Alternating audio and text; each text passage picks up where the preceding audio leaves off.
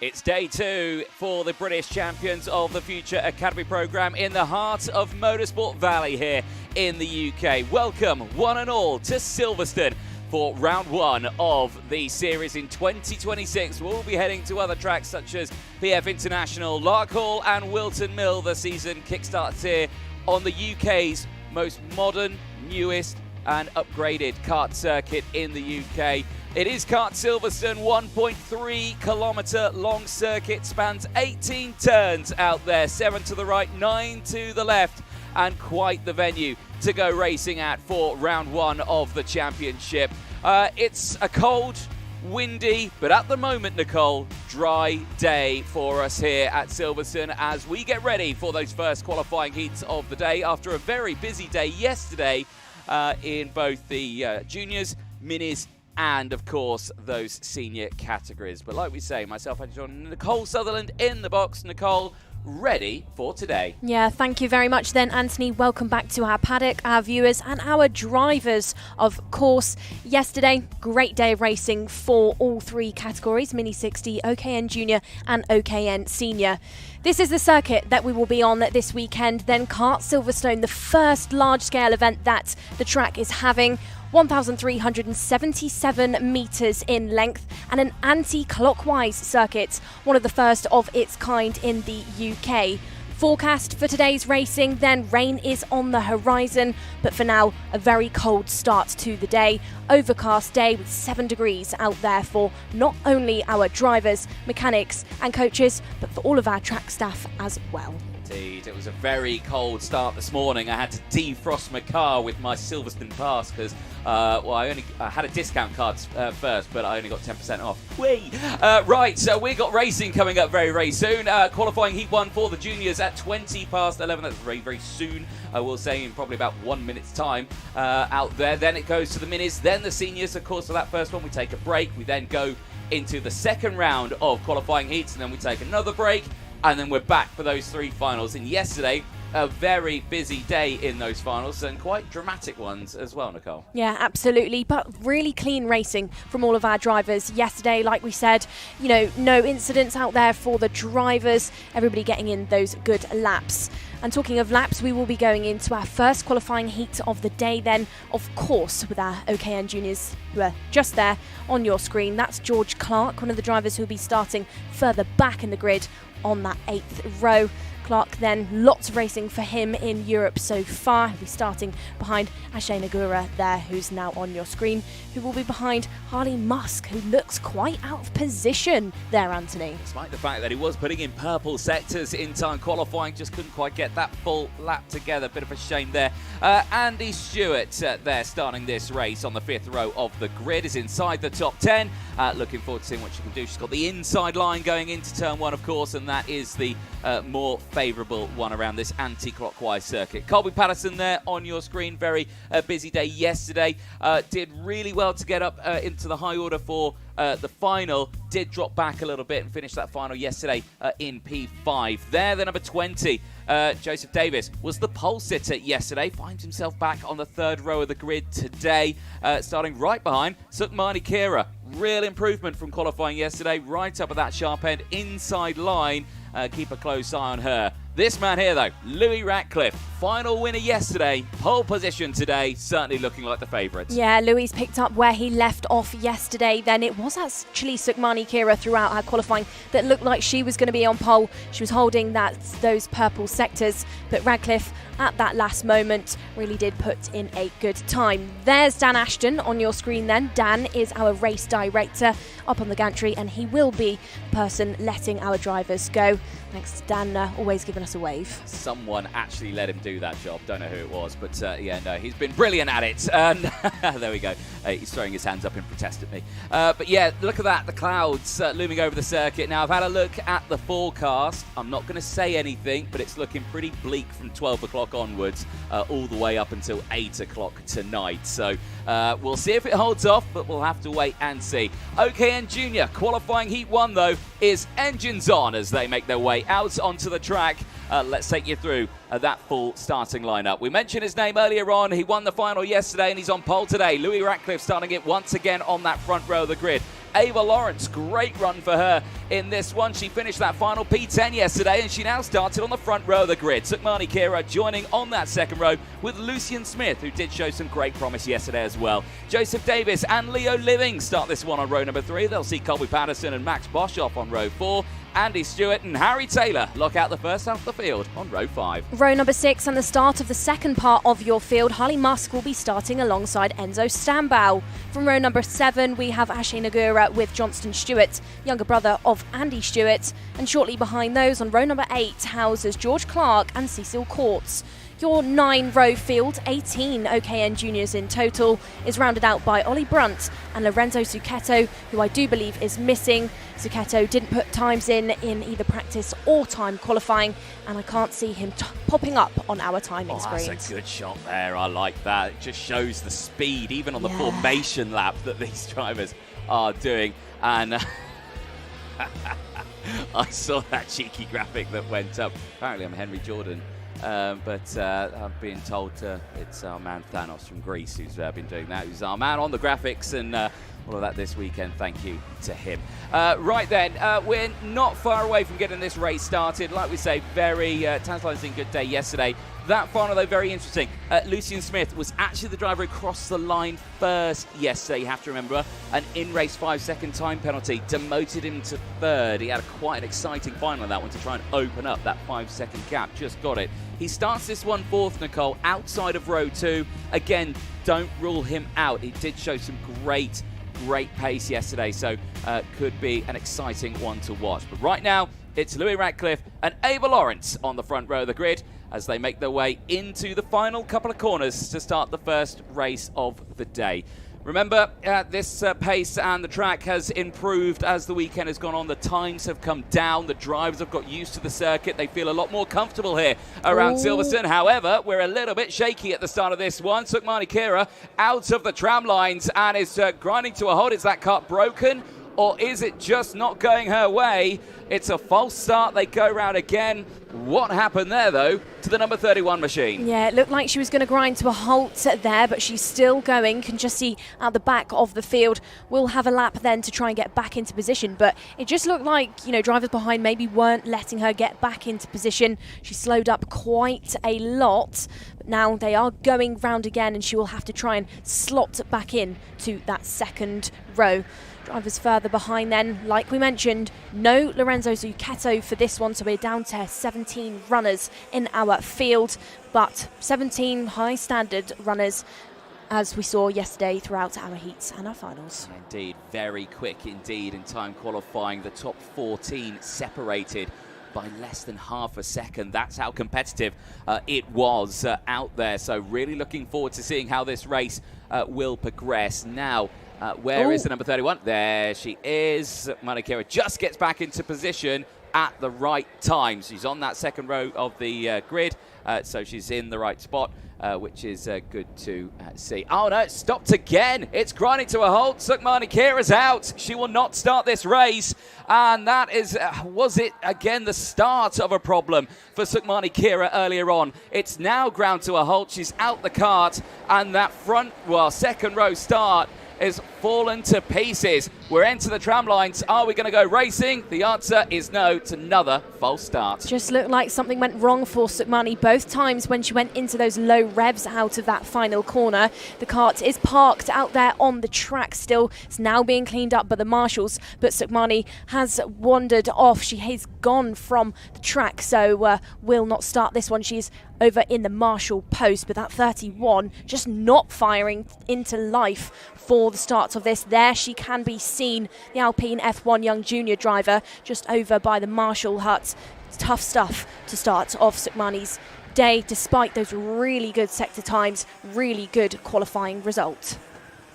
Indeed. Well, we'll have to see. That's a second false start here. Now, granted, not from the driver's fault there. There was a mechanical problem that's happened a couple of times there. Usually they get 3 false starts. If that continues, then they stop the drivers, they have a word with them, and something may happen with that. Right, go on. You're saying Just seeing Lucian Smith, give a bit of a signal to the drivers behind. I think he was trying to say keep the pace a little bit higher. I think he could maybe see what happened to Sukmani there, but I'd say there's some early frustration going on already for some of our drivers. This is a risky one now because Joseph Davis has put himself in position where Sukmani Kira is supposed to be. He has to pull back, and oh dear, look at that nose cone already on Lucian Smith's kart. They think they've been bumping and barging on this one. It's not too good. Remember, Joseph Davis has to leave the gap. He cannot be in that position. He's effectively gained a position if he puts his kart there. He must leave the gap, and it isn't right there. So this could be him actually looking at an out of position for the start of this race. Into the tram lines. Are we racing? The answer is yes. We get it going. And again, solid start for Ratcliffe on that inside line, but watch them all as they try to sweep to the inside here. Joseph Davis hugging that inside line as well. Right, the outside there was the number 15 of Ava Lawrence trying to get through. 3 karts haven't come through turn number 1, and that's disaster for them. I saw, I think, the 23 of Leo Livings was one of them, caught out with 2 more as well. Ava Lawrence, I think, may have been caught out as well. It was Leo Livings, Max Boshoff, and I think Andy Stewart who was caught out there at the start. That's a big shame, but the front of the field is all good as they exit out of Bridge Corner and up into Priory. Louis Ratcliffe then commands this race at the start. Joseph Davies, though, trying to hustle him as Ava Lawrence has had a difficult start to this one. She has dropped back into the hands of the rest of the pack. Early on promotions then from drivers at the mid-pack section as they're down at that first hairpin. Big dives, big sends by our field. That's the number 28 getting all involved. That's George Clark. George Clark all the way from that 8th row of the field right at the front in the first lap of this race. Ratcliffe, Smith and Davies take you to your top 3. Colby Patterson P4 and then Clark with a 10 place promotion rounds out your top 5 already. Yeah, indeed. Very good start there from the drivers further back then in the field. But that clear breakaway for the top 3 that's already under pressure. Looks like Smith is going for the move on Ratcliffe as they head through into Bridge Corner. Joseph Davis, 5-second in-race time penalty. I was expecting that one. It's most likely for out of position at the start of the race. Well, big change there at the front. Lucian Smith has managed to weave his way past Louis Ratcliffe. So Smith starting further down on that second row alongside what should have been Sukmani Kira. Commands the lead of this race, holds on to this one out of the second hairpin as we've got a trio early on breaking away but battling it out.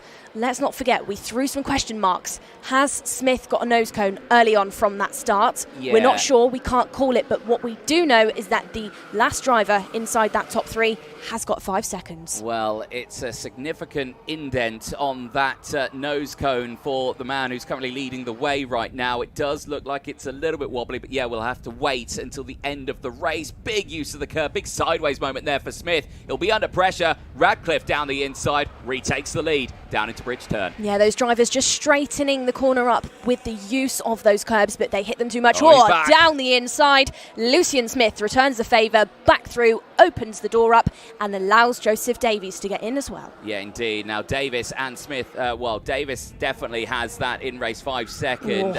For Smith, it's a possibility that he could come away with one at the end of the race because of that nose cone. So this one, if Ratcliffe is smart, he might just think about staying here.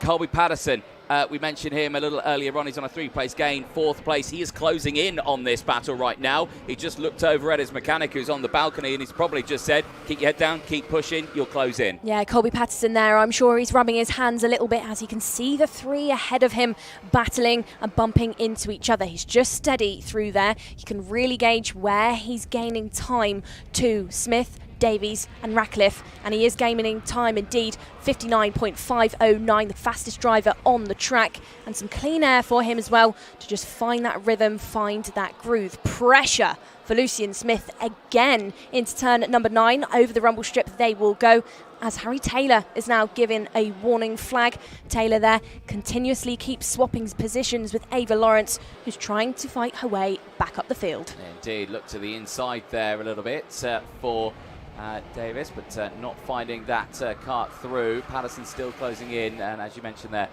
Ava Lawrence just holding on to P5 now after getting past George Clark. Harry Taylor still there in P6 on a 4-place gain right now, looking very strong. So they've gone past a bit of the kart park that is there at turn 1 as we've lost out a lot of drivers already. Sukmani Kira, Leo Livings, Max Boshoff and Andy Stewart, and of course the non-starter of Lorenzo Zucchetto. Big shame we're not seeing Zucchetto out on the track after a great performance in that first race yesterday. Big hit of the curb there for Ava Lawrence. She's pushing hard right now, but in control of that one. Good exit out of bridge section there. She actually gapped Harry Taylor there quite nicely out the turn. Musk now on the charge, purple lap previously for him. Only has gained 1 position throughout this race, which is quite shocking actually. You know, Musk really quick yesterday. He was a contender yesterday, but just fell short in qualifying. Can he, will he push his way up the field? Eyes on this one. Lawrence, the Aston Martin F1 back driver, currently on a position loss overall because of that start. She's being shadowed by Taylor, like you said, Anthony, who's on a 4-place gain. Eyes back on this one though. Smith, Davies and Ratcliffe still pushing around together. No change between those 3. And actually, Patterson, for me, Anthony, hasn't caught up as quickly as I anticipated he would. No, I think... I don't want to say he's holding back, but I think he's just waiting to see how this one unfolds. There are 3 drivers here, you know, they are scrapping, they are going for overtakes here and there, as point proven right there, down the inside. Ratcliffe down into Broads Priory, gets that nose down the inside and back up into second place. All the meantime, every time that happens, he closes just that little bit more. He doesn't need to stress his tyres closing in. He'll just let them battle away, and then he'll naturally close up with them not going as fast. Yeah, exactly that. So every driver, you know, sub P6 is actually on a charge now, Anthony. Taylor, Clark, Nagura, Musk, Stewart, Stambow, Courts and Brunt all have made up positions, all helped by those misfortunes of the other drivers on that previous lap. You know, one driver's trash is another driver's treasure, and hunting down that treasure of the P1, Lucian Smith still at the front of the order and has given himself a slight gap now, has got a couple of kart lengths to play with as we now head into the later stages of this race. Turn number 8, perfected again by Lucian Smith. Up the hill he will go into the right-hander. There we go. But look at Ratcliffe on the brakes there. Really good stuff. Really nice and late and hard, and just trusting that grip that he has got on those LeConte tyres. Showing why he was the pole sitter for this race, and really showcasing the level of knowledge around this circuit already, despite the lack of track time these drivers have had around this specific circuit. So very crucial to see. Out of the final turn, through Farm Curve, back onto the 180-metre start, finish straight towards Wellington. And a very fast corner here at Wellington. Quite positive camber as well. You can really throw the kart in. It's a very quick direction change as well in towards stage. This is Brooklyn's turn here, where it goes from 15 metres wide into 8 metres wide for the drivers. Through Mackers and Beckett's once again, and down the hill towards Bridge. It's a very fast opening sector of the lap. Still demanding though on a driver. You're constantly fighting the kart, but for these drivers here, they've got it pretty much nailed down. Starting to scrap a little bit in the background there. Ava Lawrence has been caught once again by Harry Taylor. Harry Taylor possibly could be going for a move this lap or in the next few. Talking of trying to hunt down moves then, Ratcliffe still trying to get it going. Into the hairpin he will go. The door does not open, but the pace does. He is faster than Smith through these sectors, and he's just put in a purple sector number 2. Down the main straight they will go. Smith visibly under some pressure, had that meerkat moment, head over the shoulder in towards turn number 1. Doesn't get it wrong, holds on to things nicely, isn't extending that gap, but also isn't losing out as we now go through this final lap. At what stage will Smith start to defend? Well, indeed. Smith here will have to think about it. Into bridge section here, opens up wide here. Ratcliffe goes wide, tries to get the earlier on the power move out of bridge through the likes of Express Curve, now up into Priory. Harley Musk, unfortunately, is going to be picking up a 5-second time penalty in this one. Currently circulating in 8th place right now on a 3-place game, but that will put him a little further down in the order. No looks here, though, in towards Seagrave and into the final turn. Maybe Ratcliffe is thinking, has he got that nose cone? Could it be he might pick this one up once again at the end of a race? Out of the final corner, checker flag goes out, Lucian Smith sees it across the line, clear by 0.3 of a second. A solid start to the day. But as we say, a question mark looms over that nose cone just for the time being. Ratcliffe takes second ahead of Joseph Davies, but of course Davies picking up that in-race 5-second time penalty will drop him down the order. Patterson did get past Ava Lawrence back to 4th place. That might promote him a little higher in the order as well with those 2 potential penalties in this race. Ava Lawrence finishing P5 ahead of Harry Taylor. George Clark finishing in 7th place ahead of Harley Musk. Ashay Nagura from Johnson Stewart. Enzo Stambaugh from Cecil Kreutz.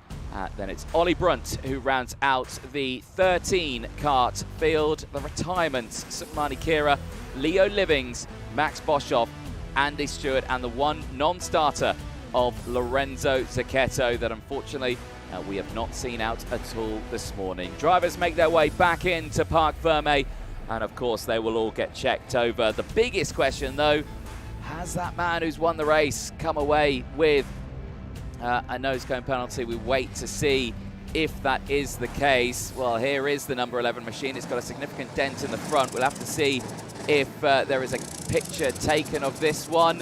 What is the official doing? It's got lots of things. I think a photo is being taken of that nose cone. I believe it might be a 5-second time penalty for Lucian Smith there, which would be a big shame for him after such a great performance out in that race. Could that mean then that that man there, Louis Radcliffe, has come away with a qualifying heat win? We'll have to wait and see, of course, until the official results come out.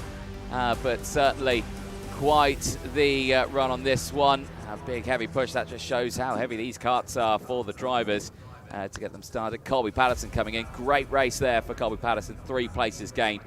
Pushes him up the order. Same for Harry Taylor there, 4 places gained. Good start.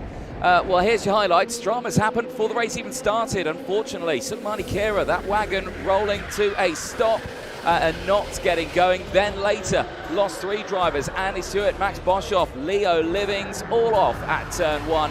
And unfortunately not getting going again. Big shame for them. That released Lucian Smith, Louis Radcliffe and Joseph Davies. Davies picked up an early 5-second time penalty. Believe that was for out of position at the start of the race. Despite that, didn't slow him down. Still fought in that top 3 with them constantly fighting for position.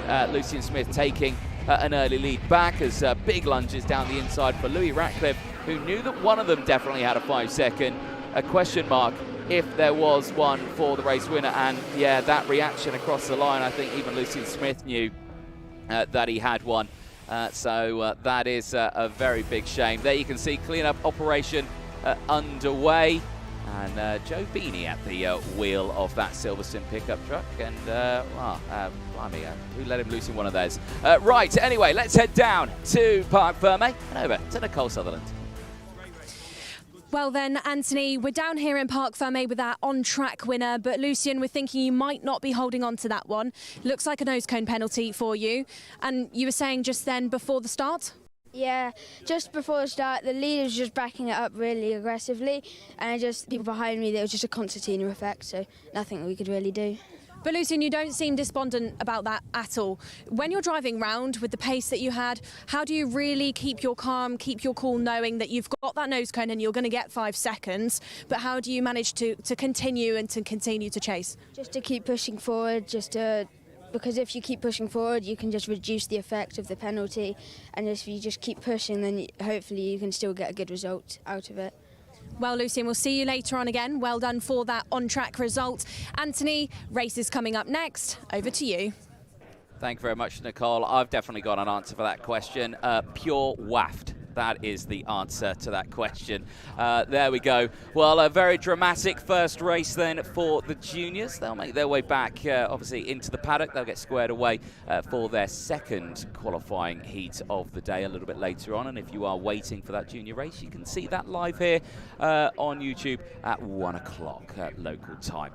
Mini 60, that will be coming up next. Qualifying Heat 1 out on track. And again, yesterday, a very busy day for for the Mini 60s. Obviously, the largest grid that we do see out there. And in that final yesterday, certainly was an exciting one, but did see our man Mason Hibbert on that top step of the podium. He came away with a good chunk of championship points, and I believe goes into today leading that championship standings at the end of the halfway point of round number 1. There you can see the karts heading out onto the circuit, so let's quickly fire you through that full starting lineup. He may not have won the final yesterday, but he got pole position today.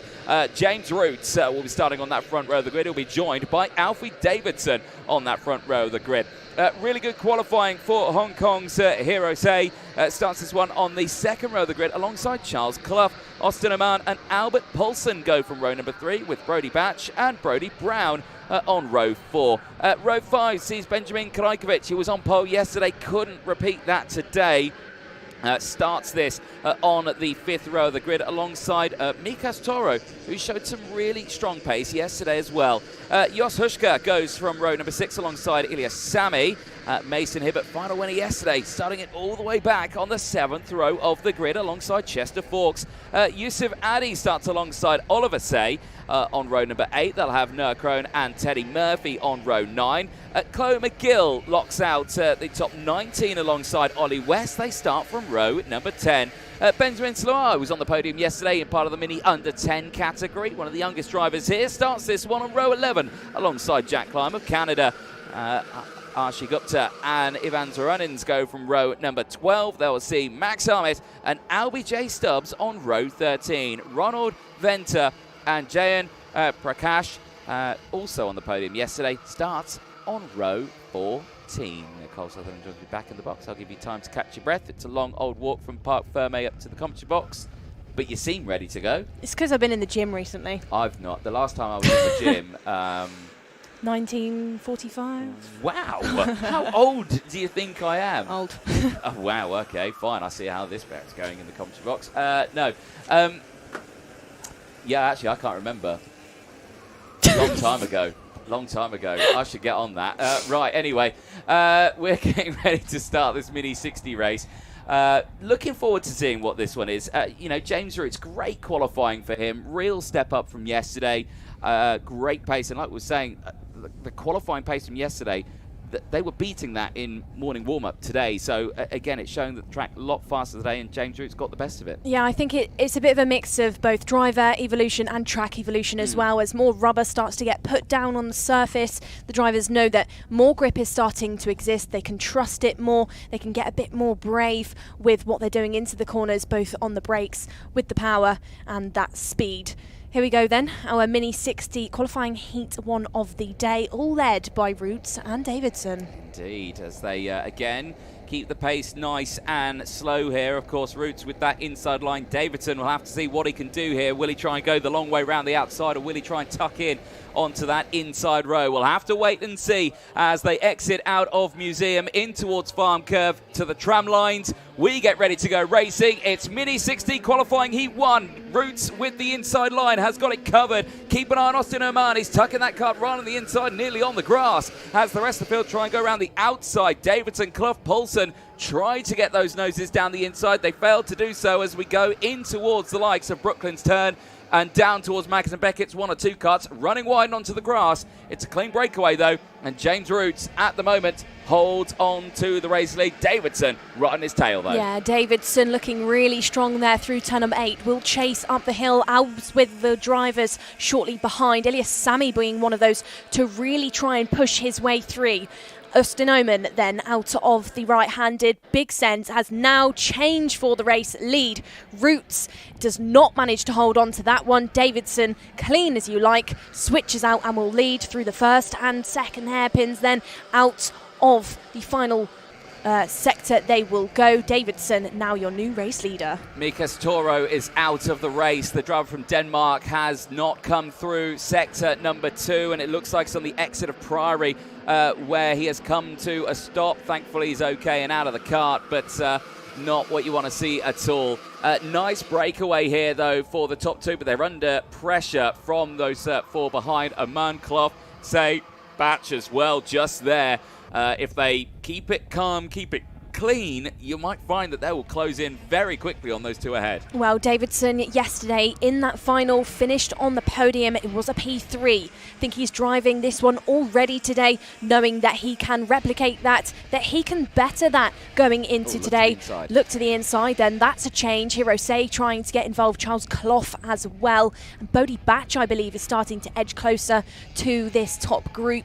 Batch currently P6, hunting his way down, and there he is, swatches positions with Say. Batch now into the top 5. Indeed, nice move there, but in doing so, they've lost touch of the two drivers ahead now. They've become a 2x2 formation here. Now we get to see that fun old game. Which group of two is faster? Well, at the moment, Davidson and Roots across the line.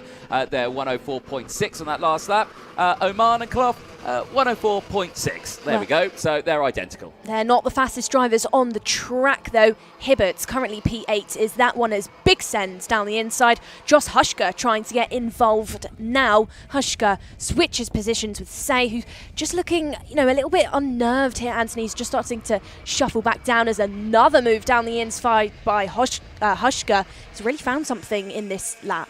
He certainly has. Climbing up the hill once again as under investigation is Krajkovic. Big lunge there down the inside once again. Hushka getting involved. Hibbert now starting to get closing in on this fight as well. Again, all the meantime, they are losing time. And you're seeing the frustration there. The hands going up. Yes, okay, this is great. We're fighting. We're racing. You're losing time to the leaders, though. Going into this weekend, Anthony, first large-scale event for Kart Silverstone, we didn't quite know what to expect when it came to the racing. We've just seen Hushka make 3 positions up in one lap and then in one corner lose all 3. That's how quickly it seems to change round here. He did push his way up, but now he's lost a couple of those positions and now will have to settle for a P8. Down the inside, Hushka loses position. That's Poulsen now starting to knock on the door of the top 10. Poulsen looking really quick there. Yeah, indeed. Hibbert, though, at the front of this group now as they make their way down. Still strong pace. It's a big lunge once again, just in the background. Loving this. Chester Forks pushing forward here from the rest of the field. But like I say, leaders breaking away. At the front, Davidson and Root still in a calm fight. Austin Oman has lost Charles Clough. He's lost that rear gunner. He's on his own a little bit now. He is still within touching distance of Roots and Davidson, but it is about 0.5 of a second, so it does need to be careful on this one. Still, this battle rages on, though. Hibbert and Say, absolutely line astern, loving this stuff here. This is your front runners, though, as they head down. Austin Oman, you can see there is Hibbert looking to the inside of Batch. Well, Batch then still holding on to that one. Him and Hibbert having a nice go of it. They are now losing time to Austin Oman, who's really trying to get glued to the back of Roots and Davidson. He's trying to, give that fishing line and reeling those two drivers in. Davidson retaliates. He knows that he's under threat. He knows that he's got the cloud of Roots right on his tail and puts in a purple lap to try and respond, to try and give himself some Silverstone real estate.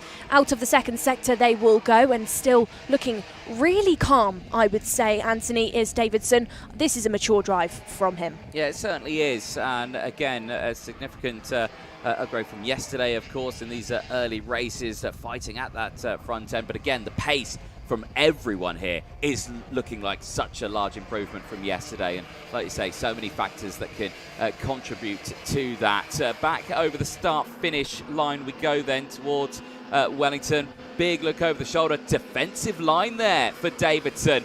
Maybe is this the start of what we could see the battle to the end? This will bring Oman into the fight. Roots will try the optimal line there through Brooklyn's turn, but he's not going to get the run out of the corner, but he's right on the rear bumper as they exit out of Maggott and Beckett's towards Bridge. He's going to throw him the dummy, looks to the outside, tries to get the nose down the inside, can't quite do it. Austin Oman is here now. It's 3 karts for the race lead. Davidson's using his head here. He's parking it on that line. He's inviting Austin Oman into it. Austin Oman, beautiful. There he goes. Lovely move. Is it 2 for 1? Austin Oman. That's how you get it done. New race leader. What What a move. It was indeed, and look how it's brought everyone into play now. Brody Batch is here, Charles Clough, Hibbert's getting involved as well. This is what we love to see from the Minis, but look how Austin Oman is just breaking away now at the front. He's been released at this point, but he's not been released too much. Davidson is still with him. Brody Batch is now holding on to a third place as we go on to the final lap, and you can see there Charles Clough is saying, hey, come on, think about this. Let's push. Let's try and catch up to those two ahead. We're fighting for third, but we want second. We want first. They're not going to get that right now. There is James Roots. He may have started on pole position, but now it's all going to go P-Tong through Maggots and Beckett's. He crosses over the corner, rejoins down in towards Bridge, and brings every other driver into the fight here. Oman and Davidson are at the front, though. They are clear and dry from the rest of the field. Oman looks absolutely comfortable right now, but this one really heating up here as everyone defending those positions, running wide in the background. I think that might have been I'd say it was. He's tumbled down to 11th place now after he was right up at the sharp end of the field. Into the final couple of corners now, towards Museum, towards Farm Curve. Austin Oman, after that double overtake, is looking for it, but no, he's lost it in the final corner. Davidson's taken it. Alfie Davidson, through the final turn, has taken the win away and has taken that one beautifully across the line. Alfie Davidson in the last corner just squeezes a win from Austin Oman. Mason Hibbert takes third. Brody Batch will finish in P4, the highest ranked Mini under 10 driver in that race, ahead of Charles Clough. Albert Paulson from Noah Kroner, we didn't mention him too much in that one. The pilot, the 802, 10 places gained, the same as Hibbert. That puts him right up inside that top 10. James Roots from pole to 8th. Tough race on that one, but still he's got another one later on today. Jos Huska at 9th place. Karajkovic finishes that one in P10 ahead of I'd say, who finishes in P11. Chester Fawkes from Teddy Murphy. Benjamin Slavar, second of the Mini Under-10s, gains 7 places, finishes in P14 ahead of Chloe McGill and Ilyas Sami. Jack Klein from Yusuf Adi. Arashid Gupta, third fastest of the Mini Under-10s, goes 19th overall ahead of Oliver Thay. Jayan Prakash in 21st place ahead of Max Ahmed. Van Veronis from Ollie West, Albie J. Stubbs from Ronald Venter, and then the unfortunate retirement, Brody Brown, we lost him at some point in that race, and Mikas Toro as well, also lost him, and there you can see that kart just being brought back onto the circuit there by the marshalling team. The field makes its way back into Parc Ferme. Controlled race. Davidson, though, that last corner lunge in towards Museum, managing to get that move complete, taking the win away from Austin Oman, who was looking very strong in that early part of the race, especially into that second half. That car just getting into that beautiful double overtake, the first one at Priory and then the second one at Club Corner. Managing to get that one sorted out in that infield. So beautiful racing by the Mini 60s, and we will see them out later on today. Of course, there will be Heat 5 later on today. That'll be starting at, hopefully, 1:20 local time. Well, clean-up operation now underway. And we will wait to see what will happen later on. Let's head down, though, to Parc Ferme and over to Nicole Sutherland. Well then, like you said, Anthony, down in Parc Ferme and down with Alfie Davidson. Alf, what a move to get that race lead back. We saw a pretty special one from Austin and then you returned the favour. Tell us how you pulled it off. Well, start off the lap, he was obviously in front. He didn't really defend as much as I thought he would have. I was going into the banked bit in the middle. I was down the inside of him, he squeezed me on the grass, fair play, and then going into the middle bit, I literally just went in with there was a big gap, I just went in and just stopped it on the exit, and then he bumped me, so I let off the brake, and it was good move. But Alf, of course, on a track like this where it's a bit unknown what you can and can't pull off, the confidence to be able to do that, where do you actually learn that from? Where do you know that you can manage to get that done? I've learnt off Jarlath say a big thanks to Jarlath. He's taught me everything about defending and going in hard, and yeah, good. Well, good job indeed, Alf. Well done. Let's throw to the best bits of that race then. Let's see how Alfie pulled that one off. Thank you very much, Nicole Sutherland. Yes, indeed, quite the little fight it was. Dramatic start. You can see the start here in towards turn 1. Everyone bunching up to that inside line. Relatively clean start there for the Mini 60s. Only suffered a little bit there in towards Brooklands. 1 or 2 carts just going off onto the grass. We did see that breakaway from the drivers and that early lead from Davidson. That would later get caught up from the rest of the field. Of course, he was fighting with the likes of Austin Oman. Later, Charles Clough was up in that area as well, all fighting for position. The battles happening in that mid-pack there. We saw the likes of Brody Batch, Charles Clough, Albert Paulson, and Cronson. You also saw the likes of Hirate also in that fight, just trying to squeeze their way through.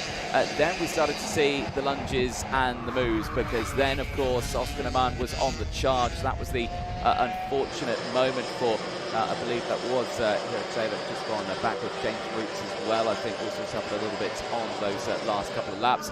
And then that final corner overtake from Alfred Davidson, just to get that nose down the inside. Beautiful little overtake there, and he'll take that one to the very end, and of course into the final and second qualifying heat later on today. Well, there you can see the flag waving above the BRDC building, and of course indicating that the wind is slowly starting to pick up here. Usually means weather's on the way if that is the case, but the seniors not worried about that one. And as you can see, coats on, woolly hats on. I'm yet to see a mechanic in shorts just yet, but I'm hopefully not going to be disappointed with that today, because I'm sure that happens even if it's -7 and snowing. Right, OKN Senior, that is the next one heading out onto the circuit. Again, for 8 drivers on this one. Very different qualifying than yesterday for some drivers. For one driver, a very similar story from yesterday. Harrison Whitcomb back on pole position today. This time joined by Lizzie Mentier, who started these races yesterday on the 3rd row of the grid in P5, now starting it on the outside of row number 1 in P2. There, the beautiful mural there under the bridge, the old part of the Silverstone circuit, of course, that was taken away when they added the new part of the track. The track evolved over the years, of course, and that beautiful mural underneath that saw many a talented driver drive underneath that in the world of Formula 1. Well, this track then was contributed by some big names, Anthony. You know, some special people were involved in the build of this one. David Coulthard being one of those. He would have been one of those drivers to see that bridge a number of years ago. But what an event and what a venue to be at. I know, you know, this is history-making stuff, first of its kind. It certainly is. And, you know, I heard there's a rumour that they're thinking of names of what to name the clubhouse that you can see there. I put my submission in. I thought you were going to say I put my name on it. No, I didn't put my name on it. I put my submission in. Of course, you've got the wing over there. Yes. I was going to name this one the other wing. Yeah, okay. That's what I was just calling it. The other wing, yeah. The other wing. Okay. Yeah, that's my that's not going to be for it. That's not going to be confusing on the signs around the track. No. There's the wing. There's the other wing. There you go. Very simple. I think it's perfect. But yeah, no, great little facility there. And I will say, I recommend the pizza. The pizza is very good. You can get salads. You can get your club sandwiches there as well. It's all about the pizza. They've got a pizza oven in there, and I did discover that before they put the windows in, they craned in the pizza oven through the window and through the bar and into there. It's quite something. So I recommend you come on down and join it. There's some of the hard-working marshals out there. I will say you couldn't go racing without the marshalling team. Big hats off to them. A lot of hard work and dealing with the cold conditions. I remember before I started commentating and all that, I was a track marshal. I know exactly what it's like. It's a long old day. You get cold. and you just want to huddle up in a ball. Well, I think that Marshall there is just bombing along to try and keep himself warm before we go racing for this first senior qualifying heat of the day. Marshalling time for you. I didn't know you were a marshal. I knew that you worked at a track, but I didn't know you were marshalling. Yeah, I was a marshal back in the day. I stood out there in a little orange suit and waved a flag all day. Yeah, I've done that. I know what it's like. Yeah, the Orange Army indeed. You got to limber up and keep warm. That's what you got to do. Yeah, certainly not something. My worst experience marshalling, I will say, was I think it was an endurance race. It was 10 o'clock at night. It was -2 degrees and snowing, and I was stood outside in that. It was awful. Well, different to what's going on in the commentary box because it's about 50 degrees in here. No, well, you still got a coat on. Right, anyway, enough about weather and cold stuff. Here, let's talk about some racing. OKN Senior Qualifying Heat 1 is next to head out onto the circuit. Certainly looking forward to this one because it is going to be a busy one for Harrison Whittingham. He's going to have to deal with Lizzie Mentier this time, and she starts it on the front row of the grid alongside him. Emma Dowling, tough day in that final yesterday. That kart didn't want to do the final lap. Engine seized in towards turn 1, but she starts this on row number 2 alongside Connor Large. He'll be giving it large in this race, I'm sure. Noah Barham and Ava Morris will go from that next row with Benjamin Baker and Elliot Surtees on the field. Sorry, Nicole, usually we do half and half. I just was really into that grid. That's absolutely fine. you can do it. No problem. No, it's all good. It's done already. We've done it all. Usually the grids are a lot bigger. That's just like one of those. I'm going to throw the question out to you. I haven't done it yet. Who do you think's taking this one? I don't like to predict. I think I'm going to make you predict. Commentator's curse comes into it, and I think with a grid of only 8 drivers of this kind of quality, you could quite literally go from the back to the front within the case of just a lap. And I think with the pace that they've all got, it could be the case that Surtees could promote himself up the order, especially if the likes of Mentier, Emma Rose Dowling and Connor Large try and throw Whittingham off his path in the early stages. So I'm not going to say anything. I'm not a fortune teller. All I do know is it's going to be a good race. Yes, indeed. Certainly will be. But let's see how this one will transpire as they get the temperatures up into those LeConte tyres now as they get going. Of course, the option tyre on board for the seniors and the juniors, of course, and the mini tyres on for, well, the minis. But let's see how this one will transpire. Like you say, still a great run from yesterday. Whittingham showcasing some really good pace. The second race yesterday for him, though, a little bit of a hiccup there. Still not sure what happened there, but like you say, that was yesterday. Today's a brand new day. Yeah, today's a brand new day, and this is going to be a dry race for now. Those clouds are looming, but we've got all 8 drivers now primed, prepped, and ready out of that final corner. Did say from 12 o'clock for a little bit of precipitation. Let's see if that is the case as we get ready to go racing. It's a shaky start. We're not going racing. One kart going very slowly there. That's Noah Barham, I think, that didn't get going, and that is a shame. He's looking down at the kart. It is still circulating. Yeah, that just didn't seem to accelerate off the line there. No, we've seen a couple of drivers have some misfortunes out of that final corner at the start. Of course, in juniors, Sukmani Kira being one of those. Barham has sprung that kart into life. You can see him still circulating round. So let's see if he can try and get back into position. Whittingham, Mentier, Rose Dowling, Connor Large, Barham, Eva Morris, Benjamin Baker and Elliot Surtees are your grid. First qualifying heat of the day for our OKN seniors is the race that you will be watching. You'll be watching a very interesting start into that anti-clockwise first left-hander. Oh, indeed, yeah. Again, I am liking it. The turn hit, turn 1, Wellington turn. Very, very fast, very open. One thing that I did think would happen quite a lot more than what we've seen is, drivers going through it and then cutting over the grass at stage turn, thinking that, they've been squeezed off. But the racing line naturally takes you to the inside or the outside of it. Again? Well, let's see. No, he's looking down again, but he's back into position. Let's see if we're racing. The answer is yes, and it's a little bit of a shaky start there for the field. Mentier not getting the start that she wants. She gets buffered in towards turn number 1 at Wellington, and that has promoted Emma Rose Dowling into second place. Still Whittingham that leads the way as they head through Maggis and Beckett for the first time. A lot of use of that curb there, and that was a 3-wheeler for Harrison Whittingham on that first opening lap. Yeah, a lot of use of that curb and kicking dust up into the face of Dowling there as she exited out of the corner. 3-car breakaway at the front. Whittingham, Dowling and Noah Barham. So Barham, no mechanical issues for him despite that start earlier on, or that attempted start, should we say. He is on for good form and he's on for a move down the inside at that first hairpin in the third sector. Barham into P2. Yeah, indeed. It just saw there that Dowling just struggled a little bit out of island and tower. The kart seemingly not getting on the power there at the right moment and just lost her that position. But nevertheless, she's still ready to fight on in this one. Lizzie Mentier, though, was caught back up and is there in 4th place. Dowling checking over the shoulder. We'll have to look a little bit more here because Mentier down the inside in towards Brooklands takes that position away.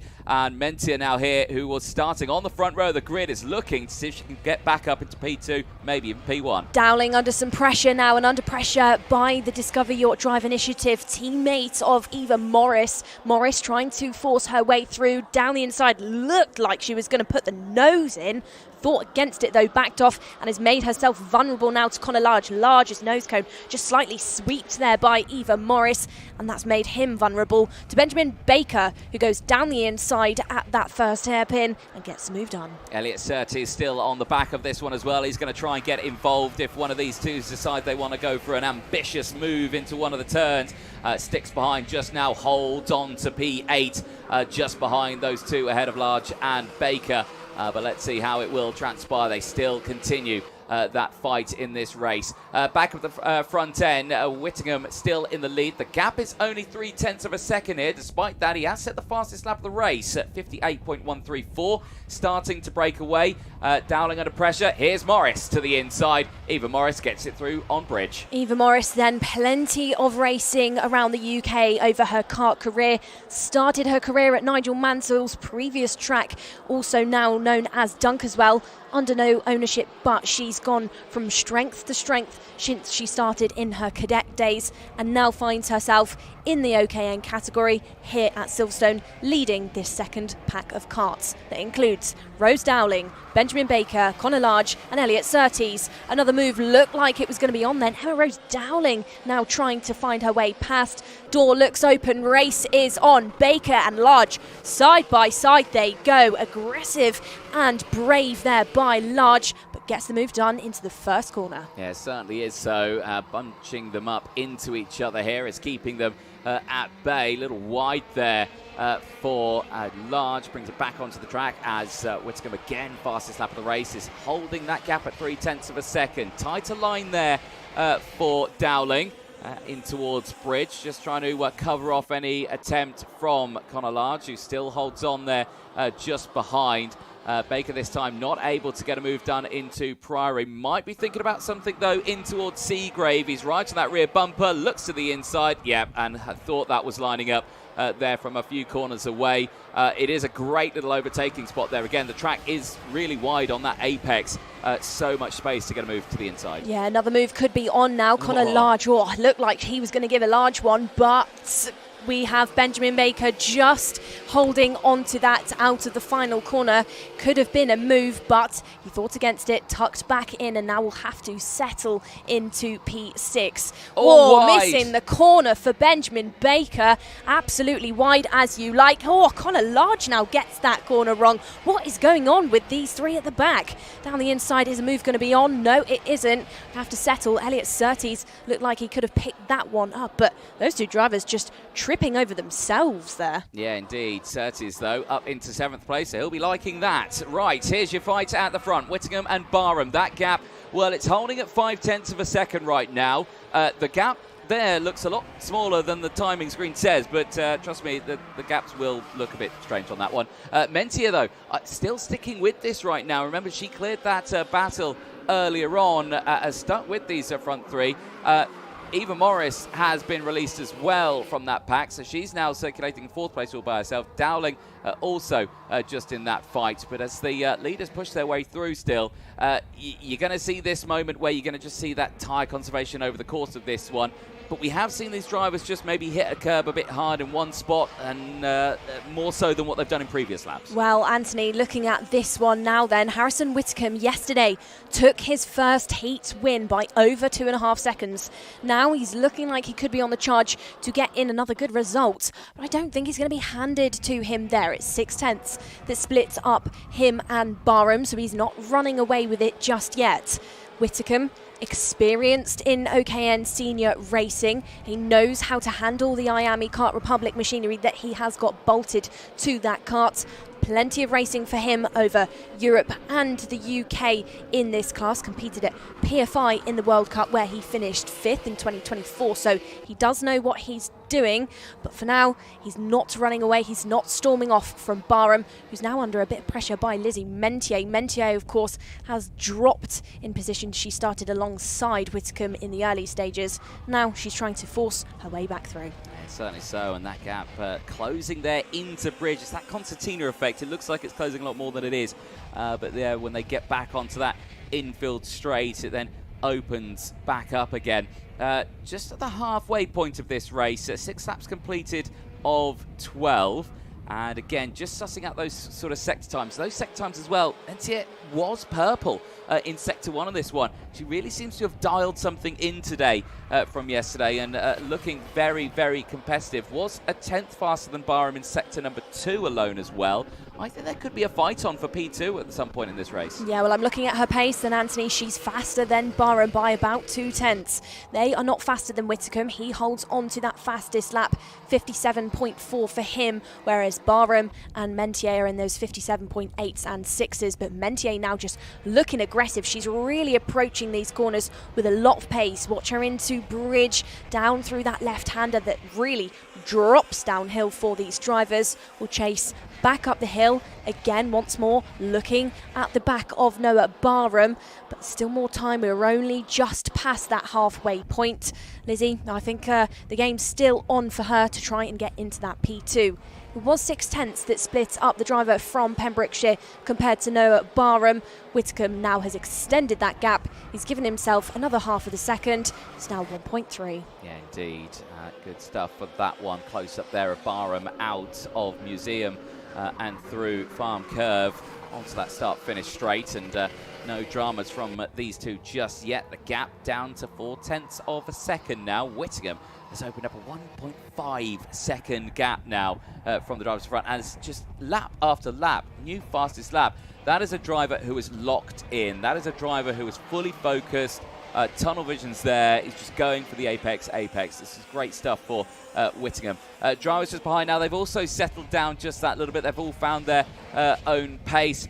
Baker back to 7th place. Surtees holding on to 8th place. Connor Large still there in 6th place from Emma Dowling. Eva Morris holding on to 4th. From this fight here between Barham and Mentier, 2nd and 3rd on the track. And, well, every time Lizzie Mentier sets the fastest lap, Barham just squeezes in a better sector here, goes personal best on the lap. They are literally ping-ponging fastest laps of each other over the course of this one. And this is a really difficult situation for a driver to be in, I would suspect. Nicole, you would know a lot about this when you're racing. You know, when you're matching the pace with someone and it's just a 10th here and a 10th there that you've got to improve. Does that get a little bit frustrating for a driver, or is it like a little bit more, maybe I need to think about this a bit more? I think when you can visibly see where you're lacking compared to another driver, it can get frustrating. But when you start to lose your head, that's when you start to overdrive, and then you really do trip over yourself. We're not seeing that from Lizzie just yet, because her and Noah are, you know, just flicking back and forth. So she's got good pace and she's still got more time. Out in the front, Harrison Whitcomb, then he's not going to be bored by himself, because he said to me yesterday in his driver interview, physical track, it's not bumpy, it's very smooth, but it's still really difficult on your body. You still have to work. And I think he's in a bit of a race with himself for the time being, because he's improved his times lap after lap over the previous 5. So I think he's really just trying to push, really trying to hunt down where he can shave some time off these sectors. Yeah, indeed. That's them running through Brooklands once again on this one. We're nearing the end of this race. Big use of the curb once again there for Mentier. The gap's opened up to 1.1 seconds now between her. So I think, is this a case of, okay, I was closing in on Noah. We know that the pace is there. Let me just hold back. Let's save the tyres a little bit for race 2, maybe even that final later on. Yeah, I don't think any true racing driver ever gives up, and No. Lizzie's not doing that. She's not backed up because she's thinking, I can't catch him. I think she's backed up just because she's thinking, I've got another heat on these tyres. I want to hold on to as much tread as I possibly can so that when I go into that fast corner again in the second heat, I can really have some confidence with the grip. Yes, indeed. There is your race leader, Harrison Whittingham, leading the way by 1.9 seconds right now. We've not seen much of him in this race. He has been focused at that front end. He had that drama right at the start. He had a lot of use of the curb right on the word go. A lot of oversteer on that opening lap, but he's seemingly put that behind him and dialed in now. Yesterday, very strong day in that first opening race. Can he repeat that in race number 2 later on today as well? Strong qualifying, strong final yesterday as well. And will it be a similar story today? Harrison Whittingham then exits out of the final sector through Wing Curve into Museum and Farm Curve. He's looking at another good chunk of points here. Harrison Whittingham wins qualifying Heat 1 across the line by 1.8 seconds from Noah Barham. Mentier holds on to 3rd. Morris takes P4 ahead of Dowling. Large takes 6th. Baker 7th. Surtees comes across the line 8th place, and a very strong time there indeed at the end of it, and they can all simmer down now and make their way back to Parc Ferme. But all these races, of course, it brings points to the drivers. Right now, it's the intermediate classification points that we'll be receiving. Harrison Whittingham has just won 50 of those, and that will put him in a really strong spot for the second qualifying heat. And get another win, he gets pole position for the final, but he also gets 25 championship points as well added to his points that he already collected from yesterday's qualifying heats and final. Well, that is going to be one to watch later on, and if you want to catch up with the seniors later on for their second qualifying heat, you can. That will be on track at 20 to 2 local time, so 1:40. Oh, I thought Harrison was going to go round for another victory lap there, but no, he just squeezes it back into the pit lane. Lucky for him, and they'll get checked out and squared away, which brings us to a conclusion of the first round of qualifying heats. The marshals have come in for a well-deserved break, and of course we'll be seeing the highlights. We'll be chatting to Harrison Whittingham that came away with that pole position award earlier on, which gets a nice plaque, and then also a signed Mercedes hat as well, signed by both George Russell and Kimi Antonelli as well. So what a prize. He's actually now collected 2 of those over the course of this weekend. His mechanic Liam will be happy with that. But for the rest of the seniors now, it's just a waiting time. Of course, the juniors will be the next class out on circuit, but that won't be until 1 o'clock local time, which is around about 40 minutes or so from now. We will be back a couple of minutes before that race, so do set your alarms for that. If you do want to get involved, there might be different conditions by then. Judging by our weather forecast here, we were expecting it around 12 o'clock, but it seems to have held off for the time being. But we are in borrowed time here on a dry circuit. That rain certainly could creep in, as we at least expect for those second qualifying heats, maybe the finals later on today, but that will be a waiting time for that one. We will be down in Parc Ferme very soon. Nicole Sutherland is on her way down there, and I think she is ready now. So let's head down to Parc Ferme and over to Nicole Sutherland. We are ready then, Anthony. Thank you very much. Harrison, another good race there for you, but maybe not the race lead that we saw from you yesterday in your first heat. That pace for you, where everybody seems to have caught up slightly, do you think that's because you're preserving something, or would you just say everybody else is starting to get used to it now? I think everybody else is starting to get a bit more into it. I mean, they've done about much testing as I have. They've been here like a couple of weeks ago, so I had a little bit of a problem that with my throttle, so I'm just managing tyre, and hopefully I'll push full push for the final. And Anthony and I have been in the commentary box talking about the tyre and talking about the tyre around this track, because it's not an abrasive surface at all, it's not coarse. How do you think the performance of the tyre goes round Kart Silverstone? I love these tyres. They turn on really, really quick. They last for the whole session. I think they're great, and it fits the track really well, I believe. Well, Harrison, we're going to see you again later on. Thanks very much. And we're going to head to the best bits of that race. Thank you very much, Nicole Sutherland. Yes, indeed, quite the start it was. Valencia there just getting squeezed out at turn 1. That massive moment there for Whittingham right at the start could have caused him a bit of bother, but thankfully kept him on the straight and narrow. Emma Dowling got up into second place in the early stage, then later had to fight to hold it, just getting squeezed further back in the order, but still had a very strong start to that race, and curious to see how she will get on with it later on. It was Eva Morris getting those moves done. Later then started a 5-kart battle that saw Elliot Surtees getting right in and involved in that fight with Benjamin Baker and Connor Large. Baker having a mistake at one point there at Brooklands.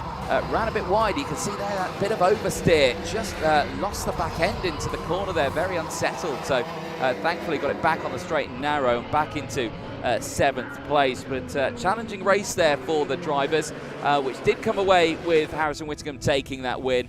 But a very deserved win indeed. Well, that brings us to a conclusion for the first half of the day.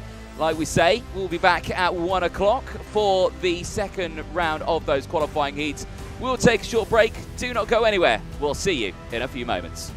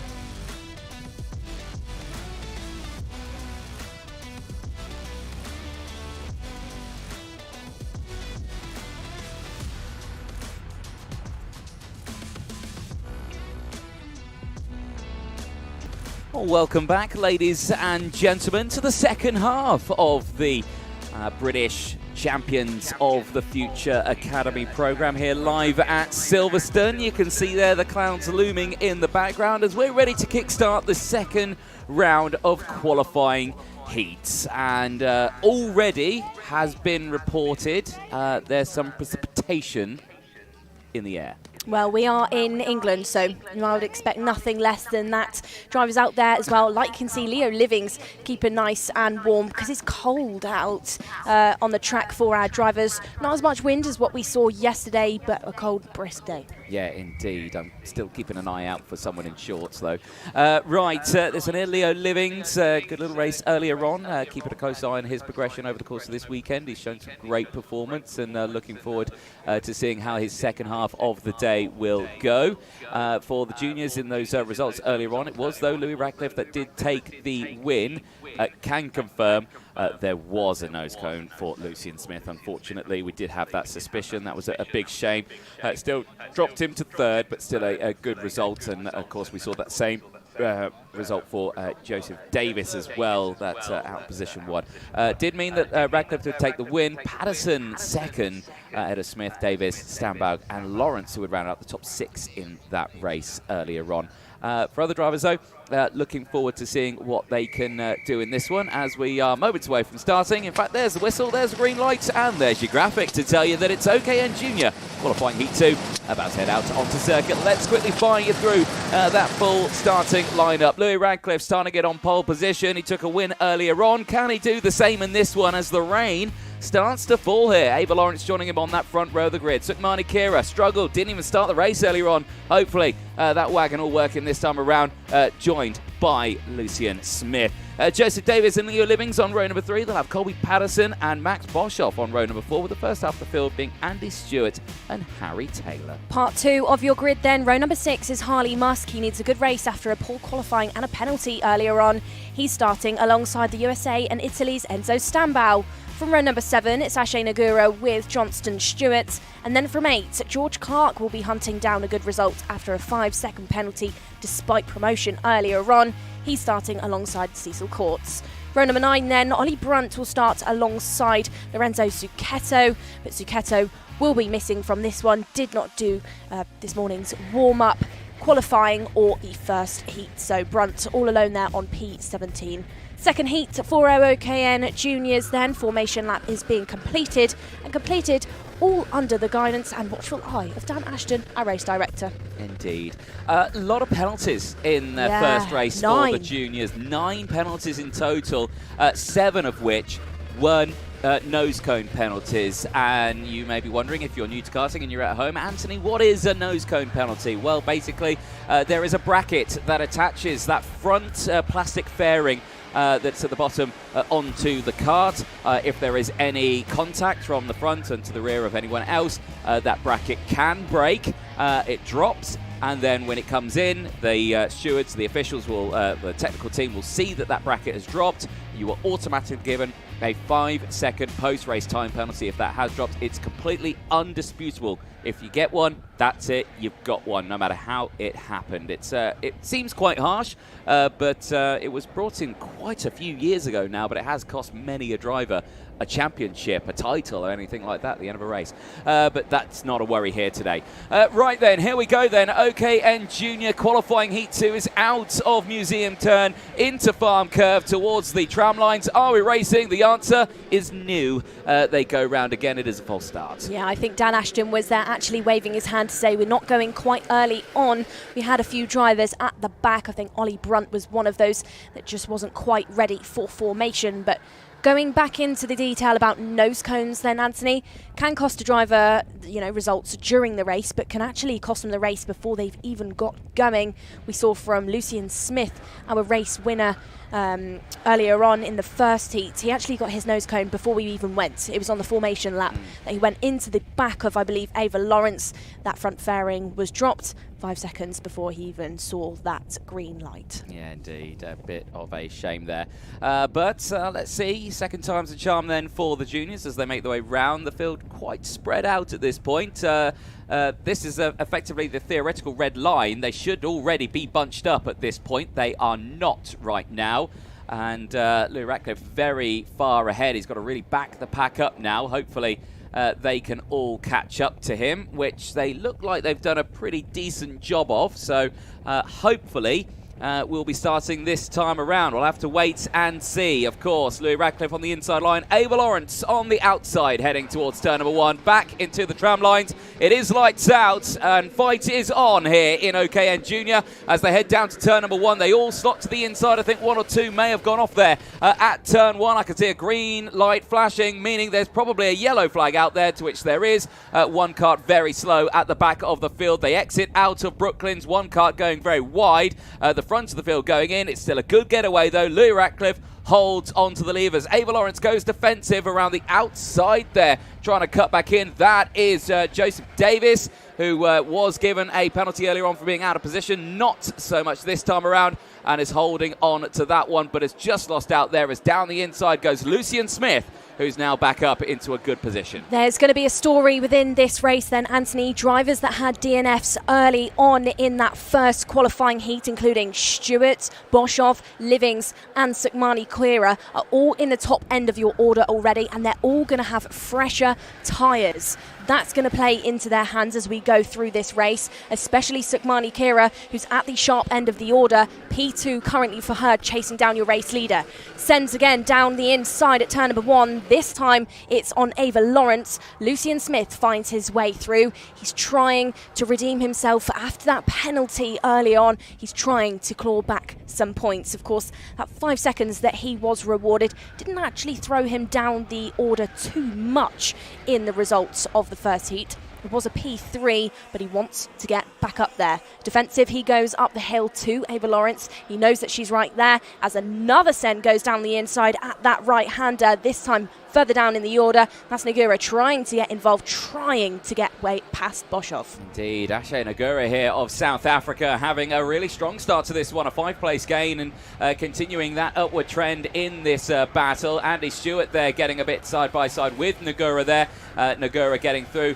Stewart seemingly dropping back a little bit there, and that's a driver straight off the circuit there. Disaster for Harley Musk. Wrong place at the wrong time there as they exit through, and he's lost out on a lot of time there. Such a shame for Harley Musk. Good stuff by Musk though when he got onto that grass, which of course will be a bit wet after the rain we had yesterday. He kept his foot in the power, kept that wheel straight, and managed to keep the rev nice and high to not stall the karts, because of course it's easy to get that done. Down the hill they will go, back into the bridge. Stewart looked like she was going to have a go just then, but thinks against it. She's got time, and she's got tyre tread on her side.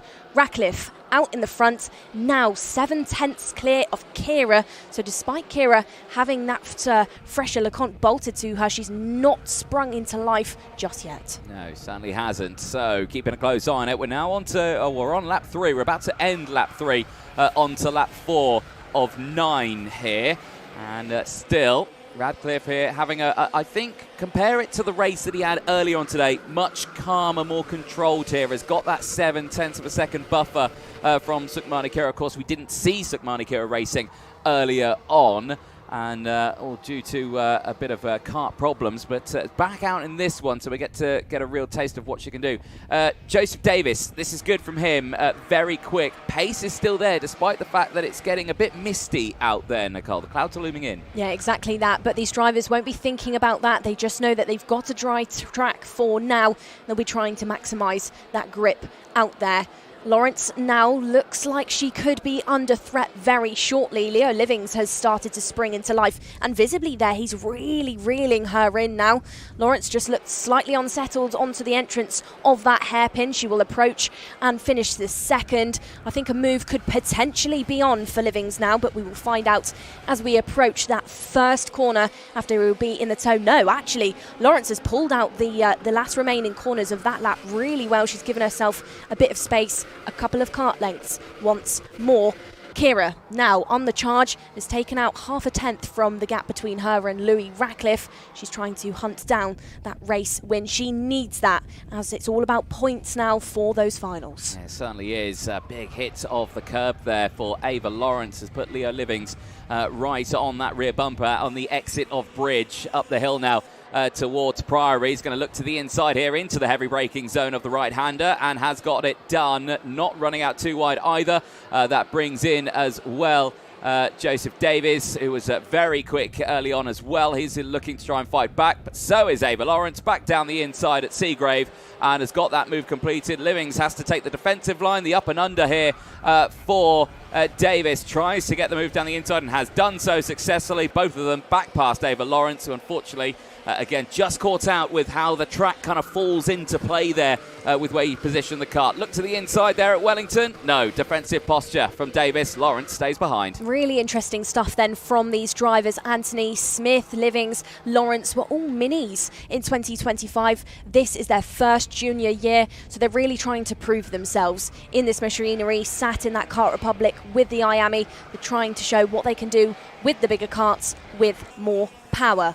Up the hill they'll go once more. No change through turn number 8 just yet. They have spread out. You're going to see that within this racing. They've all got about a kart length distance, but with the width of some of these corners, Anthony, you know, drivers really have been showing some ambitious lunges, as Harry Taylor maybe has been slightly over ambitious because he's now under investigation. Still querying about what the weather is doing out there. I still think there's a mist in the air. It's just a slow, very fine rain that's hitting the circuit right now. It's not causing too much drama, the temperature into the tyres. However, the pace does seem to be coming down a little bit, despite we are seeing some purple sectors in the background. The front runners seeming like they're just backing off a little bit here. The pace isn't as strong as what it usually is. Ratcliffe still in the lead. He's holding that gap at 1.6 seconds. However, the gap between Sukmani Kira and Lucian Smith is starting to close down just a bit. It's 0.6 of a second here. And, well, Sector 1 alone, Smith took about 0.5 of a second out of Sukmani Kira. I'm seeing out of the commentary box the gap closing down. It's actually the battle just ahead of this fight that we're seeing of Livins, Davis and Lawrence. It does seem to be closing in a little bit here at the front. Yeah, closing in on Livings. Just through the third sector there was Joseph Davies. Davies looking hungry now. We've got a bit of bad luck out there then. Anthony George Clark, a DNF for Clark. It's just not gone his way. Oh, that was as close as you like through the first corner. Joseph Davies and Leo Livings getting very close for comfort, and that allows Ava Lawrence to sweep her way past. Lawrence now promoted into P5. Indeed, yeah, taking full advantage of that battle happening. Taylor, fastest driver out there though, currently P10, is fighting his way through the field right now. Up the hill they go then into that slipstream. Of course, the wind direction has changed a little bit from yesterday. It's still a little bit of a tailwind as they climb up the hill towards Priory, so they won't benefit too much from that slipstream. There is Taylor, fastest lap of the race only a moment ago. Is battling with Andy Stewart at the moment. You can just see ahead there as well the form of Colby Patterson, who did finish well with a P2 earlier on. Similarly not finding that pace in this one at the moment, but of course a long way to go. Well, I say a long way to go. We're on the final lap already of this race. They head onto that final lap. Radcliffe then still leads. Kira holds on to second place. However, the gap now down to 0.2 of a second. Lucian Smith in third place. Could see if he can try and get a P2 here. But Sukmani Kira is going to try and defend this one through Maggots and Beckett's. Down the hill they go into Bridge. They disappear from the view of the clubhouse, but we see them here on the broadcast as they exit out. Kira gets a good exit and holds on to second place here. But into Priory they go. Here's Lucian Smith closing faster and faster as they exit out now in towards the next sector now through the likes of Club Corner, Island and Tower. It's still Kira. She checks over the shoulder just to see what's happening with Smith right there. But I think she's got this one covered. The final corner, though, is approaching towards Museum. This is the fight for P2, folks. And I think Sukmani Kira, despite the troubles earlier on, she's going to get a P2. Radcliffe takes the win across the line. It will be Kira by a couple of tenths of a second in P2 ahead of Lucian Smith. And that is a well-deserved P2 there for Sukmani Kira after that drama earlier on.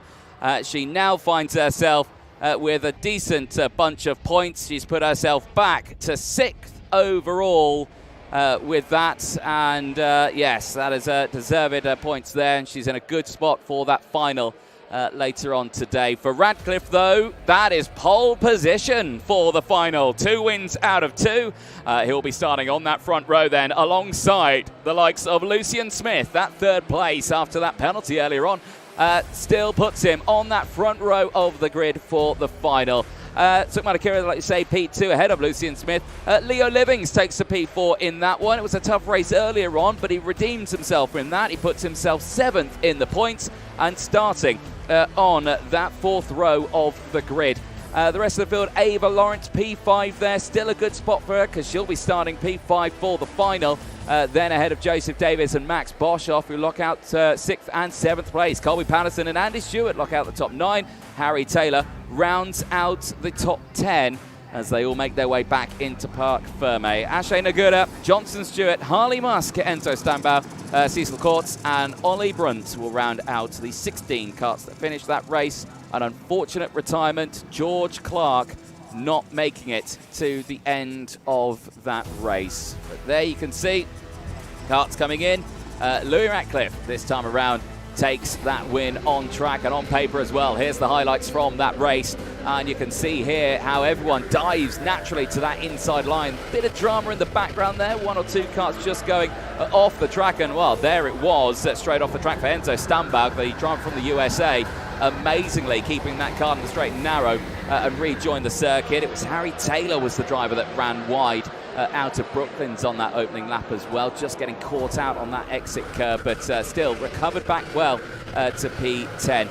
Battles ensued in those early stages as well. Joseph Davis fighting his way through the field. A little bit of a moment there as well for the pilot of the 22, Ashley Nagura, who was fighting through. Harley Musk caught out into the museum corner, wrong place at the wrong time. And just swept off the racing line and onto the grass.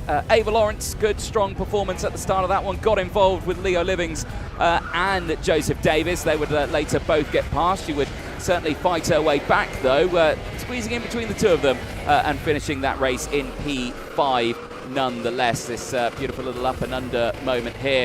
Ava Lawrence was able to just squeeze that nose down the inside of Brooklands and that is how she got that position back.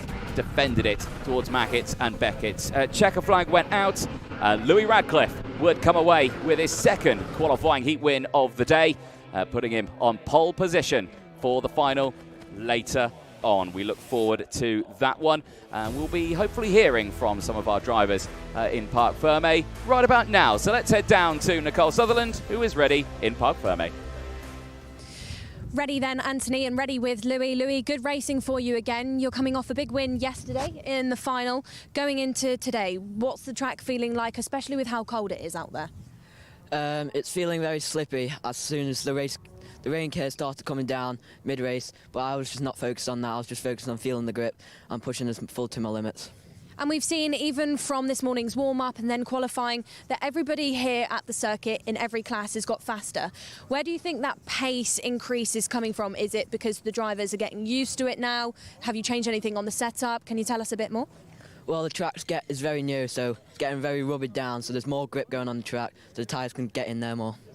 Well, Anthony, like we were trying to say, it does look like it's from the grip. Let's head back up then into the commentary box. Louis, thanks very much. Thank you. Thank you very much, Nicole Sutherland down there in Parc Ferme. Windy, cold, and now slightly wet as well, with that rain just slowly falling from the sky.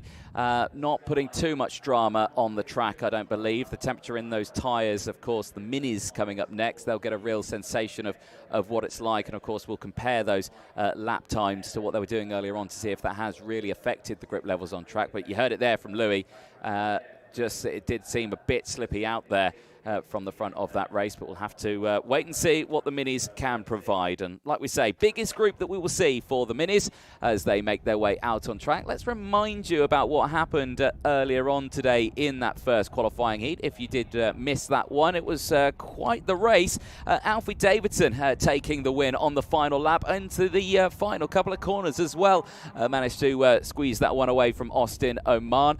Mason Hibbert had a great race, a 10-place gain. He was able to put himself himself up to third at the end of that final. Brody Batch, though, was the best one. Great qualifying for the highest-ranked Mini Under-10 here today, and he finished that race P4, a very controlled race. There, though, on your screen is the drivers ready to head out onto the track. There's Charles Clough priming himself, ready to go. Wetsuit on as well, so that's an indication of what they are expecting to see in this one. Albert Paulson deciding not to go for the wetsuit. But there you can see Brody Brown from the USA. He has also got his wetsuit on. He's expecting some rain in this one. I'll have to wait and see. There, a little further back, Mikas Toro, unfortunately, did have a retirement earlier on in his first race. Hopefully, that is all sorted out and squared away. We see him back out on the track in this one. Ilyas Sami, tough day today, but again, we're looking forward to seeing what he can do from that 6th row of the grid. It was very quick yesterday. Hopefully he can keep that pace up in this one today. Chester Fawkes as well. Good run for him in that first race. 3 places he gained in that race earlier on. He finished himself in P11 from the rest of the field. That's the even side of the grid, the outside row going into turn 1. The inside row for Mini 60. We'll see James Roots on pole position. Roots, though, suffering just that little bit in that first qualifying heat, dropping to 8th, but still good points on the board. He scored 30 intermediate classification points. He still sits in a good spot for this one.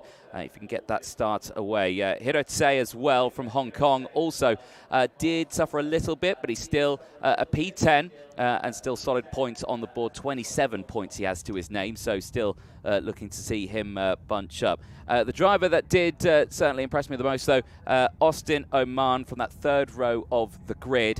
Had that lead for the majority of it, like we did mention, did lose out on it from Alfie Davidson on that last corner, that last lap, but still a very strong performance indeed. Nicole Sutherland joins me back in the box. Nicole, what's the weather doing? Well, it's not raining, but you can sort of feel the moisture in the air. I think it's on the horizon going into this one. There we go. Here's your grid then. James Roots and Alfie Davidson back on that front row of the grid. Can they convert that into a race win in this one?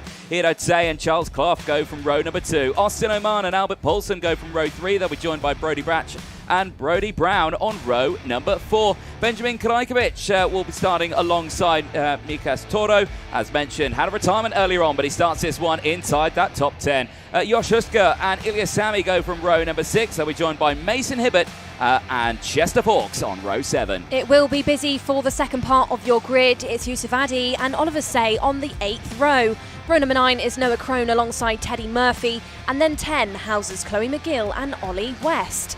From 11, we have Benjamin Shlivar with Jack Climb, and from 12, India's Arshi Gupta goes alongside Ivans Vanins.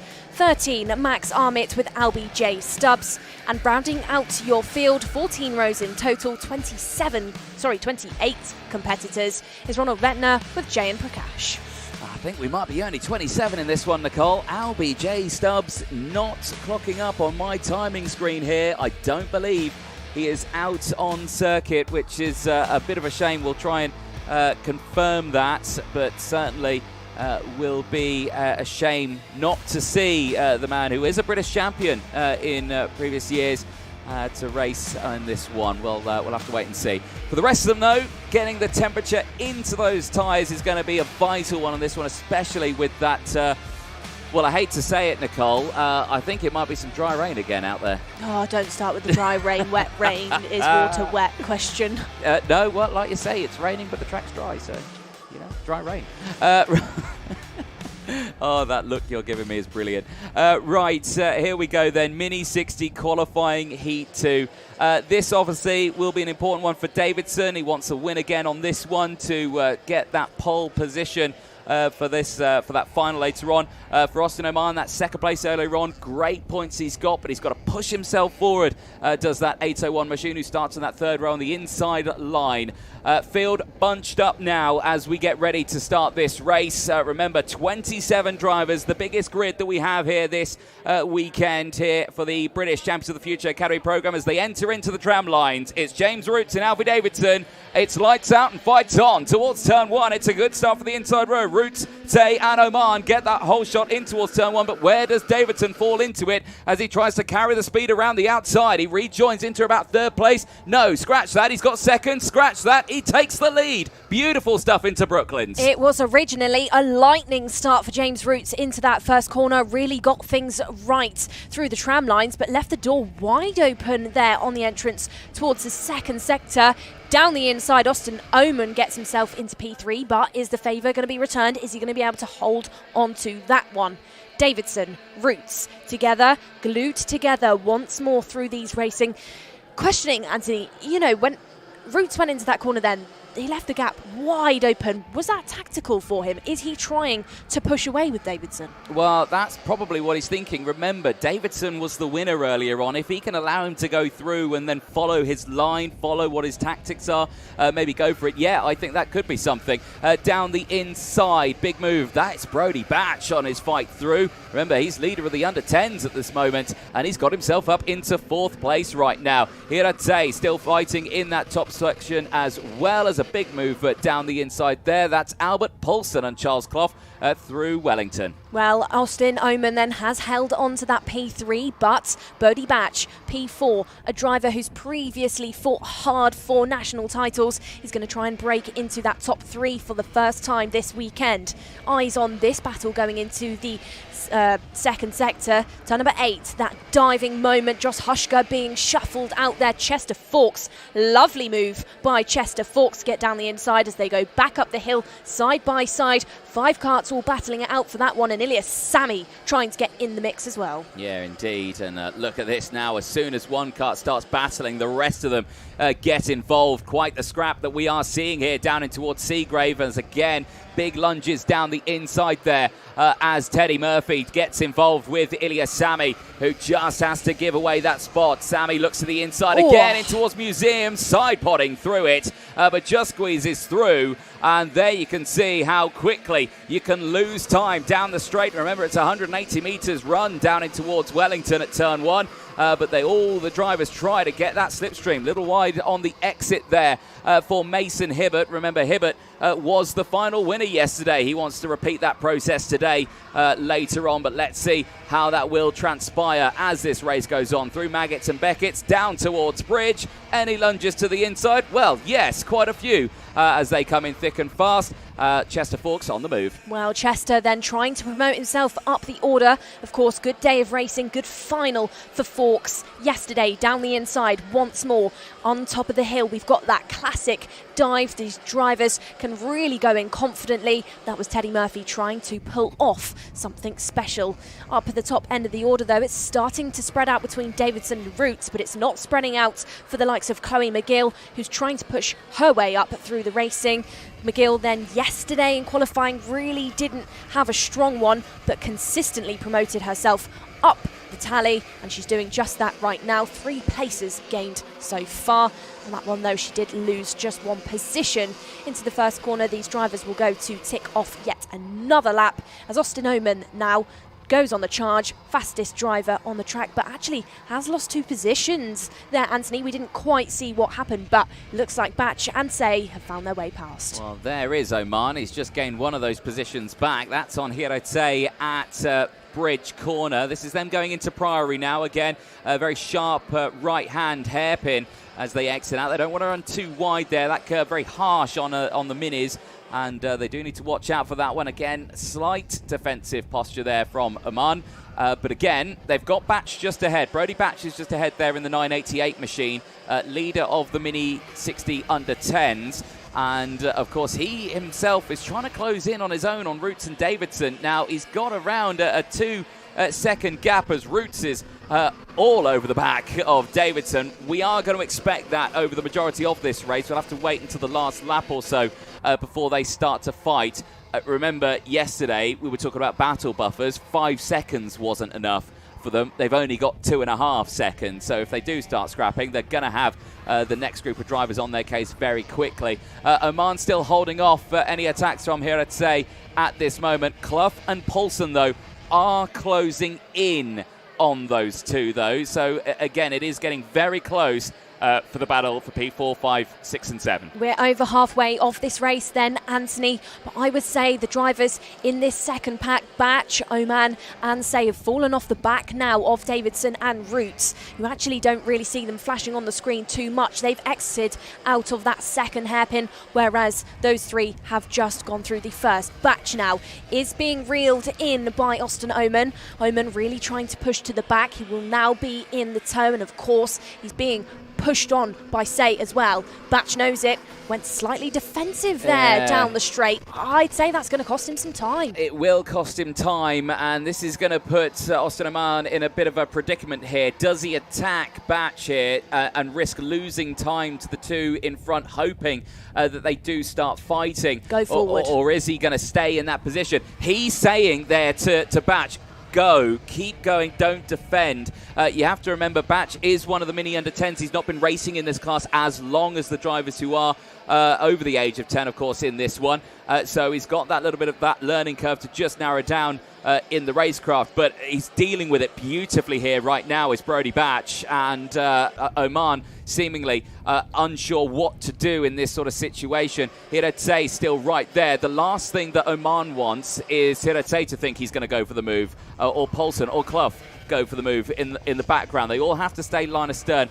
The gap's opened up to 3 seconds now between themselves and the two in front. However, on the final lap, and now this will start to open things up because Roots and Davidson have started to fight. Here we go then. For the race lead, Davidson is all over the road there as they exit out of Brooklands towards McIntyre Beckett's now. You can see the two different racing lines from these two now. They're trying to suss who's going to be faster. Check over the shoulder. Roots to the outside. He's trying to go for the up and under out of Bridge Turn and up the hill towards Priory. But right now, he seemingly cannot get that nose alongside and into that braking zone. Davidson will slam the door closed into that one. But he runs wide on the exit. And now Roots has a chance. He gets squeezed onto the racing line and onto the curb, but they still keep it side by side as they exit out of Island. And now in towards Seagrave. It's going to be a lasting opportunity here for these two at the front, but will Batch, will Oman close in on this fight? I don't think they will. It's side by side once again. He's left the door open. Roots to the inside. They wheel bang, and he's off the track. Davidson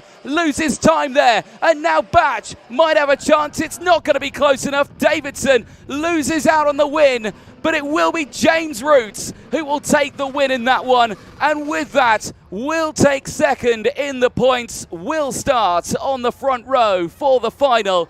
But Davidson will take pole position despite that P2.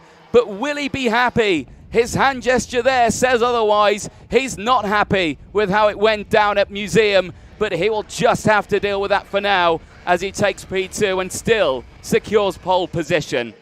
Brody Batch, though, he does come away with a third place. Incredible drive there for the Mini Under 10.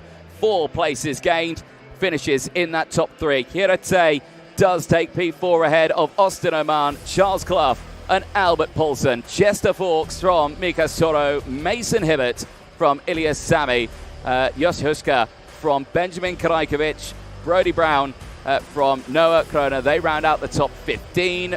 Teddy Murphy from Jack Climb, Yusuf Addy and Chloe McGill. Benjamin Slavar in P20 ahead of Ronald Venter. Oliver Tay in P22 ahead of Arshi Gupta. Jayan Prakash is that one in P24 ahead of Veronins, Amit and West, who round out the 27 drivers who took part in that race. Albert J. Stubbs, unfortunately, a non-starter. Well, Davidson, well, clearly upset that he didn't get that P1. Nevertheless, still gets pole position for the final. With that, he's still clear by 14 points. You have to remember, Roots earlier on finished P8, so that second place, yes, puts him second in the points, but nowhere near a chance of catching Davidson with him there in second place. And look at the damage on the side of that kart there and that side pod. That is wheel rubbing at its finest there on that final lap. Here's your highlights from the race. Relatively calm getaway for the drivers in that one. No one really running wide at the exit of Brooklands. at the start of that one. We did see a clean breakaway, though, between Davidson and Roots. We saw that overtake. Roots thinking, right, I'm going to follow Davidson and just suss out what he was doing in those, preferring to be the chaser versus the chasee. And now you can see how those overtakes just cause those groups behind to close back. Brody Batch, of course, fought up to get to third place. He had a day holding on to fourth. As Oscar Naman, Charles Clough, Albert Paulson, Chester Fawkes all tried to push their way forward. Really impressed with Chester Fawkes again on that one. At 7th row of the grid, 6 places gained to finish in P8, managing to push his way forward. This fight here, though, between these two, this is what it was all about. James Roots and Alfie Davidson. It was the exit of Seaman here in towards Museum. Look at that tyre rubbing there. Very lucky for both of them not to actually go off the circuit. Davidson clearly annoyed about that defensive posture. Roots, though, delighted that he will gain those points to start that final P2 on the final. Let's head down, though, to Parc Fermé and over to Nicole Sutherland. Well then, Anthony, we're down in Parc Fermé and we're about to brave some rain that's just started to fall, but we're going to quickly catch up with James because we can't miss his opinion on what just happened on the track. James, good racing between you and Alfie, and you left it very last minute to get that move done through the hairpin. Tell us, in your eyes, how did it work? Well, he defended and stopped it quite a lot. I got the cut back and, and did it into the last corner. And you've seen a lot of each other today throughout the racing. You and Alfie have been glued together at some points. Do you think it's going to be the same story going into latest final? No, I don't think so, as it's going to rain, I think. So it'll be difference in times and they'll be probably a bit more spread out. Well, we'll see if that rain falls then, James. Thanks very much. Anthony, before we head into our senior qualifying heat 2, the rain is falling, it's coming down. I think we could be in for some wet racing. Thank you very much, Nicole, down there. Yes, indeed. Unfortunately, the reports here in the commentary box are, well, it is raining. I can see it on my commentary box window. I can see it on the glass that's on the balcony of the cafe as well, the box situated just at the end of that one. And yes, certainly going to mean very interesting conditions for the seniors. Now, you have to remember the seniors at the moment, well, they will be on slick tyres. Now, I don't know if the race is classed as a wet race yet. If it is, that means they get open choice of what they choose to go for. Does a call get made? But with the level it's raining at the moment, I don't think the drivers would consider the wet tyres. Now, obviously, that's not to say that on lap 3 of this race that the heavens could open and then we've got a completely soaked circuit. This will of course make a little bit of a challenge for the seniors. You can even see the rain there off the camera there. That is at of course Museum and in towards the final corner there of Farm Curve before they head back onto the start-finish straight. And yeah, quite the difficult situation the driver's going to be in. And there's a good sight of why we think it's going to be a good decision. Wet tyres are not on the karts, but they are on the trolleys underneath the karts. You can see that they are still on the trolleys right now. They haven't been lowered yet. Now, if they want to switch to the tyres, I think they'd have to leave the grid to do that. But the problem is that I think the gate's now closed at this point. So they are on the slick tyres for the time being. There is Lizzie Mentier on your screen. He'll be starting this on the front row of the grid alongside Harrison Whittingham. And again, very interesting race earlier on for them. Calm at the end of it, but that first qualifying heat was certainly a shaky one at the beginning. Lizzie Mentier having to push their way back forward. Unfortunately, a post-race penalty for Lizzie saw her drop down to 6th place. A nose cone penalty, unfortunately, put her backwards, which promoted Noah Barham up to 2nd, and it promoted Eva Morris up to 3rd place in that first race earlier on today. Dowling did take a P4. He had a Connor Large. Lizzie Mentier, of course, with that 5-second drop to 6th place. Baker and Surtees rounded out the top 8 in that first race. There is Benjamin Baker as he gets himself ready to go in this one. And again, they're judging by the helmets there and the visors, a lot of rain has fallen over that one. As Nicole Sutherland joins me back in the commentary box, you can tell me a lot more about what that weather's doing. Well, it's coming down. The track does look like it's getting wetter, but Dan Ashton, race director, has not made it a wet race. But the drivers will just have to deal with slippy conditions as they go out on the slick tyres, of course. It's cold though, Anthony, really cold, which adds things into, the surface and how difficult it is to deal with. Rain. It's wet out there and it's cold, and those two things don't mix. It's going to be tricky for our 8 seniors.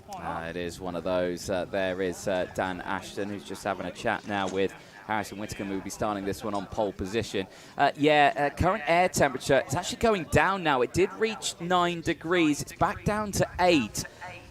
It is chilly out there, but with the wind, you get that wind chill factor. It feels like minus 17 degrees Celsius, I think, is a smart way of calling it. It's absolutely freezing out there.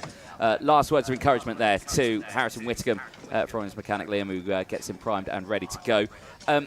This is a really difficult situation for the drivers to be on. Slick tyres, now greasy circuit, not wet, I would say. There's no standing water or anything like that. It's just a fine layer of water now over the circuit. I can confirm, Nicole, this is wet rain. Yeah, and okay, it's wet rain. It's not dry rain, it's wet rain. Yes. Because we've been debating what wet rain is all weekend. Yeah, when it rains and makes things wet, that's wet rain. Well, what we do know as well that we've had all this dry racing from yesterday and this morning, so there's now rubber laid down on the track. Yeah. Rubber, water, quite famously, don't mix. My favourite way of describing this is with, washing up gloves, like the yellow ones or orange ones or anything like that. Like Marigolds. Yeah, the marigolds? Yeah. Is that what they're called? I don't know. I just call them washing up gloves. The rubber gloves you wear when you wash dishes. I use a dishwasher. I use a dishwasher too. But yeah, back in day. Right, anyway, washing up gloves. If they're dry and you put your hands together with them on, they're very sticky and your hands don't move. If you wet them and put them on, they're very slippy. Are they marigolds? Yep. You Googled it? Yep. Well, there you go. That's one of those this week. I think we've just cut to the production truck at the moment on one of the cameras. There we go. OKN Senior Qualifying Heat 2 is now heading out into the track. And those wet LeConte tyres, Nicole, are still on those trolleys. Everyone has gone for those slick tyres.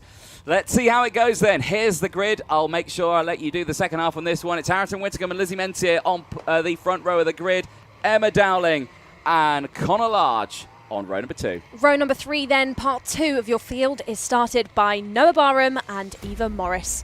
Your final row then, Benjamin Baker and Elliot Surtees take P7 and P8. What's looking like quite a greasy, quite a wet race, especially at that start, that Harrison Whittaker and Lizzie Mentier will be the guinea pigs for going into the first corner. Whittaker is already having drama out there. Reports that he's gone off the track. He's still there, but he's dropped down to second in the train right now. It is slippy out there, and you can see already wet racing lines coming into play. Now this will benefit drivers who are taller out there. They've got the weights is higher in the kart, effectively. This is Harrison. This is down at Bridge. Yeah, turned in, got nothing. Absolutely nothing. Went right. Lucky he didn't make contact with the tyre barrier there. Yeah, with the height of these drivers then, the taller they are, the more they can throw that centre of gravity around the kart. They can really push on the front, get that body, lent over each of the front ends of the kart and really get some grip generated. Doesn't mean to say that the shorter drivers can't be quick, but if you are taller, you do have that slight added advantage. These are our OKN seniors, though, for anybody who has just tuned into the live broadcast. And actually, Anthony, what I'm thinking is if anybody is going to deal with these conditions, it's better for it to be these drivers. They are the oldest and most experienced here at Kart Silverstone this weekend. Certainly are. Right, here we go then as they enter now onto their formation lap. Outlap completed. And, I did see that we had a load of spectators from the museum come out and have a watch. I think a lot of them have gone back into the shelter. I don't blame them. It's not nice out there. But the drivers, marshals, officials, they're all going to have to deal with it. And, of course, for the drivers, they've got the worst of it. Slick tyres on a wet track. I hate to see these sort of start to races because, of course, you get that mentality of, you know, you're at the front, the last thing you want to do is start slowing down about, 50 metres earlier than what you've originally done for a corner. You want to go all the way to you have in the dry conditions, and then you suddenly find that, oh no, I've got no traction, I've just gone straight off at turn 1. We have to wait and see what happens then as we get lined up ready to go for this one. Harrison Whitcomb has already gone off at one point in this one, as I think we're going around again. It is indeed false start. Is this just to give them a little bit more time to maybe suss out the conditions out there? They were a bit spread out in the order. I don't think the conditions, though, are going to improve. Well, I'm trying to look at, the rain coming down on the windows there, Anthony. I think it's maybe stopping slightly. No, Dan Ashton's actually signalling to me to say, no, it's not. The driver's then just trying to get something into temperature. Still definitely raining, and Dan's actually shivering at me from his little grandstand there to say it's cold as well. Dan Ashton, race director, he chose to do that job. We chose to be commentators. So he can stand out there. He's still allowed to be cold. He's still allowed to be cold, yes, but he can't complain about it. Right, here we go then. As we get sorted for this one, I'm going to get so much stick when we're finished on this one. He's going to be he's just going to be hating me after this one. Right, hopefully we get a start this time around. There is Dan in his colourful shoes, as he's always in. It's blue today. There we go. Right then, as we get sorted out. Right, are we going to get a start this time around? Hopefully, Harrison Whitcomb slows the pace down quite nicely. Lizzie Mentier gets into position there. Connor Large set ready to go. There is Emma Dowling. She now slots into her position with Eva Morris as well, also jumping alongside. Right then, here we go into the tram lines then. Last qualifying heat before the finals as we go racing. One car didn't get going. It's a terrible start for the back of the field. It's a good start for the front though. Hold your breath in towards turn 1. Who's going to have the traction? Who's going to have the grip? Thankfully, they all get through turn 1, but it's going to be Brooklands that will be the challenge here, because remember, it's a wide turn. They don't want to be on that racing line, which is why you see them all inside line to get off it, and straight off the track on the exit goes Harrison Whittingham, and he's dropped down to 4th place now. Lizzie Mentier leads the way from Connor Large, who's slotted into 2nd place. There is Eva Morris holding on to 3rd, and it's Connor Large down the inside at Bridge, takes the lead of the race as Mentier took the wet racing line. It didn't work out though at Bridge. Noah Barham then at that race start visibly looked like he had some issues going on. He is back in the fight now though. He is trying to make up positions as down the inside goes Benjamin Baker. Harrison Whitcomb starting to arrive once more after going off onto the grass just a moment ago. So he's got all of that mud that would have existed on those LeConte tyres off, and he's going into each corner, picking off those positions once more. That's Eva Morris that he has just overtaken. Into the 2nd hairpin he will go, holds onto it. Baker gets closer though, as does Lizzie Mentier, who clips that curb, and Whitcomb left the door open, left it open to Eva Morris, who finds her way back through. Well, I think leaving the door open's a harsh way of putting it. I mean, Eva Morris took the wet racing line. She was right on the outside, right on the edge. It means she was able to get the power down out of the corner, and that's where she got the overtake done into that final one. But then into the next corner, she took the dry racing line and then lost out again, because Whittingham took the wet racing line and then, yes, managed to get back past. So, again, this is where the drivers are learning on these slick tyres around this track. Where is the grip? They're, of course, as well understeering straight across all of that rubber that exists out on the circuit. So they're not just fighting with each other, they're fighting with the surface. Down the inside, that lunge moment because of these lines goes and pulls off. Another move goes Noah Barham, this time on Benjamin Baker. Up the hill they will go. Absolutely no grip for these drivers. But sends down the inside. Nice stuff by Noah Barham. 2 for 1. 2 for the price of 1 though. Eva Morris isn't going to lose out because she pushes Barham slightly wide and opens up the door for Lizzie Mentier as well. It was Baker, Benjamin Baker with a 2 for 1 there. He manages to push through. Eva Morris to the inside again, tries to hook that front wheel on that inside curve to power it round. Not quite able to do so. Watch Lizzie Mentier here. She took that outside line, power on early, out of the corner. That's good as well. So 2 for 1. Out of, see when they're in towards Museum Corner. Down the start-finish straight they go. Still quite the fight on here for these drivers. You can still see how Surtees and Dowling are fighting there in the background. Oh, words of gesticulation happening there, and a lot of use of the curbs here for Benjamin Baker. Eva Morris not happy with what happened there at turn 1, and just as you like, it's again another 2 for 1. Barham back up into lead of this group. But all the meanwhile, Whittingham, Large are breaking away. This is the fight for 3rd place. Yeah, Whittingham back into that race Morris. lead, though, as this looks like, Anthony, to me, could shortly end in a bit of tears. Benjamin Baker down the inside. Eva Morris, that wider wet line just allows her to slide her way past the rest of this trio behind. As now, into the back of Baker goes Barham, and Baker off the road onto that wet grass. Keeps his foot on the power, though. Back onto the track. Lucky for that one to not stall, and visibly angry, frustrated with that. Yeah, indeed. Barham straight into the back bumper there in towards Priory, and an understandable reaction to that. Baker down the inside now, a very different racing line. You see he takes the tighter racing line, can't get the power on the exit though, it's just skittish. He's on that rubbered in line, and you just can't get the power down on these slick tyres. Now here comes Dowling, who is going to try and get a move again on this one, but again just can't find that traction out of Museum and onto the start-finish straight. Here is back further up. This is Lizzie Mentier in 4th place. Still has Barham just behind. Eva Morris still under pressure as they enter in towards Brooklands. Again, they're all taking that wider line once again to get on that power nice and early. But again, you're seeing a lot of use of the curbs here, Nicole. Risky, because you could damage the karts, and that was to be expected. Noah Barham, 5-second time penalty. You see drivers, though, in karting, Eva Morris, self-inflicted, off the road, onto the grass, does get back onto the tarmac, though, and down the inside. This is a move between Lizzie Mentier and Noah Barham. Barham now pulls off another one, but it's not quite enough. Slides out of the corner and gives that one back to Lizzie. Saying before, though, slippy surface for our drivers that makes them use more of the curbs. The curb use in the wet is for the drivers to get those karts rotated. No curb there for Eva Morris, but she does get the move done on Noah Barham. But that's what you can see. They're just trying to hook the karts round the circuit with that rotation. Mentier now could be under some pressure very shortly. Eva Morris looks like she's found her feet now, Anthony. She's looking like she's starting to really suss out this track.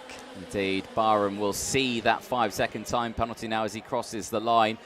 He'll probably feel like that's harsh penalty, because I do believe there was nothing malicious within that. It's wet conditions. He came into the corner. He probably felt that he was more comfortable braking a bit later, and unfortunately just couldn't get the kart to turn into the inside and had nowhere to go but into the rear bumper of Benjamin Baker. But, it is one of those. Baker still lost out, and I still think that's a right call. Yeah, and, when you're driving around in conditions like these, the kart feels very light compared to when you have that grip. You can't really feel too much until it bites, so it's the case that those mistakes are made. Another mistake there for Eva Morris, again out of, well, I wouldn't say mistake, but maybe she's just not. And into the wall. Is that Connor Large? It is indeed, from 2nd place, and that's how quickly it can all go wrong. Connor Large, he must have just put a wheel on the grass, and it's gone straight off the road. And of course, slick tyres on wet grass, you're not stopping it, and it was a one-way destination into the tyre barrier at Priory. Well, Large out of the fight, gifts P2 to Lizzie Mentier, but look at that gap, Anthony. 12 seconds between Whittingham and Mentier. Yeah, indeed. Well, you have to remember, he is from Pembrokeshire. I've been to Pembrokeshire. Every single time I was in Pembrokeshire, it was raining. So he is very used to it. This now, though, very, very close, though, still for 2nd, 3rd and 4th. Lizzie Mentier, who did drop down quite significantly in that order, has now started to ease her way back up the order, back into P2. The chance of closing in 13 seconds, I just don't think it's going to happen. Of course, we'll knock on wood. We'll see what happens. Of course, because we've just seen Connor Large find himself drop a wheel on the grass. It could happen to anyone. It's just when you go into a corner and you find yourself on it, as there again, Barham just leaning on Mentier out of bridge, squeezes his way through and is back up into 2nd place. Remember, he's already got an in-race 5-second time penalty. He's just thinking about going forward and trying to open up the gap. Yeah, these drivers also trying to avoid those fresh paint lines that will be down on the track. Of course, brand new surface here. You know, the circuit has freshly been painted with those lines around the track, so those drivers don't want to get a wheel on that and apply the power, because they are just going to wheel spin and make it hard. Whoa, off the road. Noah Parham, whoa, drops a wheel off of the circuit onto the grass, gets back on, but that was almost a moment, a deja vu moment for what happened to Conor Large. Yeah, indeed, but at a slightly different part of the circuit as well. But it just shows it can catch anyone out. Mentier back into second place, in towards Wellington then as we go on to lap number 7, 6 completed of 12.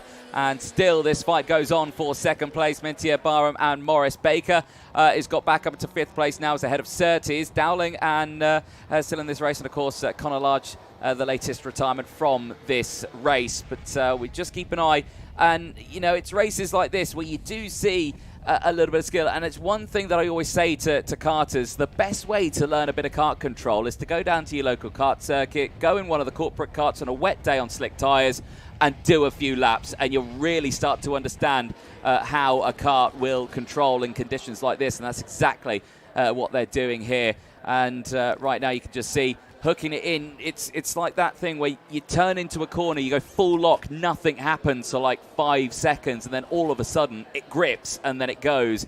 And it's just heart-wrenching when you do that turn in, you go full lock, and then it doesn't do that, and then you go on the grass, and then it's all over. Anthony, I'm impressed here. Harrison Whitcomb, lap after lap, is really getting this circuit correct. On that previous one, he was 2 seconds quicker than Mentier. He's just put in the fastest lap of this qualifying heat so far with a 1 minute 19.161.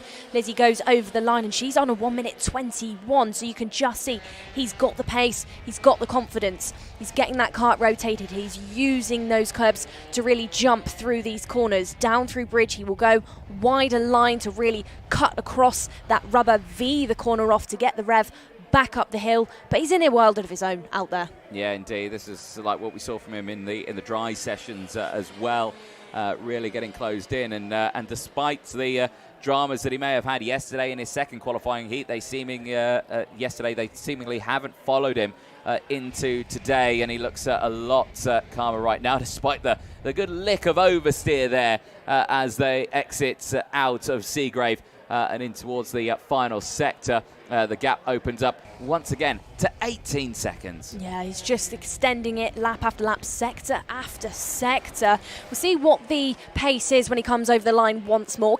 Will he extend it to around about 20? It's currently 18.9, so he'll head out of the third sector very shortly. But Whitcomb, just really steady stuff. We did see him fall off the road a couple of times early on in this race. On the opening lap, on that formation lap, got it wrong at the race start as well, but he's really pulled things together. It's now 19.3 between him and Lizzie Mentier. I think that 20-second mark is very shortly within reach. Indeed. Right, the Mentier-Barham Morris battle is still incredibly close out there, I will say. There they are. Still no room given for either of them, but Mentier now, this is what we're expecting for the drivers who are slightly taller out there. Of course, Lizzie Mentier's centre of gravity is higher, and she's able to throw that weight around in the kart, really utilising it. If you watch the driving style going into the corner, you may see drivers really lean into it a little bit, or maybe lean over one of the rear wheels to just get that traction down on one of them. Of course, these the karts, the Kart Republic chassis, it's a very soft chassis, so they are quite easily manipulated on a curb or anything like that, so you can really throw these karts into corners. Yeah, these drivers as well, just being strong with the wheel, really pushing on that outside arm, being patient with it, letting that front bite to just swing round all of these corners. But let's not forget this trio that we're seeing, Barham, Morris and Mentier. They're pretty used to conditions like this. You know, when they're racing in the UK, this is their home country. It's not unusual actually to see this sort of thing happen. It's not unusual for them to be driving around in wet conditions on slick tyres. That's why you're not really seeing major mistakes from these drivers. But you can even see the spray being kicked off the back of each of these karts, then ending up in the visor of the driver behind. Another lap ticked off then for these drivers, and actually Whitcomb then dropped a little bit of pace there, Anthony. Was 19 seconds, it's now dropped back into 18.9. Maybe he's just gone into a slight preservation. I don't need to do too much more mode. Yeah, you know, I think he's probably been told from the sidelines of being, hey, you're in the lead by quite some way. Don't risk it by trying to go faster and faster and faster. Just, you know, bring it back 5% just so you can get that cut to the end. Look at this, though, to the inside. Eva Morris on Noah Barham down in towards Priory. She's got that move done. Gives her the hand gesture to say, maybe, kind of thank you for that one, as she goes down the inside there and completes that move. And for, well, Noah Barham, with the 5 seconds that he's got on board, it's just going to put him, well, he's in an all right position where he is now. He's not going to fall behind Baker, but he drops to 4th place now. Yeah, Baker, though, has redeemed himself from that moment earlier on. He did drop to the back of the order. Now, though, back up to P5. Like you just called it, though, Anthony won't be able to get past Barham despite that penalty. Barham has done just enough within this race so far. Back past Dan Ashton, our race director, these drivers will go once more. Even Morris still looking like she could catch up to Lizzie Mentier, but we are now in the dying stages.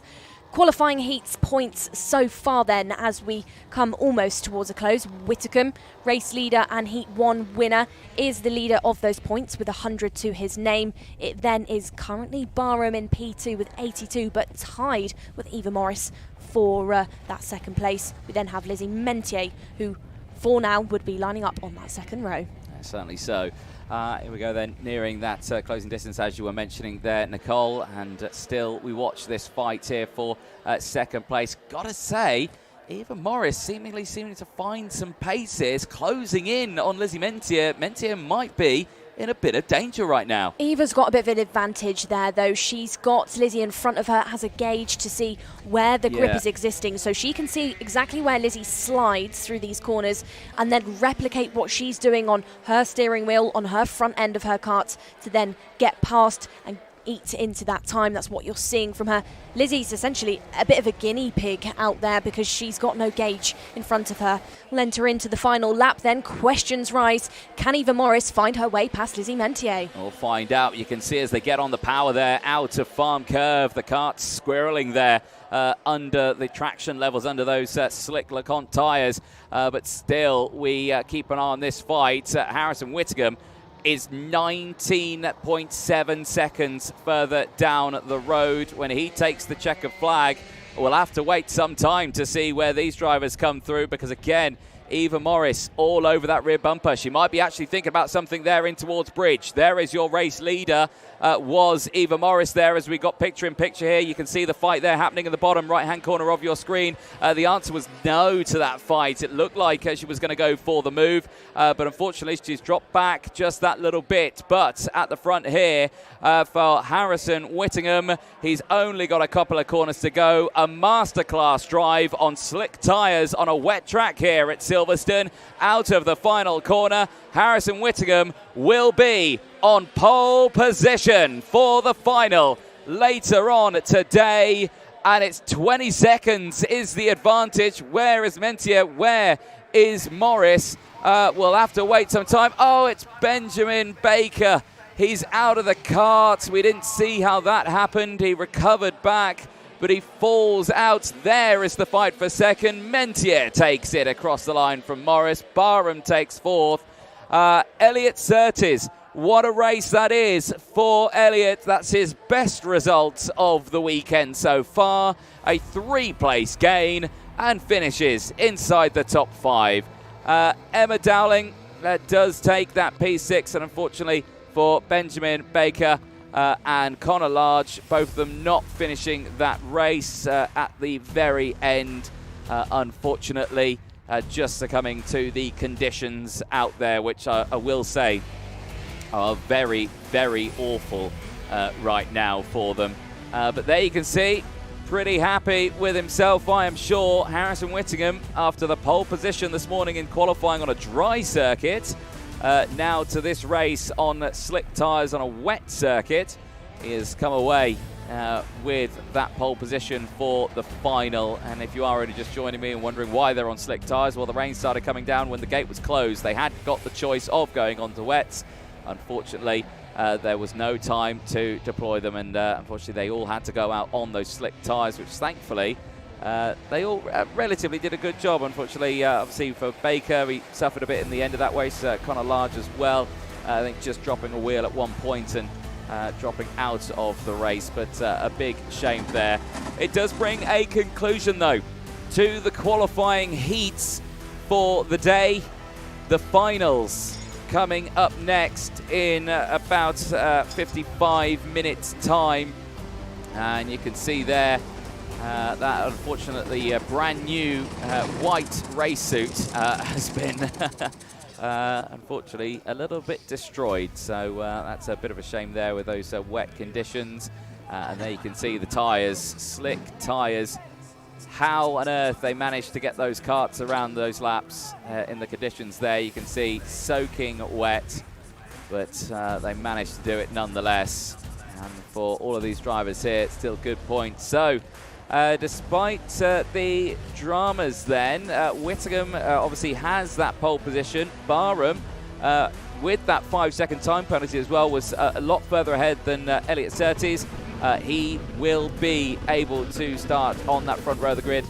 Eva Morris and Lizzie Mentier on that second row of the grid. This is your highlights then, and well, the first moment here for Harrison Whittingham to showcase the conditions straight off the circuit at Brooklands.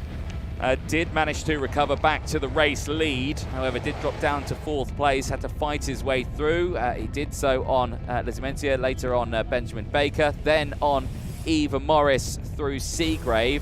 Later had to close in on Connor Large, which did have the race lead for the beginning of that race.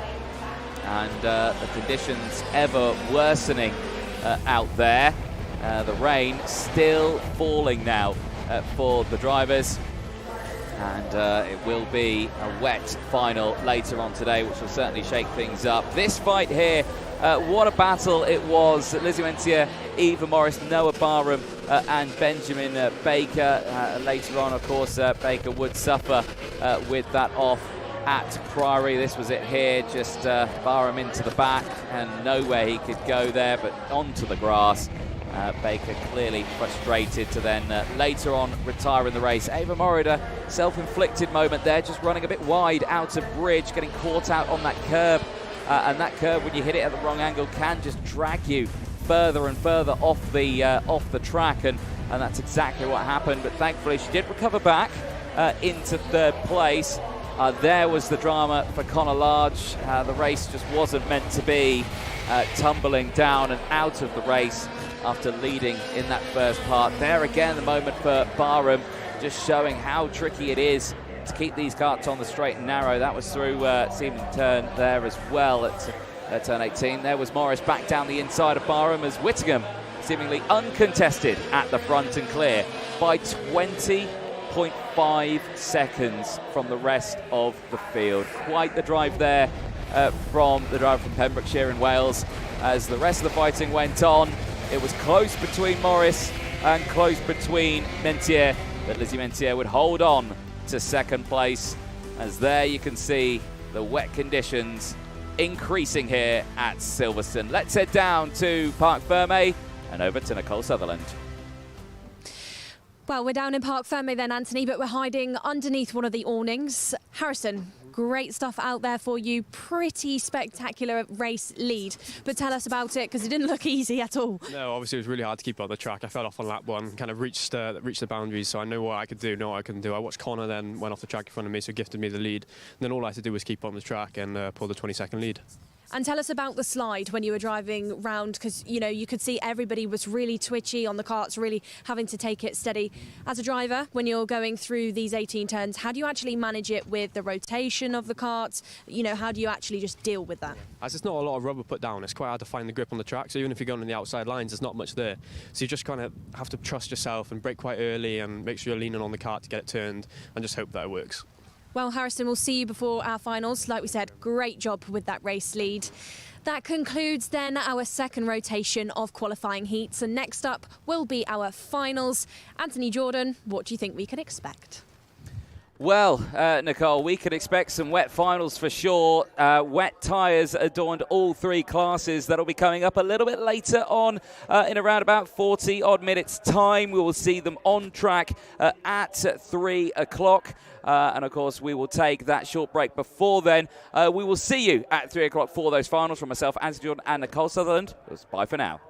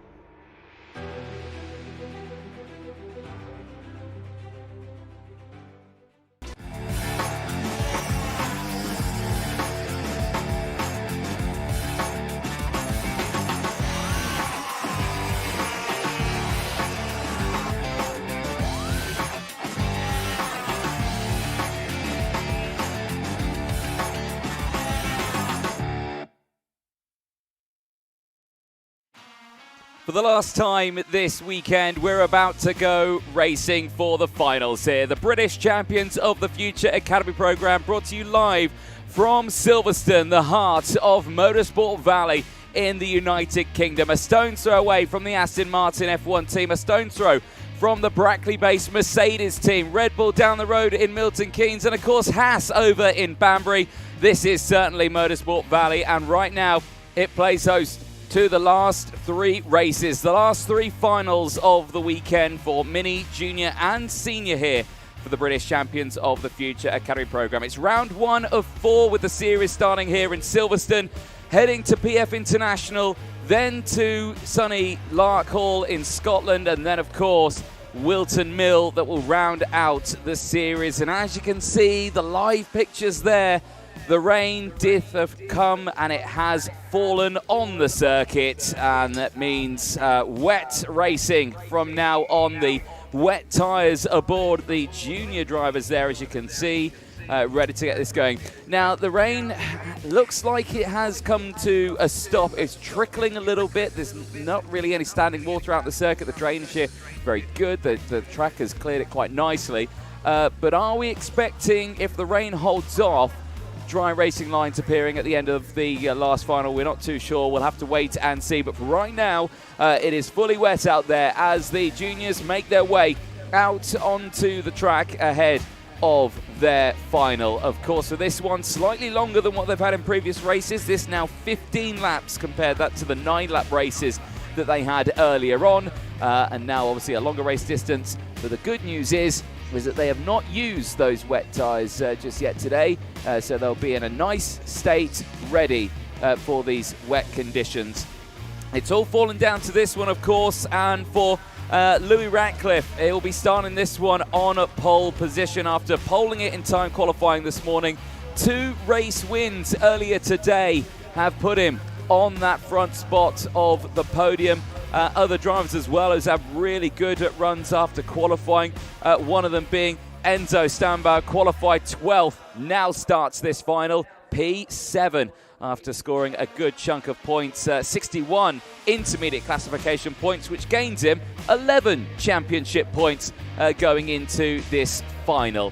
Of course, for Louis Radcliffe as well, that position change has certainly helped him out in terms of those points, because he now leads the championship by 0 points. He's joined with Lucian Smith, both of them on 82 points in the championship going into this final, meaning that they will be in a complete lockout on this one as they both start on the front row of the grid.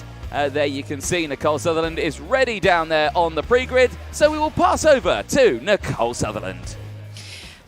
Thank you very much then, Anthony. Like you said, down on the pre-grid with our juniors. And we're going to start this grid walk then with Ava Lawrence, who's going from the second row of the field. Ava, this year you're with the Aston Martin Formula One team as a junior driver. We know that the factory is just a stone's throw over just by the big track. For you, does that give you a bit of confidence going into this race, knowing that your team's backing you and that you're sporting that British Racing green helmet? Yes. And Ava, the racing so far, you know, we've not had any wet racing for the juniors. It's been completely dry.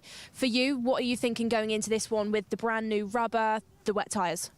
I feel like I was fast at the practices in the wet, so I feel like I'm going to do better. Well, Ava, we'll see how that one plays out then. That is Ava Lawrence, like we just said. Ava is one of the drivers part of the F1 Academy Discover Your Drive initiative for the 2026 UK Series season, as is Sukhmani Kira, just to my right. Sukhmani, this year, new series, new adventure for you as well in the direct drive category, Kart Republic, Miami Machinery for you. What have you thought of the series so far? What have you thought of the track as well? Because brand new circuit. Yeah, I think the track's really good. It's really good for racing and I can't wait for the race. And Sukhmani, we've been talking as well throughout this weekend about your journey with Alpine. You've been part of Alpine for a number of years now, and you're going into 2026 with them again. For you, can you tell us a little bit more about the partnership and what they do for you weekend after weekend? Yeah, they help me so much behind the scenes and like on track. Jack comes to watch me like he did on Friday, and yeah, I really appreciate the help. And Sukhmani, wet racing, I just asked Ava Lawrence the same question for you. What are you expecting from this track? Because you're from the UK, you've done so much driving around different circuits, but not around this one in the wet. So how do you approach each corner? Yeah, I think on Friday we had a few wet test sessions, so I think we're all pretty used to the wet, so let's just see how this race goes. Well, let's see. Indeed, that is Sukhmani Kira, like we just said. I also want to head back up to our grid to Colby Patterson, who's been in the sharp end of the order this entire weekend. He's really put in some good laps. And of course, this is his first year as a junior driver. He was previously a mini. So new adventure, new journey and a new series. Colby, we'll get you to come round if that's okay. Fresh rubber for you going into this one on a very slippy surface. For you, you've done a lot of racing and you know how to scrub a tyre in, but can you tell us about the first couple of formation laps for you? How are you going to really get that right so that you can go into the race with good pace? Going in hard, loading the tyre and pretty much just sweeping as much as I can to get the tyre temp up, ready for the start. And you're making me move the mic around there for you as you're keeping yourself warm. There's a lot of drivers on this grid as well, so going into the first couple of laps where everyone's a bit side by side, is there a big difference, do you think, in junior racing compared to when you've been a mini, you know, last year and the years before? It's not a big difference, but it's definitely harder because the karts are a lot bigger, but not other reasons really. Well, Colby, good luck going into this final. That is Colby Patterson, like we just said.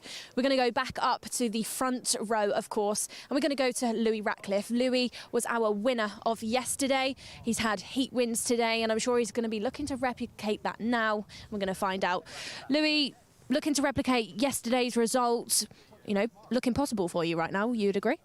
Yeah, I'm just planning on surviving the start and then getting away easy. So you're saying surviving the start as if it's going to be quite a difficult one. You know, in your head, what are you thinking about that? You know, why is it a survival game and not just race to the line? The tricky conditions make it hard to brake, so people are going to be going into the back of you, so I got to control it under the braking. And, you know, your experience with the IAME might be a little bit limited. You've got a lot of power coming out of this OKN engine. So how do you tame that in conditions like these where you're getting a lot of wheel spin anyway? You just got to feel the grip on the rear and hope you come out the corner in the right direction. And it's really cold out here as well. I'm shivering. I'm lucky that I get to go back up into the commentary box. Between these sessions, what have you been doing to keep yourself really primed and prepped going into this final? Just sitting down and then standing up and doing some skips. Well, skips, we'll see if they keep you warm, see if they keep you fiery going into this final. Louis, good luck. Next to Louis then on the front row, of course, we've got Lucian Smith. Lucian yesterday suffered a bit of bad luck. He did have a good final result, but a penalty may be rewarded, not what he would have wanted to see. Lucian, new opportunity for you then going into this final. Yesterday maybe didn't quite go your way, but sharp end of the field. And sharp end in conditions that you know since you've come from the UK? Yeah, I think it was a bit annoying yesterday, but you move on today.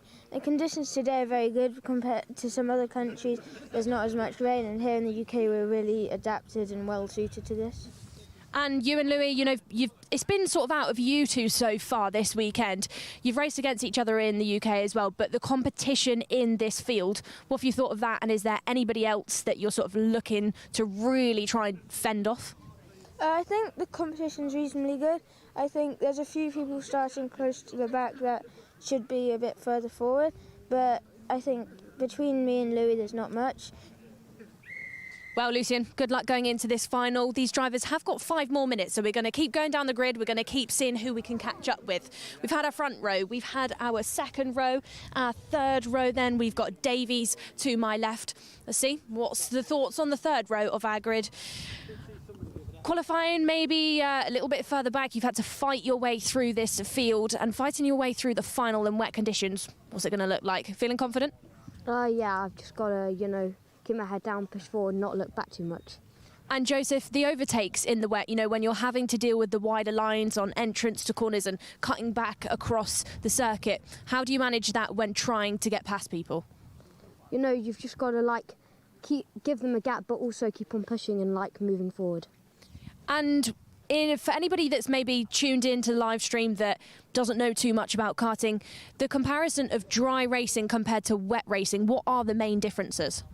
You're obviously on different tyres, which are more treaded, and there's less grip out there, so you've got to be a bit more cautious. And talking of tyres, brand new wets for you, so they've got that sort of sheen that you need to get scrubbed off in the early stages, which is difficult when the track is wet. It's going to be a bit of a challenge. Any corners or any tactic that helps you get that job done in the first couple of laps? Yeah, just going hard, get the tyre switched on, and then do a little bit of weaving. Well, we'll see where that weaving gets you. We'll see how far you can get up, Joseph. Thank you very much. Next to Joseph, then, we've got more drivers. The Sukhmani Kira, we've already caught up with her. Let's see who else we can find. Leo Livings, plenty of racing for him so far throughout his kart career. Previously a Mini. I think this is one of his, I think this could be his first year as a junior, actually. Leo, am I right in saying this is your first year as a junior? Yes, first year junior, first race as well. And first race in machinery like this then, bigger karts, lots of power. How have you found it and how do you think you're getting to grips with the track as well? I'm liking the track, I think it's very good. And also like the power in this kart. Leo, and the competition around you, there's lots of drivers that you actually know quite well already. You and Lucian Smith, you've been teammates in previous years in national championships. The standard of racing really high, really difficult? Yeah, it's quite difficult trying to get yourself in the start. Got took out in heat 1, which wasn't that good. But I think I could do well in the wet. Well, let's see what you can get up to then, Leo. First weekend, like he said, as a junior. And after a short break because of injury late last year, we've got Harry Taylor. Harry had some rib problems a couple of months ago after an incident at a different race, but now he finds himself back into the seat and back into the competitive field. Harry, bit of a difficult day yesterday, but today's a new opportunity and you're starting this final, midway point. In the wet racing, do you think actually you can make up places a lot quicker compared to the dry because people are sort of sliding around? Yeah, well, I was really fast on Friday in the testing, so I think I've got a really good chance in this race.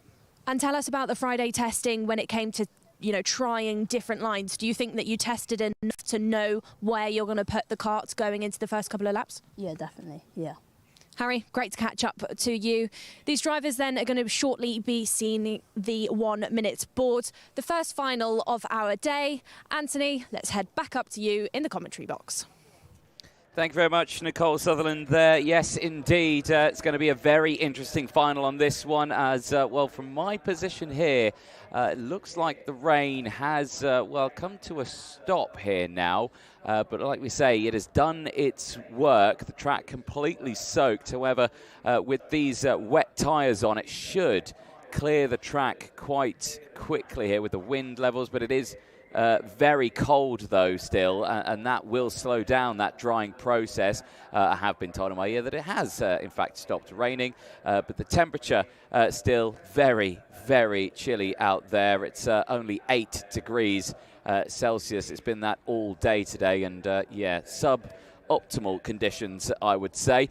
Great little insights there from some of the drivers, really giving us what it's like to race on these wet tyres. You know, you've got to really just throw it in and load up those tyres to get the temperature into them, get that power down as well, and you know, certainly quite the challenge as we're moments away from getting this one started. Of course, we've not really seen a full wet race, actually, I don't think, this weekend. This is the first time I think we're going to see one. We've had, obviously, drivers out in rainy conditions on slick tyres, but I don't think we're yet to see a full wet race here for these drivers. So we're going into a little bit of the unknown here with how these karts will get around this race. It's the OKN Junior final, 15 laps ahead of the field as they make their way out for their formation laps ahead of this final. Let's take you through, though, that full starting lineup then for this one. It will be Lou Ratcliffe on pole position. He's joint in the lead of the Virtual Championship with the man who starts alongside him, Lucian Smith, both of them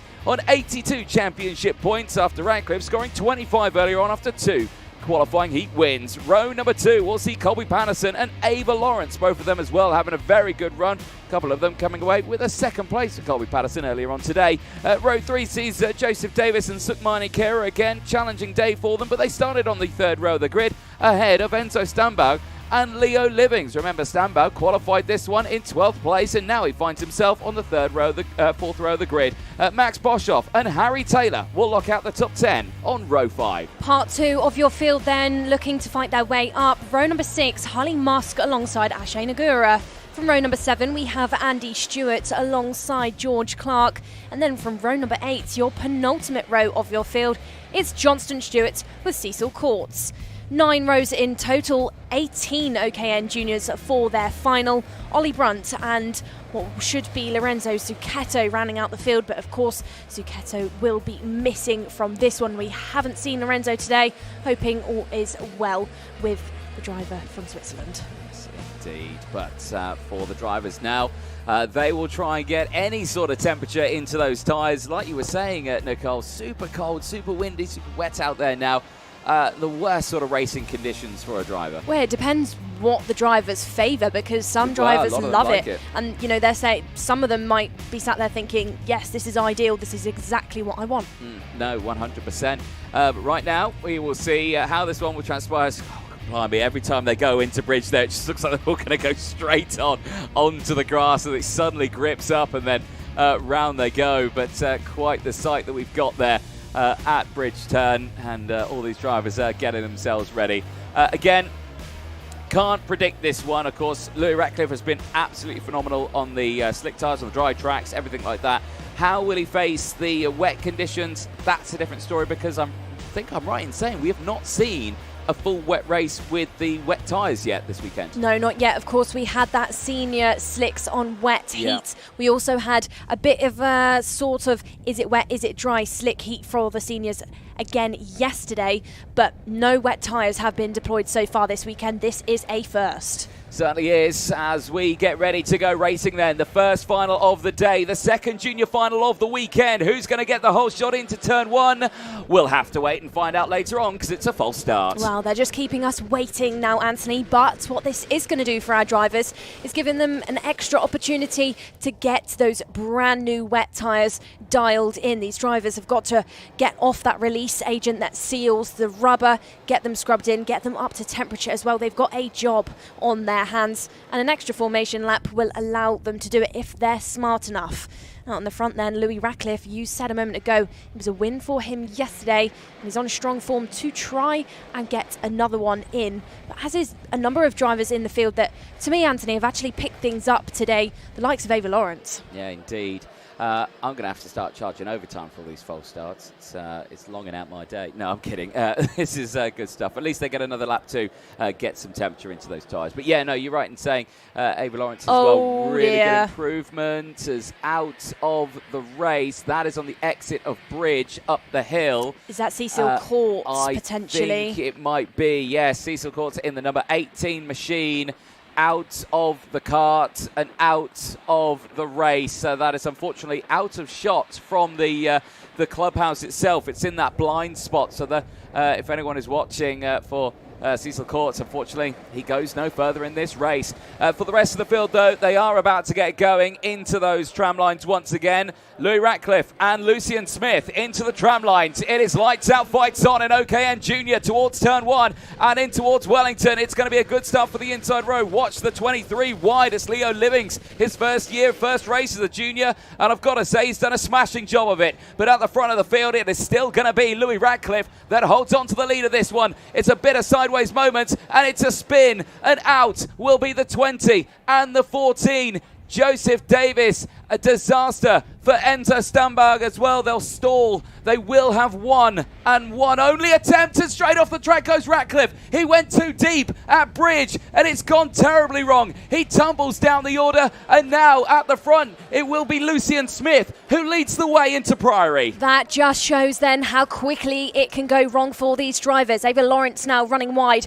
out of the hill corner. Sukmani Kira down the inside. She looks like she's going to get past. No, she isn't. Attempts it now. Let's see if she has a go down the inside. She goes. Does she pull it off? Question mark remains. Ava Lawrence keeping her foot in that power allows Annie Stewart to get all involved. The 3 F1 Academy Discover Your Drive initiative drivers battling this one out. I think I made a mistake. I think it's Colby Patterson in the lead of this race. He went purple in sector number 2. It is. It's the number 27 machine, Colby Patterson, who leads the way. Lucian Smith is still up there, but he's in second place right now behind Livings. Leo Livings, 5 places gained at the start of this race. That outside line manoeuvre through Wellington really played off for him here. Look at Stewart there down the inside of Ava Lawrence has got that move done as well. But it's all still kicking off. They're 3 wide going into Brooklands. That's what we like to see. Is that Lucian Smith in the lead? I think it... No, it's not. It's still there. That's for second place still. It's Leo Livings who's all over the rear bumper here. Leo Livings, his first ever junior race. Could he come away with a podium? Yeah, Leo Livings looking really strong here, barreling loads of confidence then into towards turn number 9, but has massively just been caught up actually by Harry Taylor. Harry Taylor down the inside. Where did he come from? Gets past. It looked like Livings was going to have a go at Lucian Smith, but it looks like to me, Anthony, Taylor could be the next one to try and have a look. Ava Lawrence, Andy Stewart still battling it out. They are replicating what we saw just a lap ago, and they're inviting other drivers. Whoa, Sukmani Kira there, side by Kira and Agura there. That almost got a little bit close for comfort. It certainly did, but all squared away. It's George Clark who's got that kart down the inside there of Sukmani Kira. Johnston Stewart on the charge as well, is now inside the top 10, is on a 5-place gain, so we'll keep a close eye on that proceedings. A lot of use of the curbs once again as Patterson sets the fastest lap of the race. Stewart to the inside of Brooklands, down the inside. Clark follows as well. Off the road goes Ava Lawrence, just pushing that little bit too hard on the exit there. But under investigation is Harry Taylor. What could that be for? Because we've not seen anything on our screens there, but Harry Taylor there under investigation. Yeah, really not sure what that one is for there, Anthony. I thought the move that was on was, we didn't see any contact or anything from him. We don't know just yet. Ava Lawrence back on the road, trying to redeem herself from that moment just a second ago with George Clark through the first sector. Patterson out in the front. 4 seconds clear from Harry Taylor. Colby Patterson, for the time being, racing his own race. Yeah, indeed. This is great stuff for Colby Patterson. Yesterday, missed out on a podium after he started very high up in that order. He finished P5 yesterday, right now looking like he's in full control of this race. But there, though, is Taylor. I will stress he is only under investigation right now. That may come to nothing for him. But he is there in second place on that 8th place gain. If he can get himself 5 seconds clear of the rest of the field, as like a just in case, he might still be on that podium. Well, at the moment, he is still on that podium. Lucian Smith still holding on to 3rd place right now. Leo Livings is there. Andy Stewart loving these conditions, closing in on Livings. She could come away with a podium herself. Yeah, she absolutely could be. And what's quite interesting to me then, Anthony, so many drivers inside the top 6, actually fresh out of mini racing. This is some of their first junior races. Patterson, Smith, Livings, Stewart and Clark being those names, and they're really getting to grips with the chassis straight away. Clark down the inside gets the move done. He's now the next driver to challenge Leo Livings, and the challenge is on. Hooks that curb. Oh, Livings into the back of Clark, but Clark holds on to it. Job well done. Does he hold on to it? Whoa! Oh, no. Leo Livings and George Clark side by side, and that allows Andy Stewart to get through. 1 step forward, 2 steps back there for some, but it's 2 steps forward for Andy Stewart as she now holds on to the lead of that group. Radcliffe does come away with a warning flag. Louis Radcliffe, unfortunately, tumbling down to 14th place is our man who started on pole position. That one moment at Bridge, tumbling his race to tears, and that is such a shame for him, looking so quick. Patterson at this moment in the lead of this race would actually inherit the lead of the championship standings as well, with 125, and that is the reason why Louis Radcliffe has tumbled to the back. He is out of the kart and out of the race. The young man who poled it this morning and took 2 race wins. The rain came down, and so did his final. There as well is the number 20 machine. That is, I believe, Joseph Davis' kart. We saw him out earlier on as well. I think he had a moment, and that's why Leo Livings is under all sort of pressure here now, because that's Harley Musk. Harley Musk down the inside, the same as Johnson Stewart. Leo Livings, who was right up there fighting with Andy Stewart, George Clark and all of that, has tumbled down the order now. Yeah, we saw some quite aggressive driving from Leo Livings a couple of laps ago, and I think that has cost him some time there, Anthony. He's dropped now 4 positions down from where we saw him a moment ago when he was battling it out with Stewart and Clark. Johnston Stewart, the second Stewart in this field, is now leading the way of the duo behind him that includes Leo Livings. Johnston now has really jumped up the order after Leo Livings off the road now. It's going from bad to worse, Anthony. It can just get like that, you know, when you get a bit flustered and you start to overthink the race, then yeah, you do make those little moments here and there, and they just tally up, unfortunately. You just find yourself falling back. It's so disheartening, but you have seen it where drivers go into those phases and then it all comes back to them, and then they suddenly find it again, and then they're pushing forward. I reckon we can still see this, but we'll just have to wait and see. We are on lap 6 of 15 right now, still quite the ways to go. This fight on your screen right now is for 6th place. This is Sukmani Kira and Johnson Stewart closing in. The gaps at the front here, Patterson is clear by 5.3 seconds now. Taylor still there in 2nd place. He's got around a 2 second or 1.7 second gap, I should say, to Lucian Smith in 3rd place. Andy Stewart, though, only 9/10 of a second off the back of a podium here, and she's not afraid of a podium at all. Of course, she got P3 back in Valencia in the main international series in that 2nd final of the weekend. So certainly a driver who knows how to fight at the front end and has delivered another fastest lap of the race. Andy Stewart right on the rear bumper of Lucian Smith for 3rd place. Wow, brother Johnston Stewart there, who we can see on the screen trying to find his way past Sukmani Kira.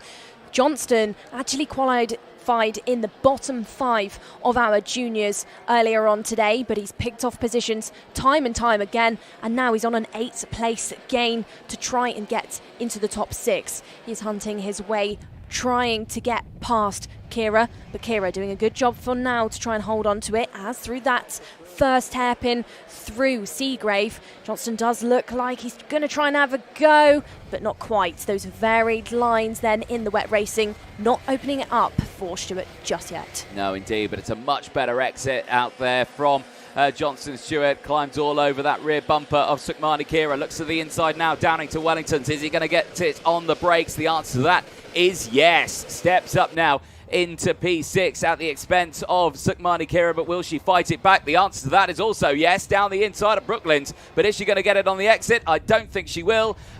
Doesn't get on the power early enough, and Johnson Stewart holds on to that one into Maggots and Beckett. Patterson still doing a great job to hold that lead. It's now up to 5 seconds between him and Taylor. Unbothered about what's going on behind him, unbothered about the battles. Kira off the road on the exit of Bridge as Clark down the inside finds his way past Stewart. Well, Stewart there, who was trying to find the way past Lucian Smith, now falling behind Clark. This would still be helpful here.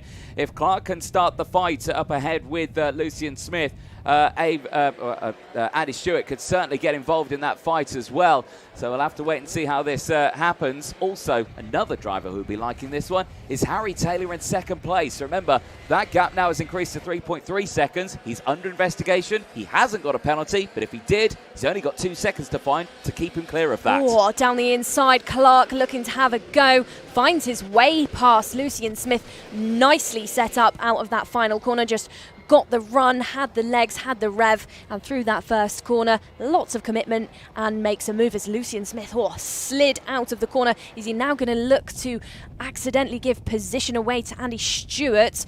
Not just yet. Stewart and Smith clipping those curbs. Watch them as they go down to Bridge. Is she going to have a look? Down the inside, takes that tighter line, but Smith is going to have the advantage from the wide line. Gets the rev side by side up the hill. Who's going to have it? Smith holds on to it for now, does he? Question mark. Andy Stewart back down the inside and gets it done. Later on the brakes there, bravery there, but into club corner. He's going to fight it back once more. Lucian Smith tries to go down the inside. He might have tried again here at Seagrave. Looks to the inside line. Stewart leaves the door open, runs wide onto the curb, nearly onto the grass there. And now here comes brother Johnson Stewart down the inside. It's brother-sister side by side here in towards Museum Corner. And Andy Stewart holds it round the outside and holds the position for the time being. But this certainly could be a feisty battle between the two of them. Yeah, does sibling rivalry come into this one then, Anthony? We'll have to find out. But for now, Andy holding off Johnston. Harry Taylor now fastest driver on the track. 1 minute 12.922. I think he's probably seen that under investigation notification come up, and it's probably given him a boost, you know, to think, if I do get a penalty, I need to open things up as much as I possibly can to not let it affect me. No, indeed. Well, lap 10 of 15 now. Race is getting on quite some way now. We have had more retirements, unfortunately, in this race as well. I think Ashay Nagura has recently just retired from this race. Louis Radcliffe, of course, we've seen him out of the race. Joseph Davis, Enzo Stumberg, and, of course, Cecil Court from the very start of this race.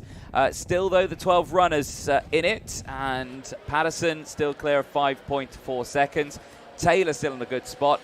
However, George Clark could be a thorn in the side of Harry Taylor because he's cleared this group just behind him and is, I would say, slowly closing in. However, the gap, I think, has just gone back up to 4.6 seconds, so Taylor is still in a good spot there in P2. I've just been looking at the promotion of George Clark as well there, Anthony. 11 places gained to be in P3 currently. Yes. Didn't have maybe that qualifying he would have expected, has had to pick off positions, deal with penalties as well, throwing his points off.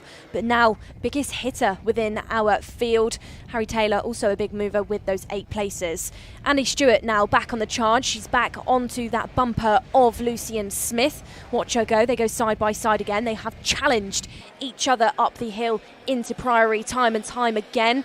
But for now, look at Johnston Stewart. I thought he was going to have a go there, Anthony. I thought it was going to be a huge send, but yeah, thought against it last moment. Oh, look of oversteer there for Lucian Smith. He got loose into club corner.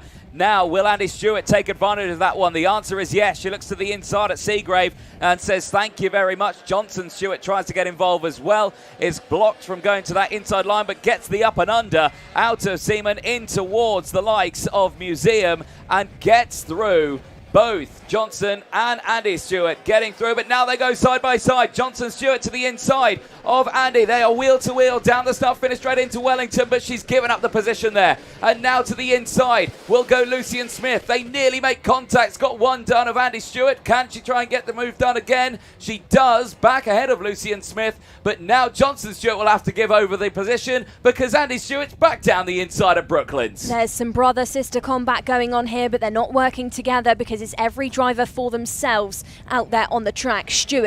Andy Stewart pulls away now from younger brother as we exit out of that second sector, down through bridge, as further behind drivers all falling over the road. Harley Musk having a really difficult one. Livings down the inside at Priory. Tag Sukmani Kira as Musk also becomes a victim of that one. All three drivers lucky to stick that one on the road, but for Kira, that could have been an eye-watering moment. Yeah, Leo Livings there just misjudging that braking zone there, unfortunately. And for Harley Musk, that was nearly another moment where he's gone off the track, not by his own doing here, and that's a shame, but they've continued their fight on. Kira and Musk continuing to battle away.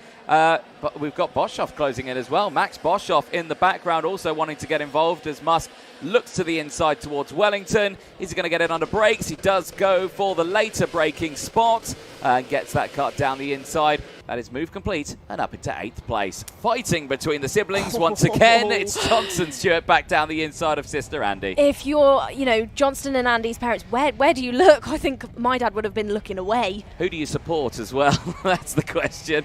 Both of them. The driver behind. Yeah, here we go. Up the hill again, and this is going to be an interesting one because Lucian Smith is probably looking at this and think, you know what? I don't think I want to get involved in that one. I think I'll let them do them and see what happens. Leo Livings under investigation, to be expected, that incident at Priory. Yeah, just looking at our top 5 here now, Anthony. Every driver inside the top 5, Patterson, Taylor, Clark, Stewart and Stewart, all on a really good charge throughout this race. Every driver making up a number of positions. Both Clark and Johnston Stewart tied on 11 places gained. Yeah, indeed.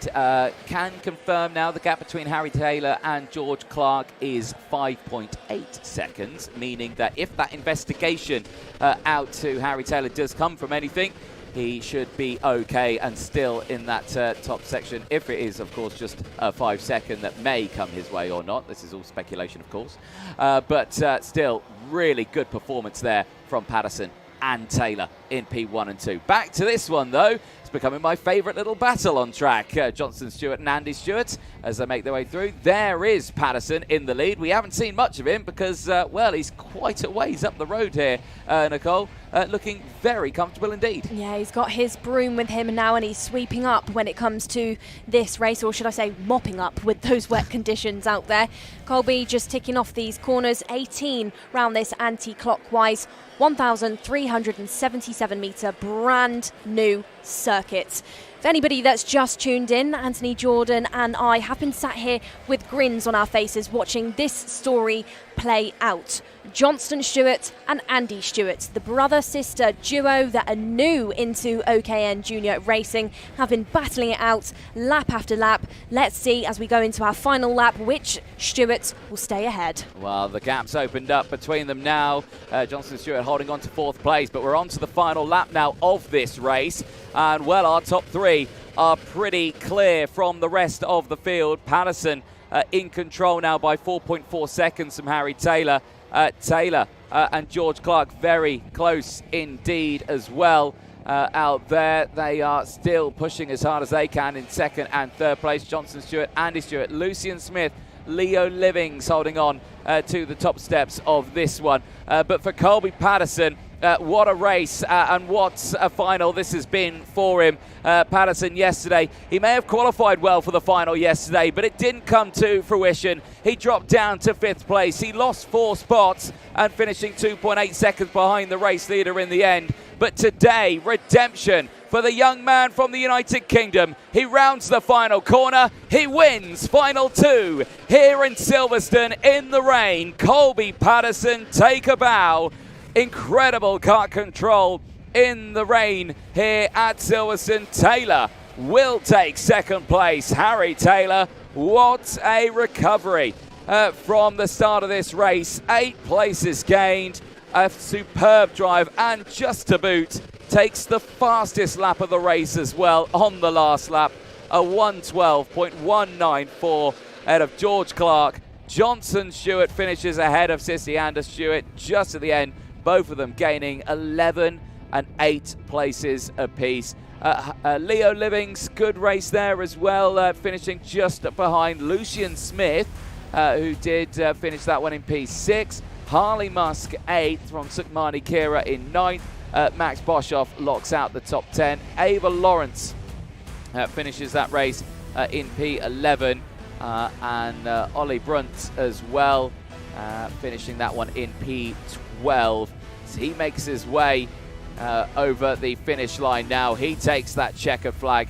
A superb finish there for Ollie Brunt. The retirements: Ashay Nagura, Louis Radcliffe, Joseph Davis, Enzo Stungbo, Cecil Courts, and of course the non-starter of Lorenzo Zacchetto, not making it to the end of that race. Well, the juniors done and dusted. They will make their way back into Parc Ferme and to the paddock. We will see their podium presentation later on today, and I'm sure there'll be a nice smile on the face of that young man there. Colby Patterson, tough day yesterday, and he knows it here in Silverstone. That is a win on the boards by a staggering 4.3 seconds in these wet, rainy conditions. And he will take the lead of the championship standings now with 124 points to his name, ahead of Lucian Smith's 108. Gets confirmation that Oscone is good. It's all fine and clear for Colby Patterson. Of course, it does have to get weighed, of course, over that weighbridge, but I think he should be all good on that one. It's very rare that you find a kart underweight. And yes, conversation. How are your fingers? Mine? Freezing. There, what a result that was. And that's George Clark just coming over to say he cannot feel his fingertips anymore. And yes, indeed, it is very cold out there. Only 8 degrees Celsius, and that rain that keeps looming over the circuit as well. They'll make their way over the weighbridge now just to double check everything. Yes, indeed, there George Clark. I know it's cold, but warm those fingers up. Just don't touch the engine or exhaust because they'll be too hot to warm your hands up. There we go. There's the rest of the field coming in. What a fight from these two here, Johnson and Andy Stewart, as they make their way in. Great little battle between those two. I'm sure they will smile on that one when they finish. And there we go. Well, they're having a bit of a word between each other, and maybe they're not too happy about that fight. But there we go. But still, 11 and 8 places gained between the two of them. Here's a look at the highlights from that one. It was a spin. A spin for Cecil Courts at the start of that race, out of bridge. Saw that retirement for him. Then there was the start of the race here. Bit of drama in the early stages. Unfortunately, round and out would go Joseph Davis. Enzo Stungbo caught out in that incident as well. This was a real shock. Louis Radcliffe, pole sitter, winner of those races, going off the track at bridge, just turning in, no grip, and driving off the circuit. Such a shame for that one. Later, we did lose Ashay Nagura as well, bringing the total finishes to just 12 out of the 17 that started, the 18 that entered into the weekend. The fight, though, still raging on. Leo Livings having quite the good race on this one. Only did end up with a 1-place gain. Was also under investigation. Also with after a little bit of contact out there on circuits, and there again you just see those tricky conditions just not playing into the hands of the driver. Sukhmani Kira trying to go for the moves there. There you can see, that's such a tough moment there. Ava Lawrence, not the race you would have wanted, running wide there, tumbling down to 11th place. A very tough one here in the wet conditions. Fight still raged on this one. Andy Stewart getting all involved in this fight. Livings just trying to get his nose down the inside. This allowed Andy Stewart to close in. Clark, though, would later get ahead of all of them and would break away in third place as Livings there having an off-excursion moment there onto the grass. And that certainly played into the hands of everyone else just around. Then we saw the fight between later on Andy Stewart and Johnson Stewart. They would close in on each other after gaining 11 and 8 places apiece, and that would certainly bring out the fireworks between the brother and sister. Not before or after this fight here, Lucian Smith with Andy Stewart. This was trying to get up into that podium area. Unfortunately, just missed out on that podium this time around. This moment here, squeezed onto that runoff. Did recover back, though, a couple of laps later.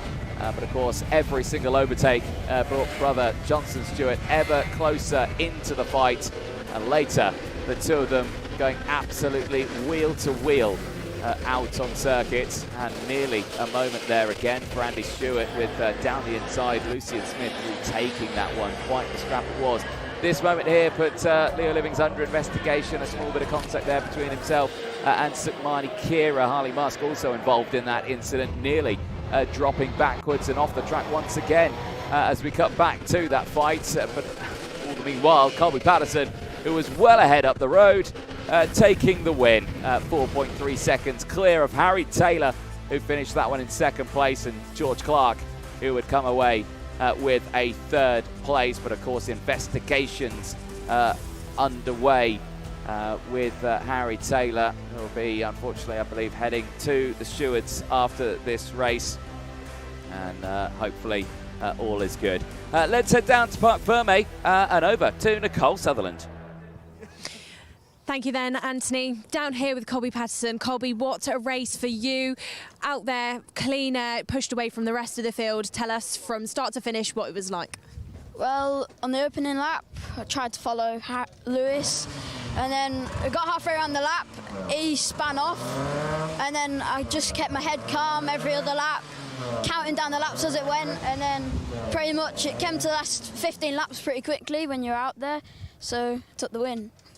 And you're one of the younger drivers in the field. You know, you're 11? Yeah. And to do what you've done today, knowing that this is your first year in junior as well, does that add into your excitement of taking home that trophy later on? Yeah, of course it does, because mini's one thing, but moving up, it's a very different category. And it's just, I'm just pretty happy, to be honest. Well, Colby, congratulations. What we're going to let you go and do is get that trophy later on and warm up as well, because I know that you're cold. That's Colby Patterson, then your junior winner for today. Next up, we'll have our minis. Next up, we'll have our grid walk as well. Thank you very much, Nicole Sutherland. Of course, before that, the clean-up operation underway out on the circuit. Many a stricken kart out there, not including this young man here, the pole sitter Louis Radcliffe. What a final to forget there for Louis, and you do feel for him here. Great performance over the day, and from that championship lead going into this one, he now tumbles to third in the points, some few points behind the likes of Colby Patterson now with his 124 points, Lucian Smith with the 108, Ratcliffe with now just 84, 1 point ahead of Harley Musk in those standings. But that is only the end of round one of 4 for these drivers. Of course, they'll head to PF International for the next round. Of course, another very long circuit here in the UK, based up in Lincoln and close to Lincoln and Grantham. We look forward to that round, of course. Many races happen there, not including World Championships as well. Mini 60 though, that's the next one to head out onto the circuit. 28 drivers ahead of this one, all starting with Austin Oman on the pole position spot. And what the day it has been for Austin Oman. That qualifying heat 1 certainly was a challenge, was in the lead of that first heat. Unfortunately, Alfie Davidson took that one away at the end of it through that final couple of corners. Race 2, though, a slightly different story as well for Oman. He finished that one in P4 behind a fair few, but the rest of the field having a really strong, good race in that one as they scored some pretty decent points actually over the course of the board. But like we say, for all these drivers here, we're just looking forward to seeing what they can deliver in these wet conditions. Biggest name to surprise me on this one, got to give it to Brodie Batch. He starts this one on the front row of the grid, a P4 in his first race, a P2 in his second race, and Brodie Batch and the 988 machine starts it on the front row of the grid alongside Austin Oman, the leader of the Mini Under 10 class. For everyone else just making their way to the grid there, you can see the likes of Brodie Batch just getting himself ready to go for this one. The driver from the USA in the 903 machine starting this one on that ninth row of the grid. There is Arshi Gupta in the 904 from India. Of course, the national champion in India comes over to the UK. He's raced a little bit here in the UK already, but the first time racing in the Mini 60 platform with the Champions of the Future Academy program. For everyone else, though, this is going to be a long old race for them, of course. Minis slightly longer, 13 lap races. As there we can see Brodie Batch, last words of encouragement. So he gets himself primed and ready to go. Can he come away with the Mini Under 10 podium? Can he come away with an overall podium? Well, starting on the front row, that is certainly looking like a possibility. There is James Roots getting himself ready for this one. And for James, quite the race he has had on this one. Pole position in qualifying, but he starts this one on that second row of the grid alongside Alfie Davidson. Davidson may have won that first qualifying heat today, but it was that second one that bit him after he dropped down to 13th place. But enough from me. Let's head down to the grid and over to Nicole Sutherland. Well then, Anthony, like you said, down on the grid with our minis that I'm sure are probably quite cold as well, because the rain and the wind is no joke anymore. It really is quite cold conditions out here. Brodie Batch will be starting from the front row. Bodie has made some progress since qualifying, and we're going to see how he feels going into this one. Bodie, good stuff from you so far today. Front row, you know, in national championships, you've done great stuff. Before, you know how to start a race right at the front. So talk us through it. The first couple of laps, how do you approach it? Well, I just really need to get away in the lead and see what happens from there. And Bodie, around you, you've got a lot of drivers that you would have seen before. We've got quite a few drivers from the UK up in the sharp end. So names like Alfie Davidson, who's behind you, how are you going to try and fend those off? Or are you more just thinking about yourself? I'm probably more just thinking about myself right now, because it all depends on the race situation. Does indeed. Then Bodie, good luck going into this final. That is Brodie Batch starting from this front row. We'll have a bit of a task to try and sweep through into that first corner. Of course, it's really, really slippy for these drivers, and it's the first time today that these minis would have used those wets that they have bolted on. Next to Bodie, we've got Austin Oman, who's starting as far up as we've seen him so far this weekend. Austin, good stuff from you so far today. You've really had to climb up the field. Mini 60 to you, you know, new experience. This track, what are you thinking, and what are you thinking about this race? It's obviously wet. It'll be a hard race. It'll be close, but let's see who comes out on top. And Austin, you know, you've got your dad on the tools for you, but you've also got Teddy Pritchard-Williams here with you as your coach. Before this race, what both Teddy and your dad said, because both actually have experience in karts themselves, so what have they said to you to really try and push you forward for a race win or a podium? Try to figure out the lines, get the tyres as scrubbed as he can, and go off and win. Well, see if you can go off and win then, Austin. Good luck going into this one. That is Austin Moman, who will be our pole sitter going into this race. Shortly behind, we've got James Roots and Alfie Davidson. Roots and Davidson today have been glued together throughout our qualifying heats. We've seen lots of racing through the entire laps. We've also seen close following. So I want to ask James if there's any kind of game plan, if he plans to work with Alfie to try and get onto the back of Batch and Oman. James, we saw you after your second qualifying heat earlier on, where we saw that win and where we saw you and Alfie get quite close together. Any sort of game plan to maybe work together when you know you both have the pace? Not really, just see how it goes. And seeing how it goes then when it comes to these wet tyres, you're going to have to get them scrubbed in. Challenge for you, or are you quite used to this now since you come from the UK and we have a lot of rain over here? Yeah, I'm quite used to it as it's always raining wherever I go.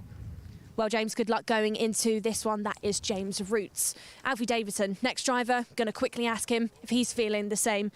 Alfie, good stuff from you this weekend. You had a podium yesterday. Another podium on the cards going into this one? Yeah, hopefully feeling good about this in the wet. Obviously, on Friday we were pretty fast, so feeling good. And of course, we saw lots of close battling between you and James Roots previously. That's put to bed now. That was in previous races. Going into this one, do you plan on working together at all with the drivers around you, or are you racing your own race? It's Mini 60, so I'm just racing my own race. There's no point of doing anything else. It's Mini 60 and WSK, they just go in, so may as well do the same. Well, Alfie, we'll see how this Mini 60 race goes. One more thing, go on. I'm going to open the taps in this one. There you have it. Fighting talk from Alfie Davidson. Let's head back up then. Anthony Jordan, over to you. Which tap will you open, Alfie? Hot or cold? Let's find out as the rain has started to fall once again here in Silverstone as they get themselves primed and ready in Mini 60 there. You can see Charles Clough, he's starting this one on the third row of the grid. He's primed and ready to go. Psyching themselves up just behind as well is Hirote as well. Also, he's had a really good run in the races. He finds himself up there in the order. Can he deliver from that fourth row of the grid? We do wait and see when this one will get going. Hopefully in a moment. It is due to start at 3:30. We are 3:39, and that couldn't be blamed to the fact that the race is maybe a little bit longer now that the conditions are worse. It takes a little bit longer to get around the lap here at Silverstone. It is a 1.3 kilometre circuit for the drivers as, well, nearly all the engines fire up. Alfie Davidson, well, it's not started. Those taps have not been open at all on this one as that car doesn't start and many others don't start as well. It does get going now, but that is a bit of a shaky moment there for many of the drivers. But let's take you through the full starting lineup ahead of this one, though. Austin Oman starting it on pole position.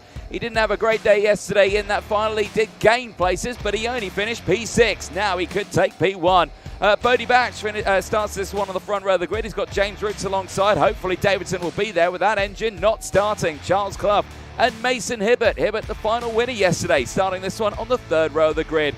Hirose and Albert Paulson go from row number 4. They'll see Chester Fawkes and Jos Hushka on row number 5.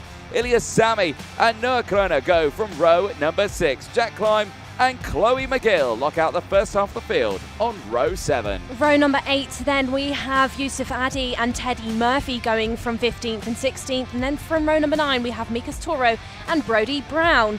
From 10, Benjamin Karajkovic will line up alongside Benjamin Shlivar. And from row number 11, we have Evans Van Onens with Max Armit.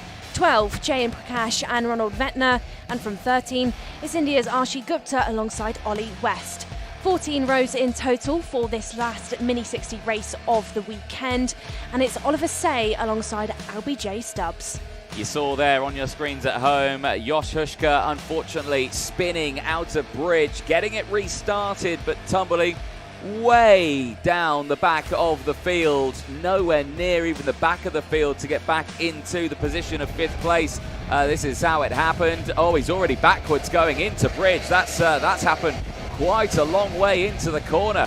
Quite an unusual one there, but again, for these drivers, it's their first time racing on these tyres on a wet track, and it only happened to be their final. And it's going to be quite a shake-up then for the minis in this one as, oh dear, more dramas there. Off the tracks, the pole sitter. Austin Oman, he rejoins the circuit But yes, that is certainly a shake-up, and it looks like Bodie Batch also had drama out there because he's also not at the front of the field. So I would say hold your breath in this one, folks. Yeah, there's no calling this race. Then we've already had drivers trip over themselves. Formation laps. Dan Ashton will be sending this one, of course, race director for these series.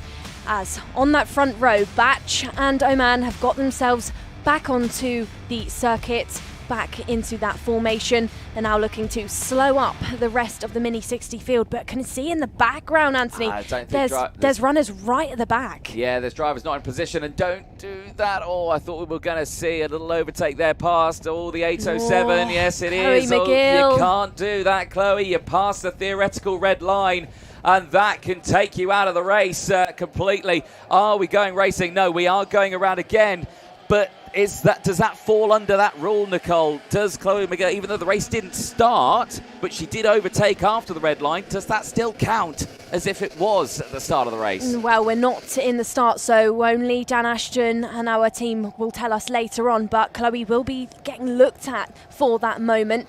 Now then, we will be looking for the likes of Joss Hushka to try and fight his way back up, even though we haven't actually gone green just yet. Like we saw though, Anthony, for our juniors, these extra formation laps are helping out our drivers. Brand new wets bolted onto those Paralympic karts. They've got to release that sealing agent, get them scrubbed in, and then get them up to temperature. So really, they're doing themselves a bit of a favour here. Yeah, they are indeed. But again, you've got to bring that element into it. These drivers have not been in conditions like this in a race scenario, let alone a final scenario as well. So this is going to throw out a whole new, it's going to open up a whole new can of worms for them. But we're going to try and get this one going again. Third time's a charm. We always say that, Nicole, for Mini 60 as they get themselves ready. Austin Oman and Bodie Batch on that front row of the field. Remember, Bodie Batch is the leading Mini under 10 here on that front row. We'll have to hold our breath in towards Wellington and see if we all get through.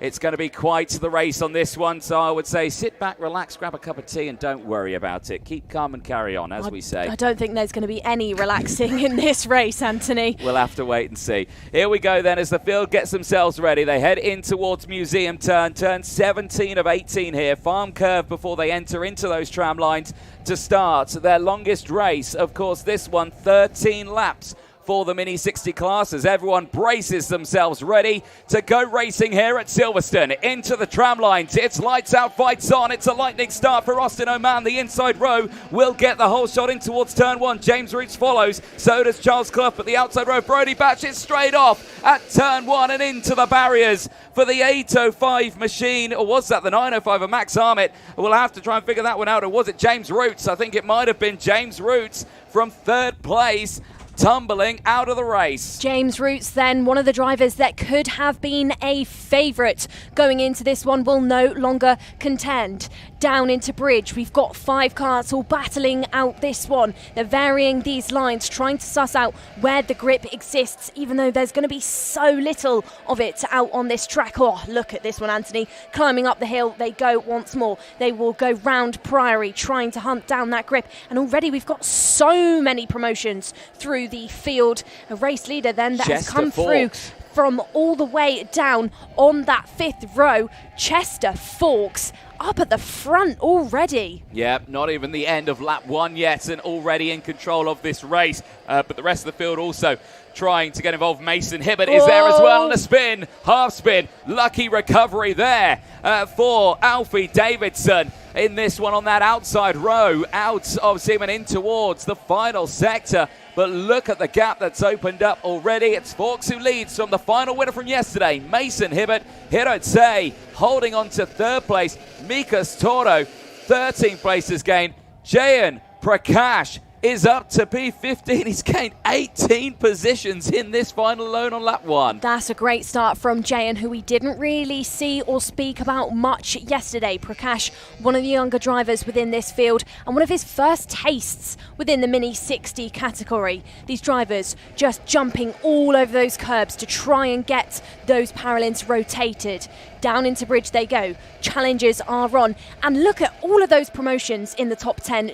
Anthony, every driver inside the top 10 battling their way through the field, with Toro also making up 13 places. That just shows with that race start where we lost the likes of Roots, really did shuffle our order up. Indeed. Well, because those numbers have gone up, it means the names and numbers that were there have gone down. Austin Aman, pole sitter, is 26th and last. You've also got Chloe McGill down there, 10 places. Jack Climbs down 12 places. James Roots down 20. Davidson also has tumbled down. We saw him having those moments as well, but he's down in 13th place. But in the fight still, this is him there, right to the middle of the pack, but a long way down from where he started this race, Nicole. Well, we say that he was down by 9. He's now only down by 7. He's just switched positions. I think that could be Say or Hushka that's just found his way back past. But Davidson on the charge, trying to fight his way through. Forks, fastest driver out on the track, clean air ahead of him. Him and Mason Hibbert, Anthony, yesterday left it until late in the day to show us what they were made of. They both ended up on the podium. That's a nice little move down the inside using that tighter line. Oh, driver's going to get forced off. Is that Hushka that's just been forced off at bridge? That driver will tumble down. But Hibbert and Forks left it until late yesterday, and it looks like they've done it again today. They're on 4 good races here, I'd say. Certainly so. No, I do believe that was Oliver Say that was the driver that got forced out wide there on the lap. I am curious about the fight for the lead, though, in this. Chester Forks and Mason Hibbert have closed to 0.2 of a second. Now, yes, okay, this is mini racing. They may close in. It doesn't mean that they're going to fight until the very last lap of the race, though, but they have certainly closed in. The action is all in and around that mid-pack area for the time being. You've got first and second in a fight. You've got third down to 7th in a fight. Charles Clough and Jos Hushka, who was very lucky to get restarted in this race, I will say, after that spin in the formation lap, sitting there in 9th place all by himself. And then you've got 10th all the way down to 19th. Well, more drivers still battling it out. Ilyas Sami trying to get involved again. Sami, P6 for now, as this is him and Say going into bridge, trying to figure it out. Big sends down the inside. These drivers, I would say, Anthony, are starting to get to grips for things now. It's Poulsen and Toro that are battling it out.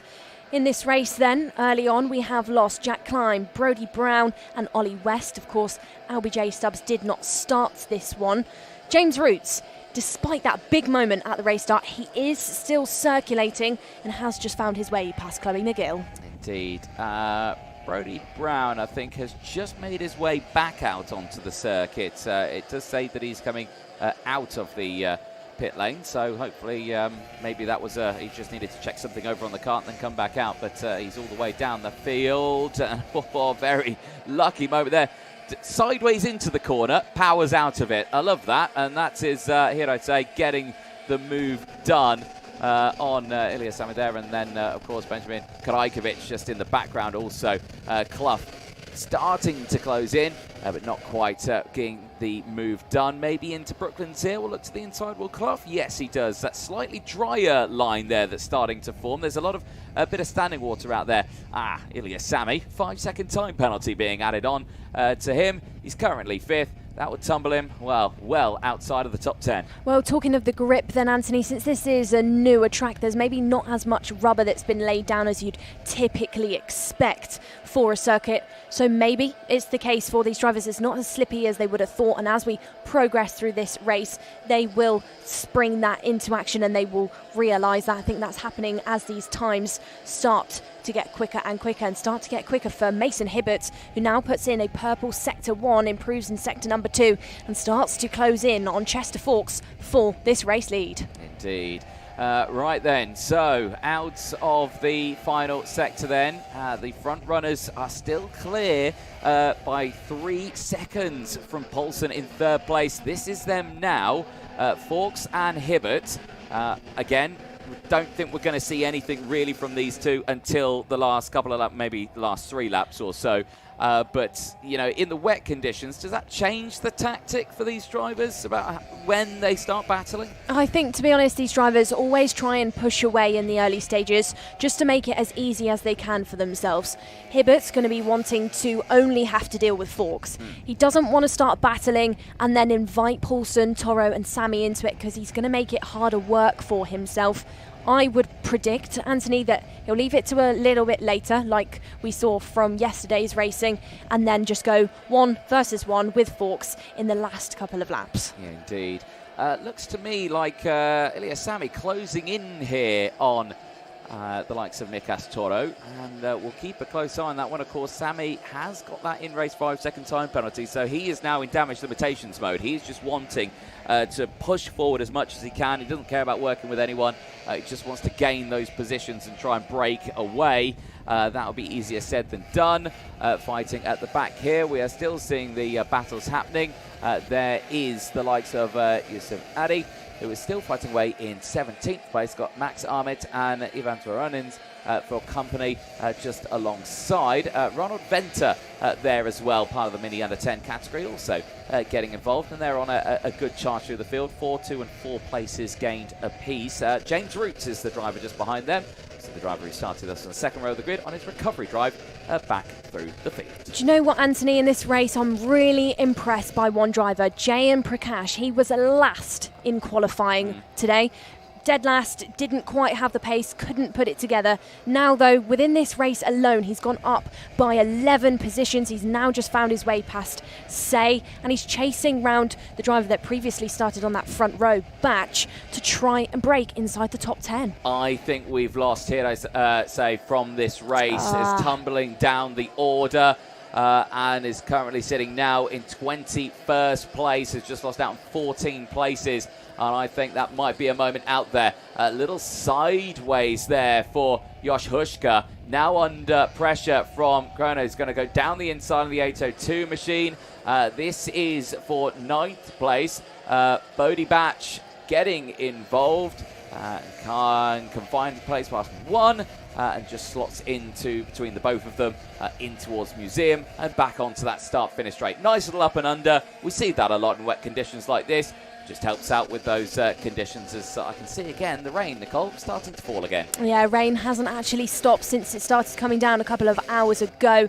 100% wet track. We've been going back and forth about, is it dry rain, is it wet rain? We can confirm this is wet rain. This 100%. Is the wettest rain. Well, wettish rain.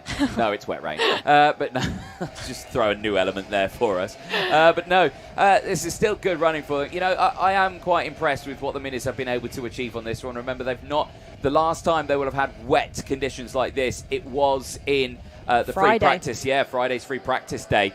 And of course, that was only small sessions, 12 minutes or so, where they were just going out every now and then.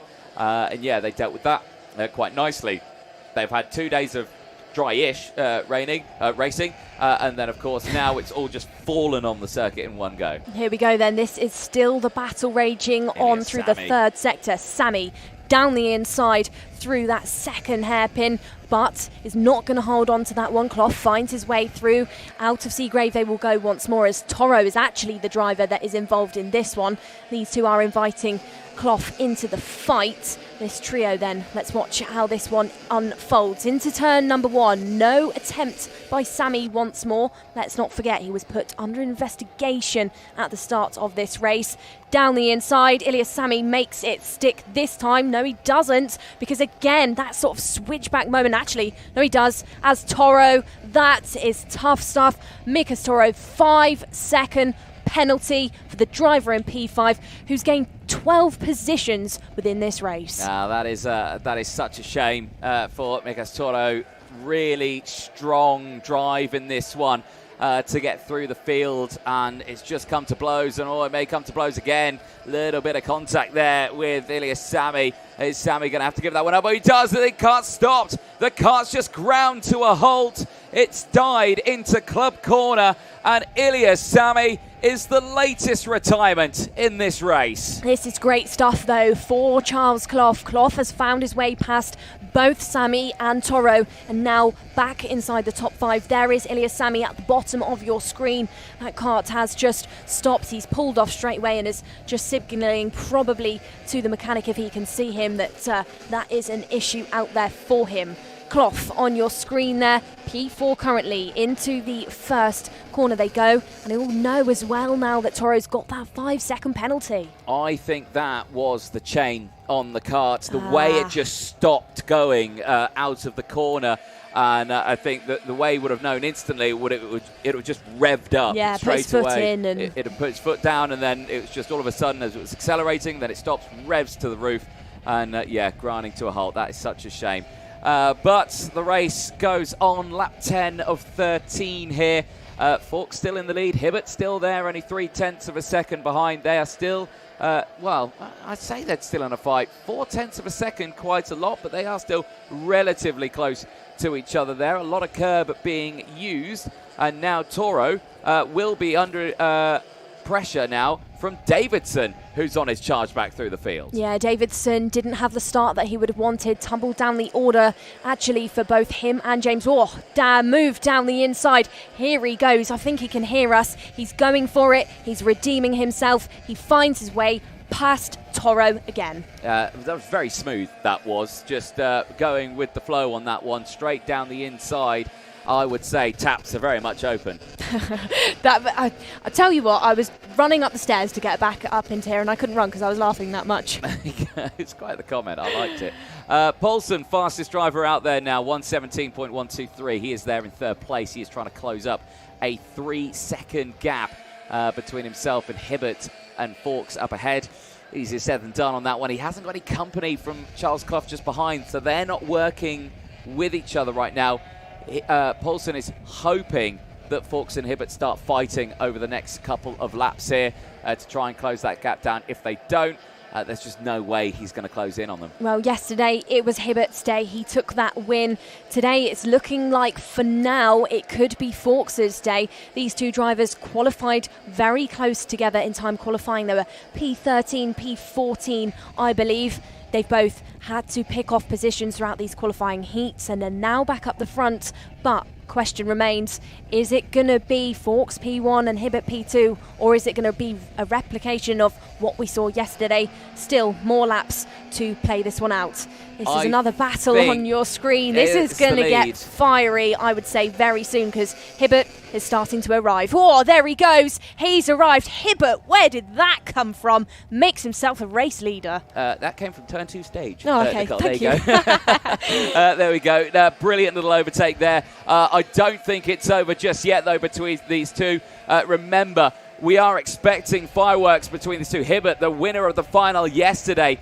Fawkes, who did stand on that second spot as well yesterday. Oh, bit sideways for Hibbert. He's going to lose out on traction here. Is Fawkes going to look to the inside in towards Priory? He's certainly going to think about it. Backs out of it last second, though, and just holds on to second place. Gets alongside on the exit of Priory, but not enough for an overtake in towards Club. Paulson, the gap has come down considerably. It's down to 2.8 seconds. Here comes Albert Paulson. He's going to try and get involved on this one. Hibbert to the inside. Here comes Fawkes on the outside. Wheel to wheel. Nearly squeezes Fawkes off the line. But here he comes down the inside. Once again, wheel to wheel on the edge, and Chester Fawkes retakes the lead into Museum. This is a lovely battle. Dying stages of this race. Ring that dinner bell. Hibbert and Fawkes together out of the final corner. Chester looks over his shoulder, knows that going into this final lap, he's holding this race lead. He could be on for a win. He certainly could be. Only 1,300 metres to decide it then between these two. Chester Fawkes and Mason Hibbert.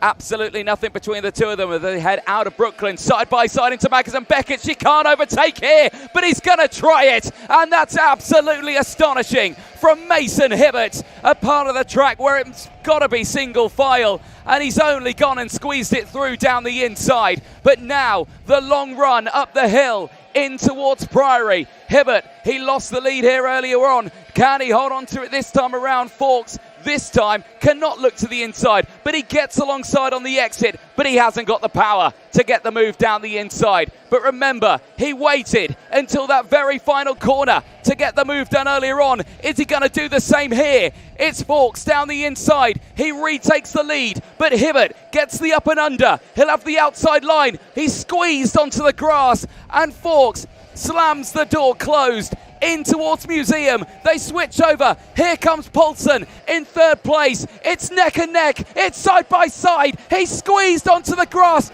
Fawkes will not be happy with that. Well, Hibbert, won't be happy with that. Fawkes takes the win, but Mason Hibbert will not agree with that at all. I am sure he will say he was squeezed off the track, I am sure.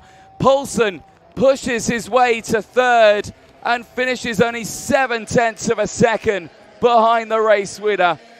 But Chester Fawkes takes the win after a very tough day of racing. Chester Fawkes there gains 8 places to finish P1. Hibbert takes second. Poulsen in third. Charles Clough finishes in P4 from Alfie Davidson. Mikas Toro and Benjamin Karajkovic. Oliver Tay finishing in 8th place ahead of Bodie Batch. Jos Huška rounding out the top 10 at the end of the Mini 60 race here. The rest of the field they're going through. What can we say? Jayan Prakash takes second in the Mini under 10s, finishing 11th overall, a 12th place gain after qualifying right at the back of the grid earlier today. Benjamin Slavar as well, also a great result, finishes that one third in the Mini under 10s, 12th overall. Teddy Murphy ahead of James Roots, Noah Kroner from Hirotse, Yusuf Ali from Max Armitz, Austin Oman, the pole sitter, falling down to 19th place. A race to forget in that one, but still is inside the top 10 in the championship standings. But still a very tough race. Ronald Venter from Chloe McGill, Ivan Varanins and Arshi Gupta, who lock out the top 23. Here are your finalists in this one. What a fight it was.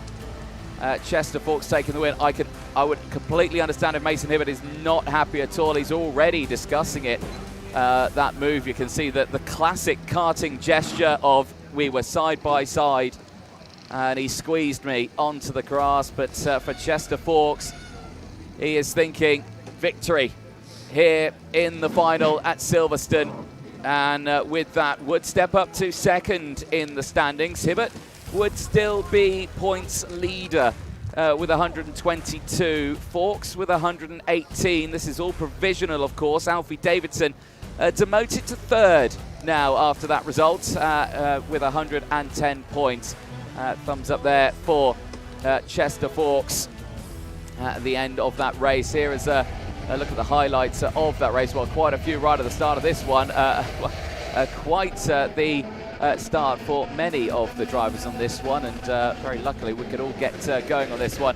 Drama right at the start there, off the tracks and into the barriers. The front runners there, James Roots off the track, Austin Oman tumbled down the order as well.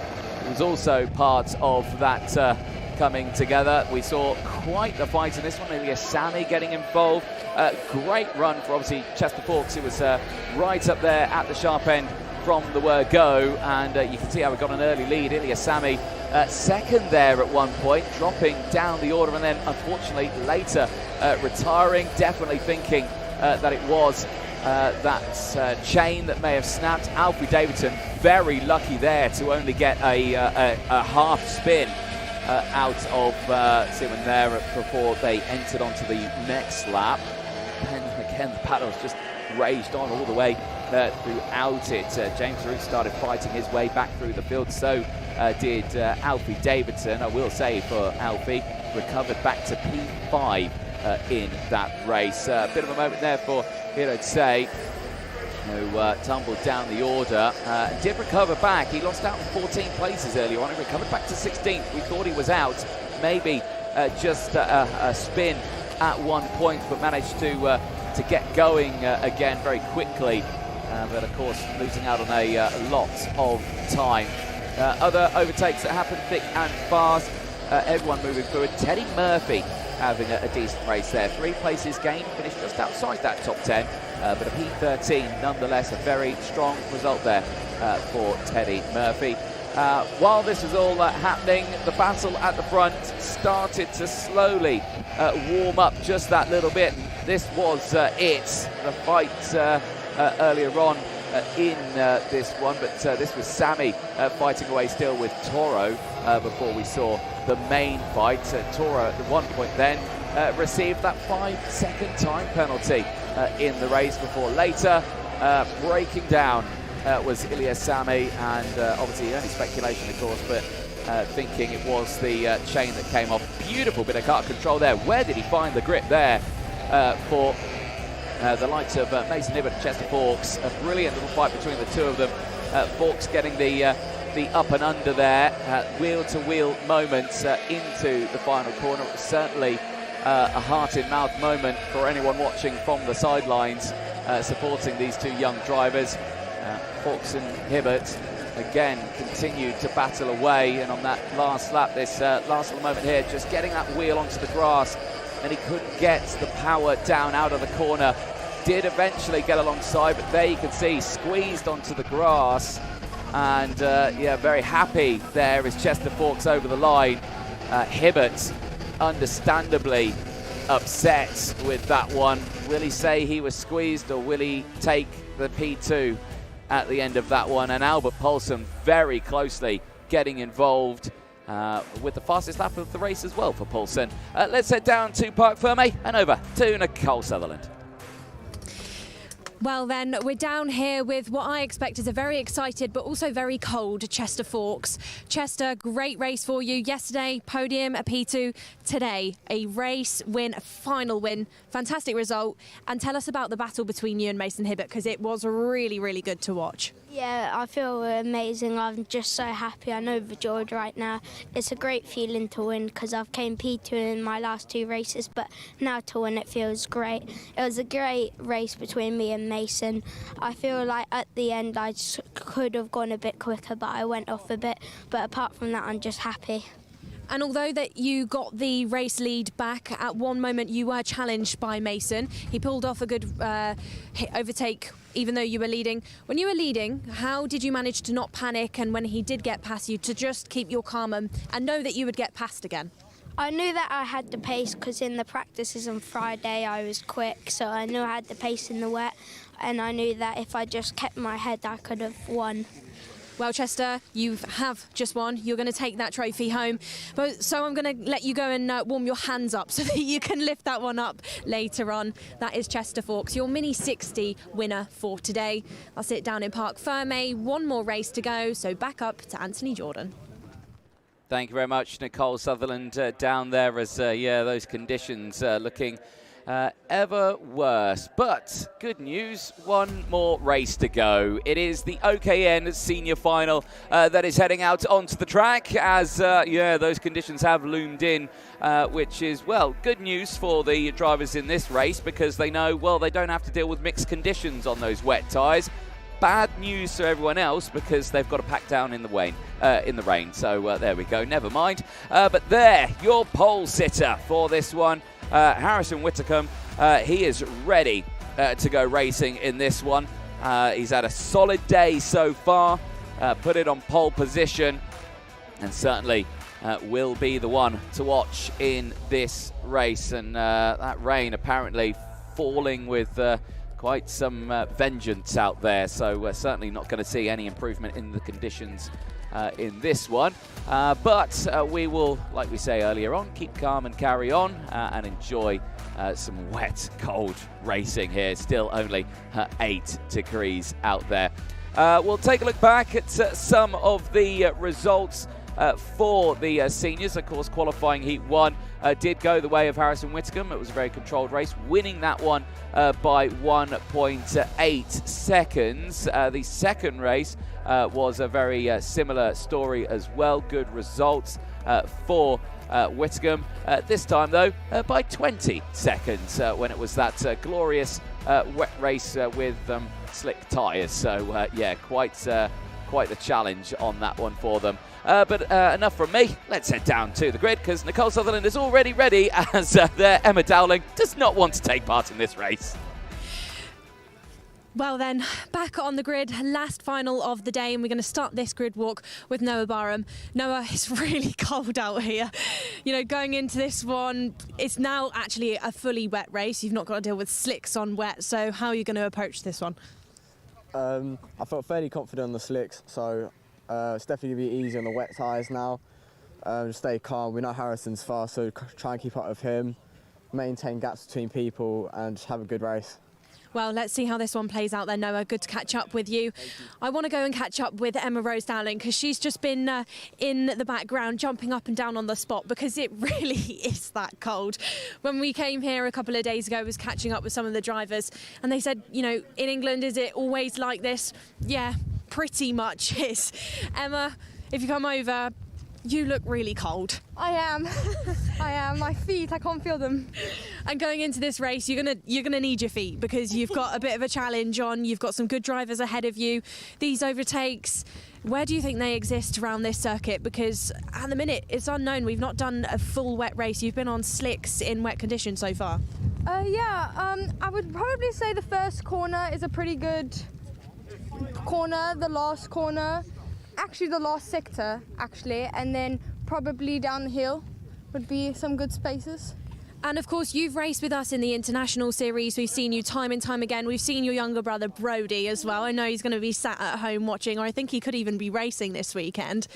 Coming over to the UK to race against some of the British drivers around you on this circuit, what's it been like? What's your impression been like? Yeah, it's a bit different from racing in Europe and even back home. The drivers here are a little more experienced in the rain, I feel like, and definitely in the colder conditions. But yeah, it's been different, but we're just improving every time. Well, that's the aim of the game then, Emma. I'm going to let you sit in the seat and try and get a bit warmer. Hopefully the engine warms you up a little bit. That's Emma Rose Dowling then. 1 more minute left to go for these drivers before they head into the last race of today, the last race of the first event hosted here at Kart Silverstone. Anthony Jordan in the commentary box. Back over to you. Thank you very much, Nicole Sutherland. Yeah, you can do your level best to try and warm up. Unfortunately, as soon as you start moving, it's only going to get colder for them. That wind chill will kick up the spray as well that will come up from the karts in front. It's awful conditions out there. I certainly wouldn't want to be out there myself, but don't worry about it because there's a mechanic in shorts on that grid, so there we go. You have no excuses to worry about those cold conditions. We are nearly ready to go. Nicole Sutherland's making her way back up to the commentary box, which I'm sure she's very happy about. Virtual Championship as it stands. Well, Harrison Whitcomb, after a very strong performance so far this weekend, he's got 101 championship points. There are those fabled shorts. It's nearly kart mechanic bingo here. If he's got the air pressure gauge around his neck, it's full points. Right, here we go then. Whistle blows. OKN senior final. Rain is falling. It's 8 degrees. It's an awful, awful day for racing, but they are dealing with it superb. Harrison Whitcomb so far has been undefeated today. Can anyone do it in this final? He starts on pole position with Noah Barham alongside, who did suffer 10 seconds worth of time penalties in that second qualifying heat earlier on. Eva Morris joins this one on that second row of the grid. We'll be joined by Lizzie Mentier alongside Emma Dowling. Hopefully we'll warm up at some point. We'll be starting alongside Connor Large with the back of the field, Elliot Surtees and Benjamin Baker. Nicole Sutherland, I hope you're warming up now in the commentary box. It looks miserable out there. Anthony, I come from a little seaside town at the bottom of England, which is quite famous for the amount that it rains. And you'd think I'd be used to it. Do you know what? I'm not. No. I'm not used to it. It's cold out there, it's wet out there, and this is going to be quite tricky for some of these drivers in this senior field. I think they all dealt with it really well earlier on when we had those slicks on wets. They're graced now that they've got that treaded wet tyre. But do you know what? I'd love to have a go around this track, but I don't envy the conditions that they're currently in. No, it looks dreadful out there. You know what? I'm really looking forward to when we go to round 2 for the international series. We head to Greece, to Thessaloniki in Greece, and I'm really looking forward to that, because I can guarantee you it's a lot warmer there than it is here. In fact, can you Google that for me? Check what it is. Right then, but for these drivers, do you know how to spell Thessaloniki? No. No, neither do I. I'm surprised I can even pronounce it correctly. But yeah, this is going to be quite the race, I'm sure. Like we say, Harrison Whittingham has been on form in this one, Nicole. Can he be beaten in this race? I mean, he looked absolutely superb on a dry track in slick tyres. He looked absolutely spotless nearly in wet track with slick tyres. He had that one hiccup, but then fought back and then won by 20 seconds. Wet track, wet tyres. Is it going to be a similar story, or could we see a bit more of a fight here? Well, I would say that the drivers will put up a good fight, especially in the first couple of laps, because with that 20-second race win we saw earlier on, the drivers around, like Barham, will know that they need to pull something out of the kit's bag going into the early stages of this race, try and shuffle Harrison back into the hands of the other drivers and make it harder work for him to weave his way through the field. Let's see how this one plays out then. Let's see if Barham gives that one a go. Let's find out then. Into the tram lines. Are we racing? The answer is yes. Lights out, fights on here. Down in towards turn number 1. Whittingham holds that inside line. Lizzie Mentier to the outside. Sweeps back into formation, but slots down into third place. It's Eva Morris who gets second place, but Lizzie Mentier sends it down the inside. Here comes Connor Large down the inside, also getting a good run. In fact, I think Lizzie Mentier is down there a little bit in fourth place, so I'll try and figure out who that is, because they've all obviously changed into their wet racing gear, which means their helmets have changed as well. Well, Eva Morris originally fought through the order in that first couple of corners. It does look like now, though, she's fallen back slightly. Emma Rose Dowling on for a good start, as already challenge on challenge between Large and Barham. Large finds his way through and a spin. Eva Morris gets the corner wrong. She goes into Priory. It doesn't go her way and she's off. Yeah, and going off in sympathy was Benjamin Baker there as well. But for Eva, you're still on the opening lap. You can get one attempt to restart that one. Are you going to give it a go? The answer is no. Eva Morris is out of this race. And, well, that's been a disaster there. Look at this fight, though, right now. Well, Harrison Whittingham is clear. I was about to say clear and dry. That's a complete false statement. He's clear and wet at the front of this field right now. 1:15.939. He's already opened up a 1.8 second lead from Connor Large in second place. And Noah Barham in third. Lizzie Mentier currently just off the podium in P4. Well, we're down to 7 runners within this one then after only the first lap. Morris will go no further. That's going to drop her virtual championship wise as well, because she did have good results throughout heats so far this weekend. Whittingham 2.1 seconds clear after Connor Large's charge of 4 positions so far within this race.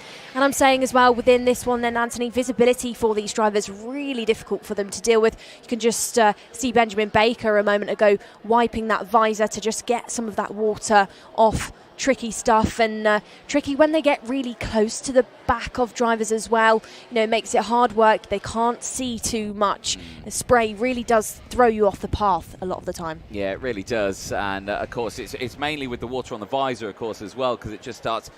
It's uncontrollably unvisible, because it's like when you're in, let's say you're driving on the motorway and then the rain pours down. Yeah, you've got your window wipers on, but when it gets so intense, there's nothing you can do apart from slow down so you can actually see. That's exactly the same effect that these drivers have when they get so close to the kart in front, because look at the contrails that's coming up from the wheels there. It just kicks up the water and you can barely see anything going into some of the turns. There, though, holding on, I think, for dear life, Emma Dowling, who was absolutely freezing going into this race.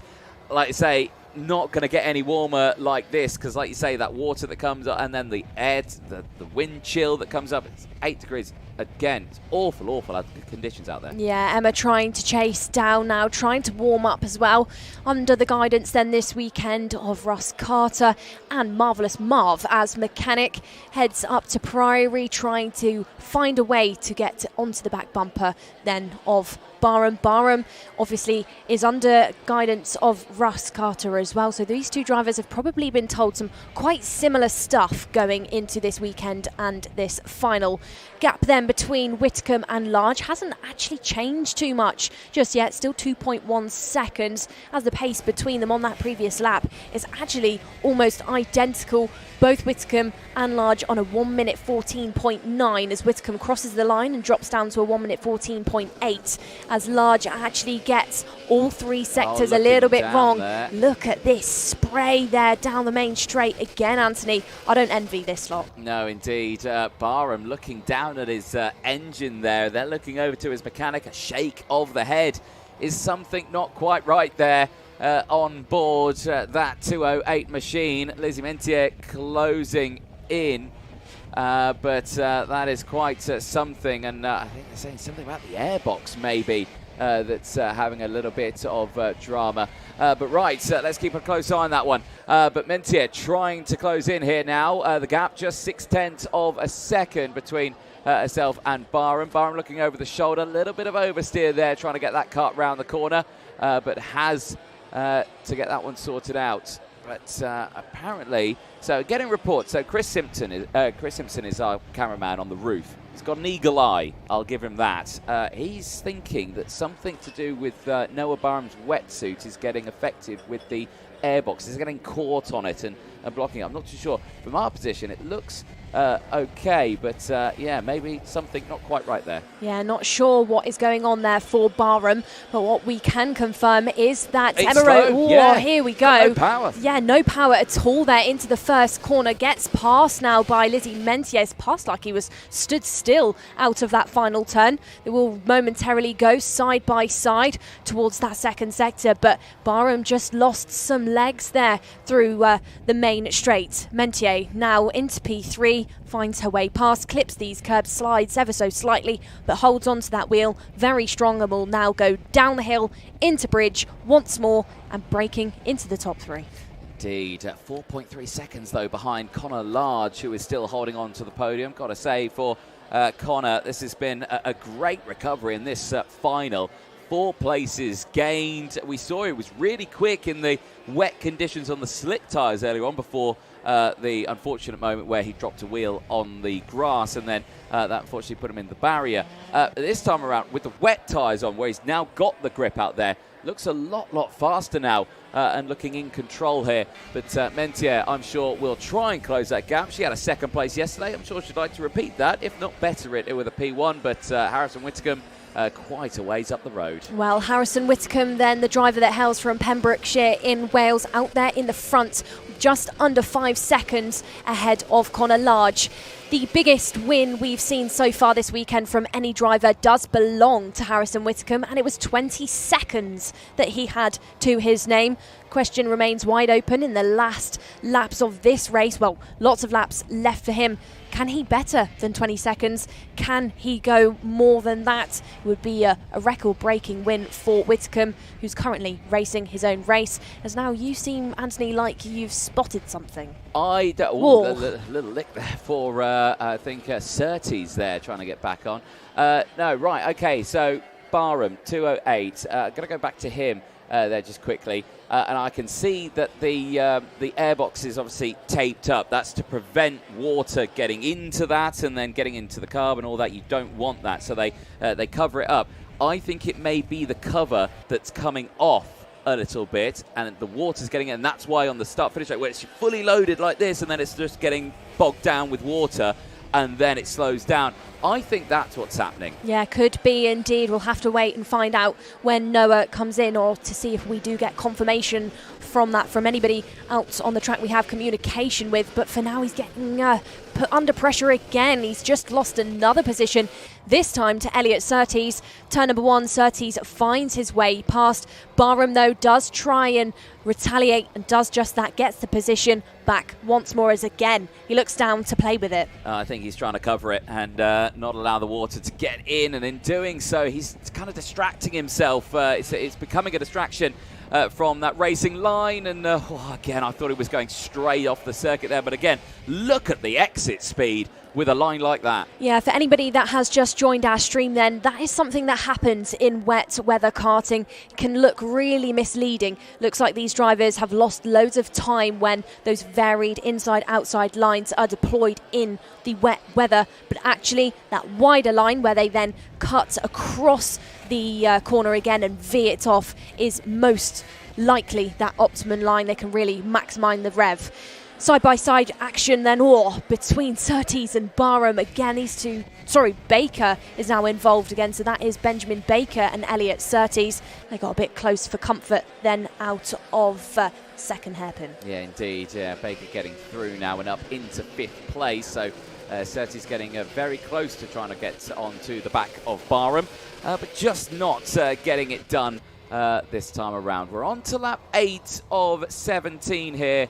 Nicole, obviously the conditions here just have not been optimal at all. They've worsened over the day. It feels a stark difference to what we had this morning, wasn't it? We had beautiful sunshine or ish to start the day, and it was very cold. I won't agree. I made that joke earlier on about trying to scrape ice off my windscreen with the discounts card, but I only got 10% off. Got it out again. Do you know what? I've only just realised that was a joke. Yeah. There we go. At least you're keeping up, being Nicole. serious. No. It takes me a while, guys. There we go. But no, for these drivers here, I've got to say, they've dealt with this so well. The race earlier on, I think they dealt with brilliantly when they were on slick tyres. What a challenge that must have been. Yeah, we only saw, Harrison Whitcomb have a slight moment through the chicane section where he went off onto the grass, but he pulled it. He went off a bridge as well. He went straight off the circuit. That was on the formation lap, doesn't count. That's true. Yeah, so in the racing, though, they all stuck to the track. They all did a really good job. Slicks on wet conditions is no joke, especially around a circuit that you quite literally don't know. Yeah, no, exactly that. And I think these drivers can happily say that they know this track very well. And, of course, later on in the year when I believe you'll be back here, I think you're not here again? Not that I know of. Really? No. Oh, okay, fair enough. I thought you were. But, yeah, it shows how much I know. Right, here we go then for the rest of this racing. Whittingham, though, I love this lead, though. 13 seconds for Whittingham. I mean, it's just seemingly unstoppable around this track. 13 seconds. It was 20 seconds in that second heat earlier on. He's racing his own race. He's trying to put that one in the history books and trying to make it a lead where every other driver has to try and beat in the future. You've spotted something, Anthony. Tell us. Conor Large in second place. There he is on your screen. Lizzie Mentier in 4th place is right there. Just 3rd place, sorry, is right there just behind Noah Barham. With his temperamental problem out there on circuit is right there as well. Could we see a fight here for second place? Could we see a fight for the podium spot here? The last podium spot for Barham as well, despite the problems that he's having. Could he end up on that 3rd spot of the podium? Maybe even the 2nd. We're about to find out. We are lap 10 of 17. Plenty of time to go. Mentier here, as we were explaining earlier on, may have struggled with the start of the race, but as soon as the race is in and she gets to her rhythm, she's absolutely rapid. We've got Conor Large there in P2. Large is a racing driver, but at the minute he is a guinea pig. He's the first driver other than a Harrison Whitcomb who he can't actually see with that 14 almost 15-second gap. He's hitting these corners. He has no gauge in front of him to see where the grip exists. Lizzie Mentier here is in a brilliant spot because she can see where it's going slightly wrong for Conor, which corners to use the curb to rotate that kart, which corners there she needs to go a little bit wider. So she's really using him as a reference point, as is Noah Barham. So Mentier is using Large, Barham is using Mentier. Watch this one then. The pace between the two drivers previously is that Lizzie is slightly quicker now. She's arriving in towards turn number 1. No opportunity is going to exist just yet, but she is edging closer and closer to the back of Conor Large. Indeed, this fight certainly isn't over just yet, and just behind that as well is that Benjamin Baker, also with a chance of closing in. Here we go. We've had to wait a while, but we've got the fight on now here for the podium spots. And could a driver a little further back in that order. Just sneak their way through. Surtees still out there. Dowling still out there fighting with the conditions, but the eyes focus on the fight for second place here with Conor Large in that 2:10, just holding on for the time being. Looking at the sector times in this one, Large, sector 1, personal best, was faster than Mentier. Sector number 2, also 0.2 faster than Mentier, so maybe has started to pull the pin a little bit here now, and Mentier is under pressure from Barham once again. Do you know what, Anthony? Harrison Whitcomb, it might be cold out there, but he is on fire. That gap now, 16.9 seconds. Watch Large cross the line and see what the extension is. Move. And then it extends again. Yeah, Move. Oh. Lizzie Mentier looked like she was going to have a go. Looked like she was going to put the nose in, but thinks against it. More laps left to go. She doesn't need to rush this one, Anthony, especially since they're going to be sliding around and that grip is so low. If she gets it slightly wrong, slightly twitchy, she could cost herself a race. I think she does need to get a move on, Nicole. I think she's got a nose cone penalty. I think that nose cone is wobbling a considerable amount. Down the inside goes Barham. Mentier is going to get the power out the corner, though. I just saw it coming through stage and in towards Brooklands. Just under braking, it was wobbling way more than what I think an normal nose cone is out of the corner. Well, from that angle, it looks okay. It's the low angle that really shone for me on that one. Obviously, it's pure speculation from my end, but it's definitely looking I think a little bit wobbly out there. We'll have to wait and see when they come back through like turns 2 and 3 again through stage and Brooklands. But Whitcomb clear and fine at the front of this one. Conor Large under some real pressure here now, and you see, is that just the water on the ends there making it move around a little bit? But I don't know, it just looks like it may have dropped for me. Well, only time will tell, and we can't confirm. It could just be the vibration from the surface, from the water and the engine as well. We'll have to find out, but we can't say too much more than that. Mentier under pressure now as Barham edges closer and closer and brings along Benjamin Baker with him as well. And again, he's got problems out there, Anthony. Oh, He look looked at down, this. he got distracted momentarily and opened up the door for Benjamin Baker, who did look to have the move, but again, it highlights that wide sweeping line will actually be a bit misleading for a moment, but it will gift the position back. Indeed, and that issue that he's nursing, yeah, you don't want that to be too much of a distraction, do you? Especially when you're in a scenario like this. You're close to a podium spot just ahead of you. You've got a competitor closing in behind you. You need to have your full focus on the racing line and where you want to position yourself, not on your airbox. You need to really dial in on this one. And as we keep talking about this fight, Harrison Whitcomb continues to just set fastest lap after fastest lap. This looks like the fight for the race lead, but no, that's 20.5 seconds He's done further it. up the road. He's done it. He's gone better than he did earlier on today. It's now 20.5 in that qualifying heat. I think it was 20.1. So Harrison Whitcomb, completely out there in his clean air. And, he's just broken what he achieved earlier on. That's a great achievement. And he's still got plenty of laps left to go. Yeah, certainly so. That is only because there's more laps in this one, though. Oh, okay. Yeah, there you go. But no, you are right. He's had a great race out there. But there's more laps as well to potentially get something wrong. That's very true. More laps where the tyre is getting a little bit older, although these are wets. Yeah, so take that back. Take that one back. Yeah. Here we go then. Still the fight on here, and Mentier holding on to that one, not getting in front of Conor Large just yet.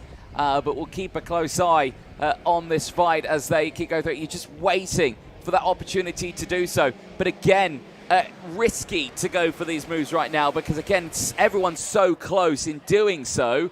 It could put them into pressure. Here we go. This is a good exit out of the final corner. Is Lizzie Mentier going to go for something here? The answer, no. Defensive line, though, for Large. Held that middle line there in towards the likes of turn 1. Mentier then found 4/10 on that previous lap, and now she is glued to that back bumper of Large. Down in towards Bridge they will go, down the hill where they really do dip into the corner chicane section, straightening up that sector of the circuit to get a nice straight run down into bridge. They barrel lots of speed. Mentier has dropped off the back of Barham as Barham drops a wheel slightly there onto the mud and the dirt. Mentier looking brave on the brakes as Large just jacks up that rear of the kart to really get things rotated. Mentier though knocking on the door. Where is she going to pull the pin? Is it going to be in the third sector? Is it going to be into the likes of Seagrave? Oh, looks like she's putting the nose down the inside, and she does. Hairpin move. Lizzie Mentier gets her way past Connor Large and brings Noah Barham with her. Yes, indeed. Barham getting through now and up into the podium spots there. Connor Large has done a brilliant job to hold on to that position, but just as the race comes to a conclusion, just starts to fall back. But can he fight back in this one? That is certainly a contention. I mean, he's got the fight on here. He's stuck with Barham for the time being. Of course, he has got Benjamin Baker just behind. But again, still, Connor Large doing a superb job here, looking at his best result in this final. Of course, the final yesterday was a good result. He did finish in P4. If he can get up into third place, it would be his best result. At the moment, he is still fighting with that kart in these conditions. Harrison Whitcomb then 24 seconds in the front, virtual championship leader, and today has brought a broom with him, a mop with him, has cleaned up. Yeah, he certainly has. Be careful he doesn't come round to lap anyone at this point in this race, but quite the race is happening. We are on the final lap. Well, I say that. Whitcomb is on the final lap. These drivers are not on the final lap just yet. They are going on to it in a few moments' time. Still Mentier P2, Barham third, Large in fourth, Baker just there behind, Surtees trying to get involved. Emma Dowling just tiptoeing around the circuit here now with those freezing cold hands. But there is Harrison Whitcomb, who is in the lead right now by a staggering 24.5 seconds here. There he is in the bottom right-hand corner of your screen. He's going around the likes of Priory now into club. Our second place battle is only heading through Maggots and Beckett's and down in towards Bridge, a considerable distance behind, but that fight is still on as well. Mentier holding on to it, but can Barham squeeze something out here in this dying stage of the lap?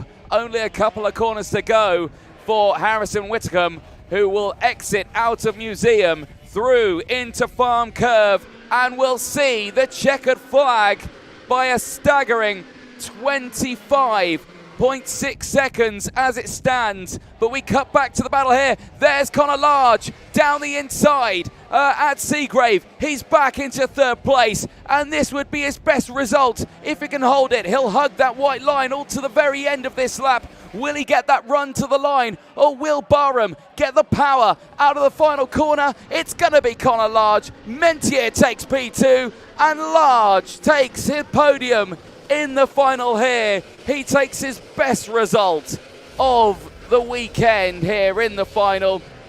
Connor Large will see a podium here at Silverstone. Noah Barham takes fourth. Benjamin Baker takes P5. Elliot Surtees. We have to wait a bit there. Emma Dowling. Give it up for Emma Dowling. She dealt with those conditions bravely. She was freezing before the race even started. And, oh bless her, she's got through that one in P8. But there, your race winner, Harrison Whitcomb. What a drive. 26.0 seconds ahead of Lizzie Mentier in second place. A league of his own in that final. And, well, we're going to have to wait quite a while to see the next kart come through, because that was an astonishing distance. And with that, takes another fastest lap of the race point as well. Another point, meaning that Harrison Whitcomb will head to the Paul Fletcher International Circuit for round 2. Points leader with 152 championship points. And Lizzie Mentier's 124. Certainly is still very open though, with 3 rounds to go, with PF International, Lark Hall and Wilton Mill left on the calendar. for the British Champions of the Future Academy program, partnered with Motorsport UK and, of course, F1 Academy.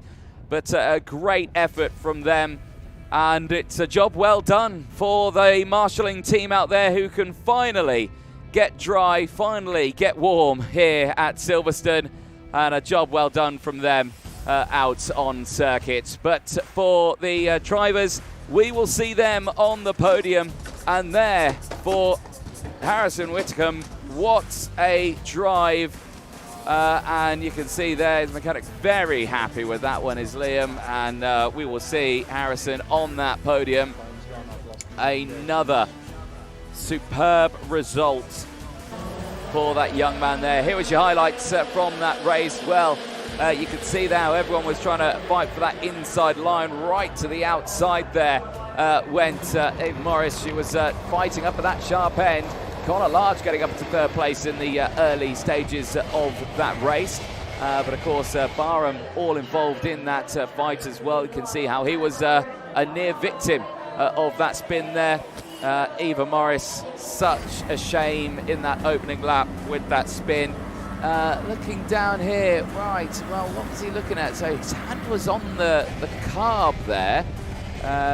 The airbox looked okay for the time of that. No idea. I'll have to ask him that question, what he was looking at on that 208 machine during that race, which caused that distraction that unfortunately took him out of contention on that one. Such a shame. Still the fighting raging on.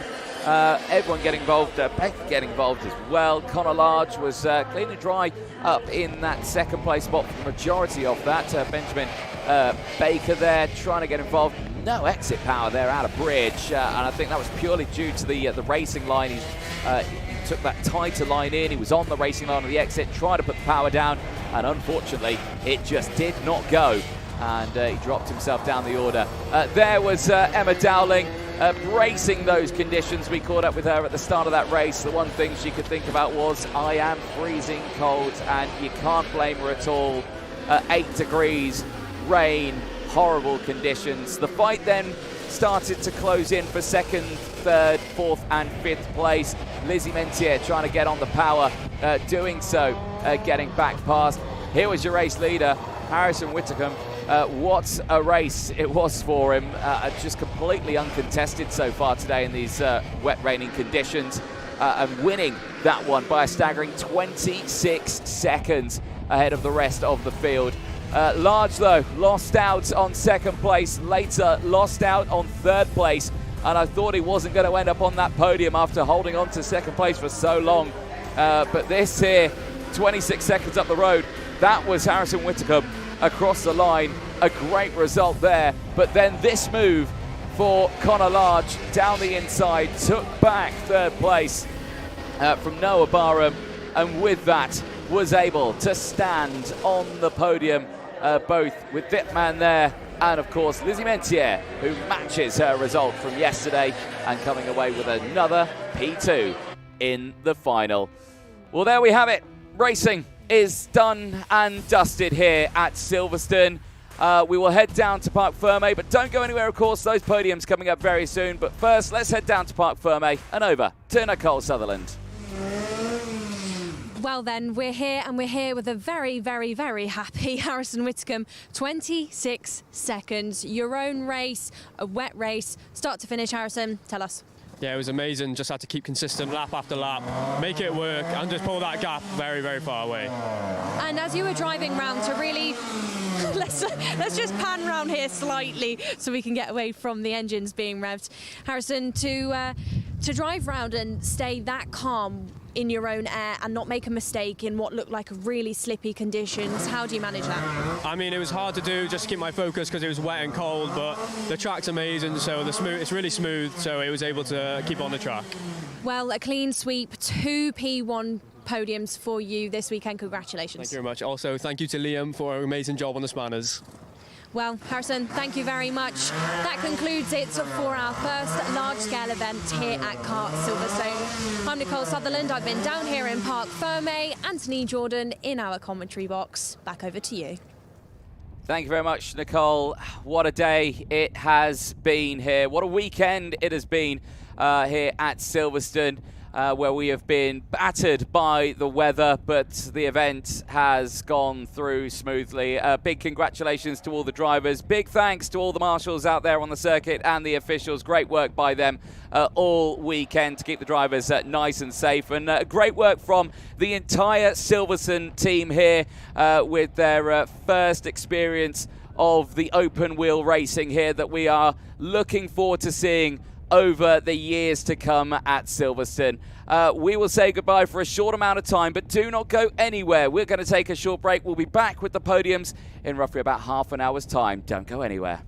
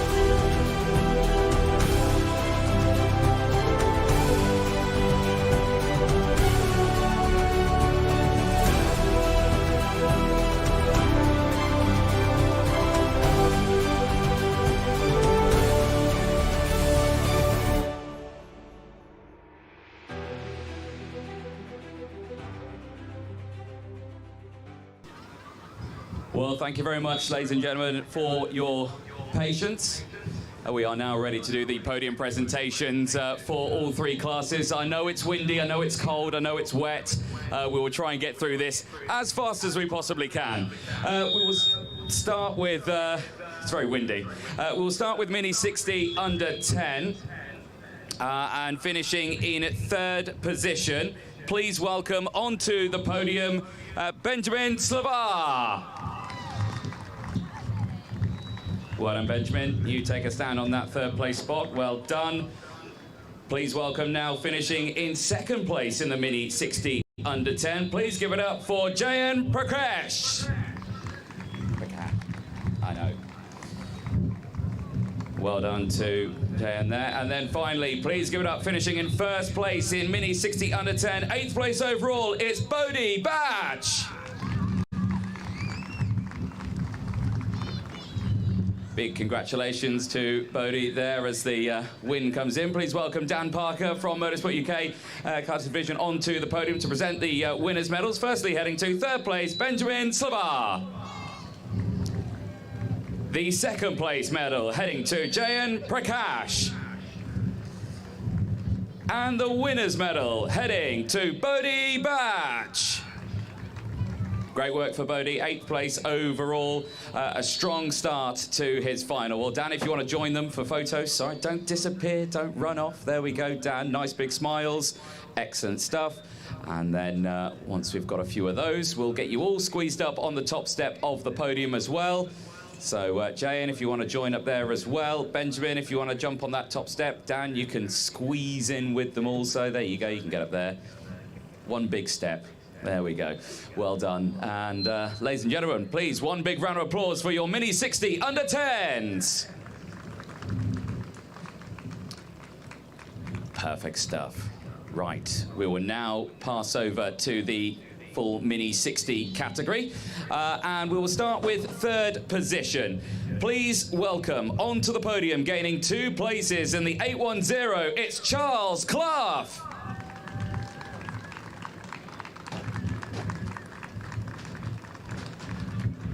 In second position, please welcome, after gaining a staggering 6 places in the final, give it up for Albert Poulsen.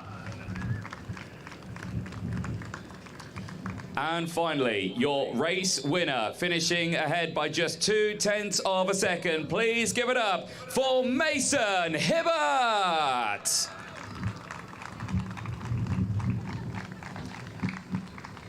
We will now listen to the national anthem of the United Kingdom.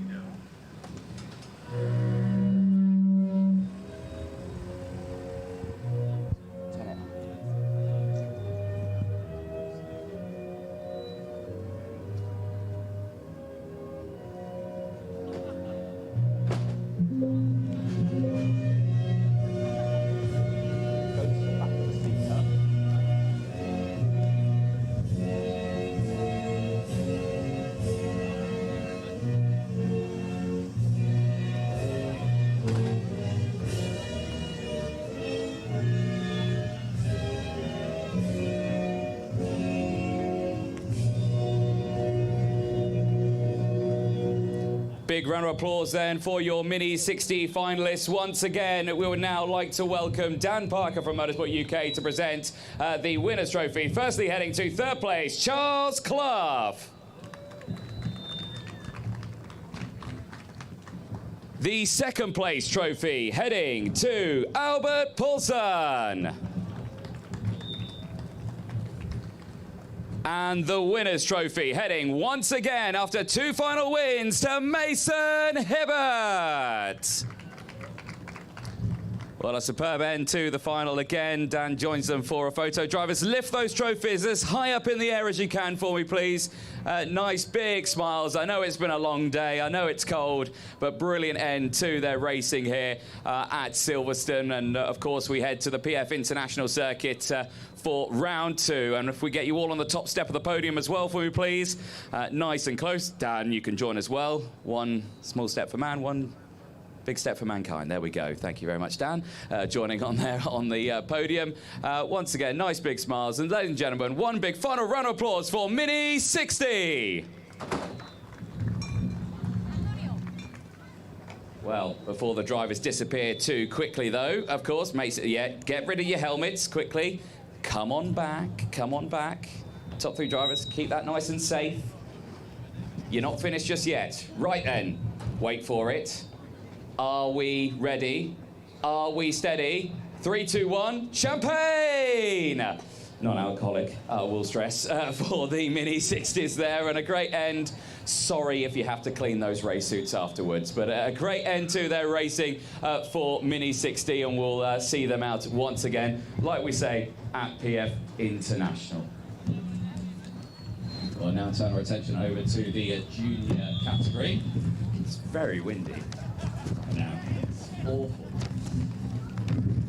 So, junior, OKN junior, I will stress on that one. Get the right class, Anthony.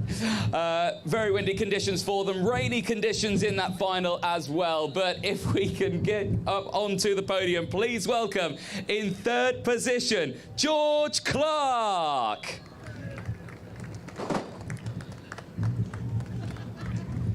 In second position, please welcome Harry Taylor.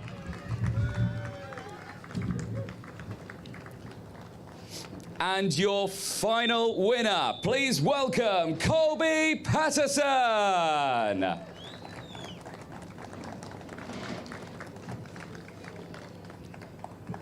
We will now listen to the national anthem of the United Kingdom.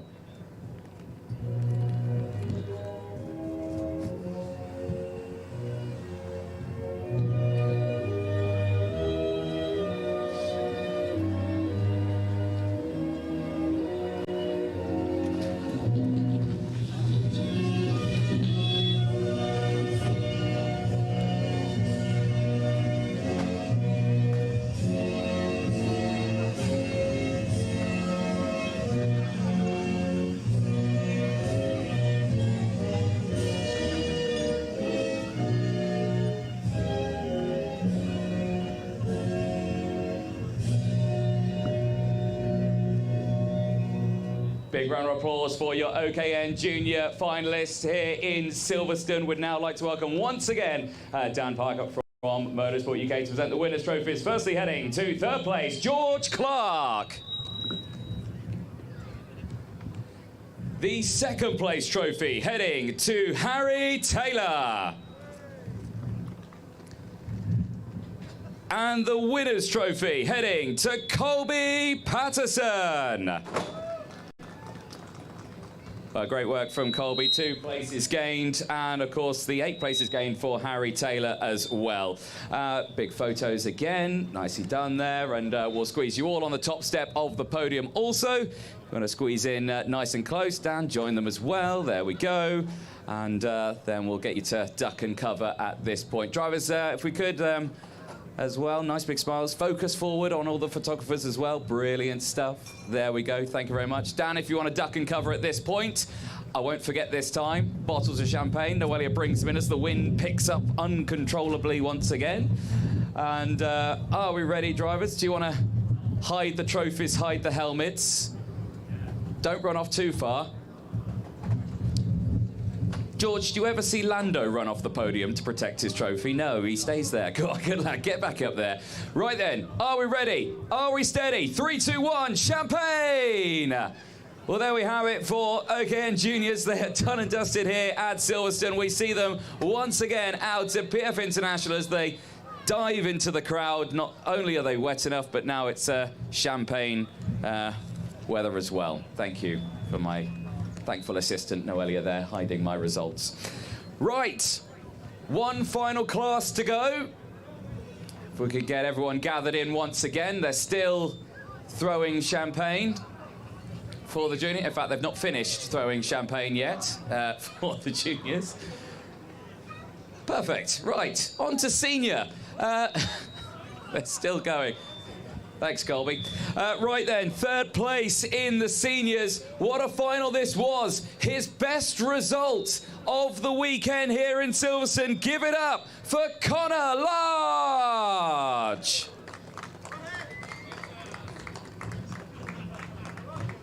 In second position, also gaining 2 places. Give it up for Lizzie Mentier.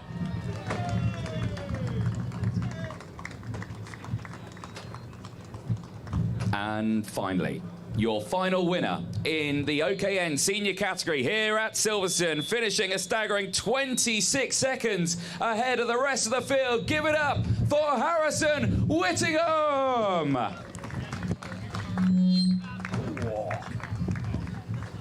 We will now listen to the national anthem of the United Kingdom.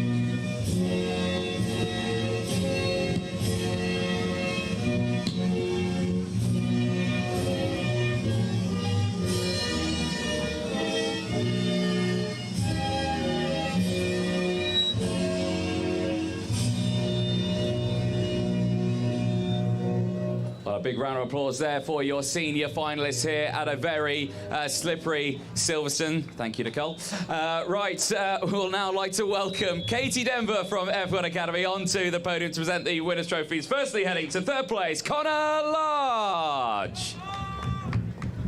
Great work for Connor in that race. 3 places gained in the final. The second place trophy heading to Lizzie Mentier. And the winner's trophy heading once again to Harrison Whittingham. A brilliant end to the final. Katie, don't run off just yet. You join them for the final. I know it's windy. I know it's cold. But what a final that was. Drivers, lift those trophies for me, please. High above your head. Nice big smiles here. Don't drop them, though. I know it's windy. I know it's blustery, but keep hold of those trophies nice and tight. And then if we get you all on the top step of the podium, all jump in nice and close. A brilliant end. And like we say, windy, wet conditions here at Silverstone. Hopefully the sun shines a little brighter when we head to PF International. But we'll have to wait and see for that one. Right then. Katie, you may want to duck and cover at this point. We'll provide the drivers with the bottles of non-alcoholic bubbly. Trophies, helmets get protected. Harrison, come on back. Connor, and there we go, Lizzie. Are we ready? Are we steady? 3, 2, 1, champagne! Well, there we have it. All done and dusted here. Harrison douses the team and covers them all. That's fair enough. But what an end to the racing here. Thank you so much for joining us here at Silverstone. The first open wheel weekend here at Silverstone at the brand new kart circuit. And like we say, round 2 will be back at PF International Circuit up in Lincolnshire. And we will enjoy that one. From myself, Anthony Jordan, and Nicole Sutherland, we'll say goodbye for now and see you for round 2.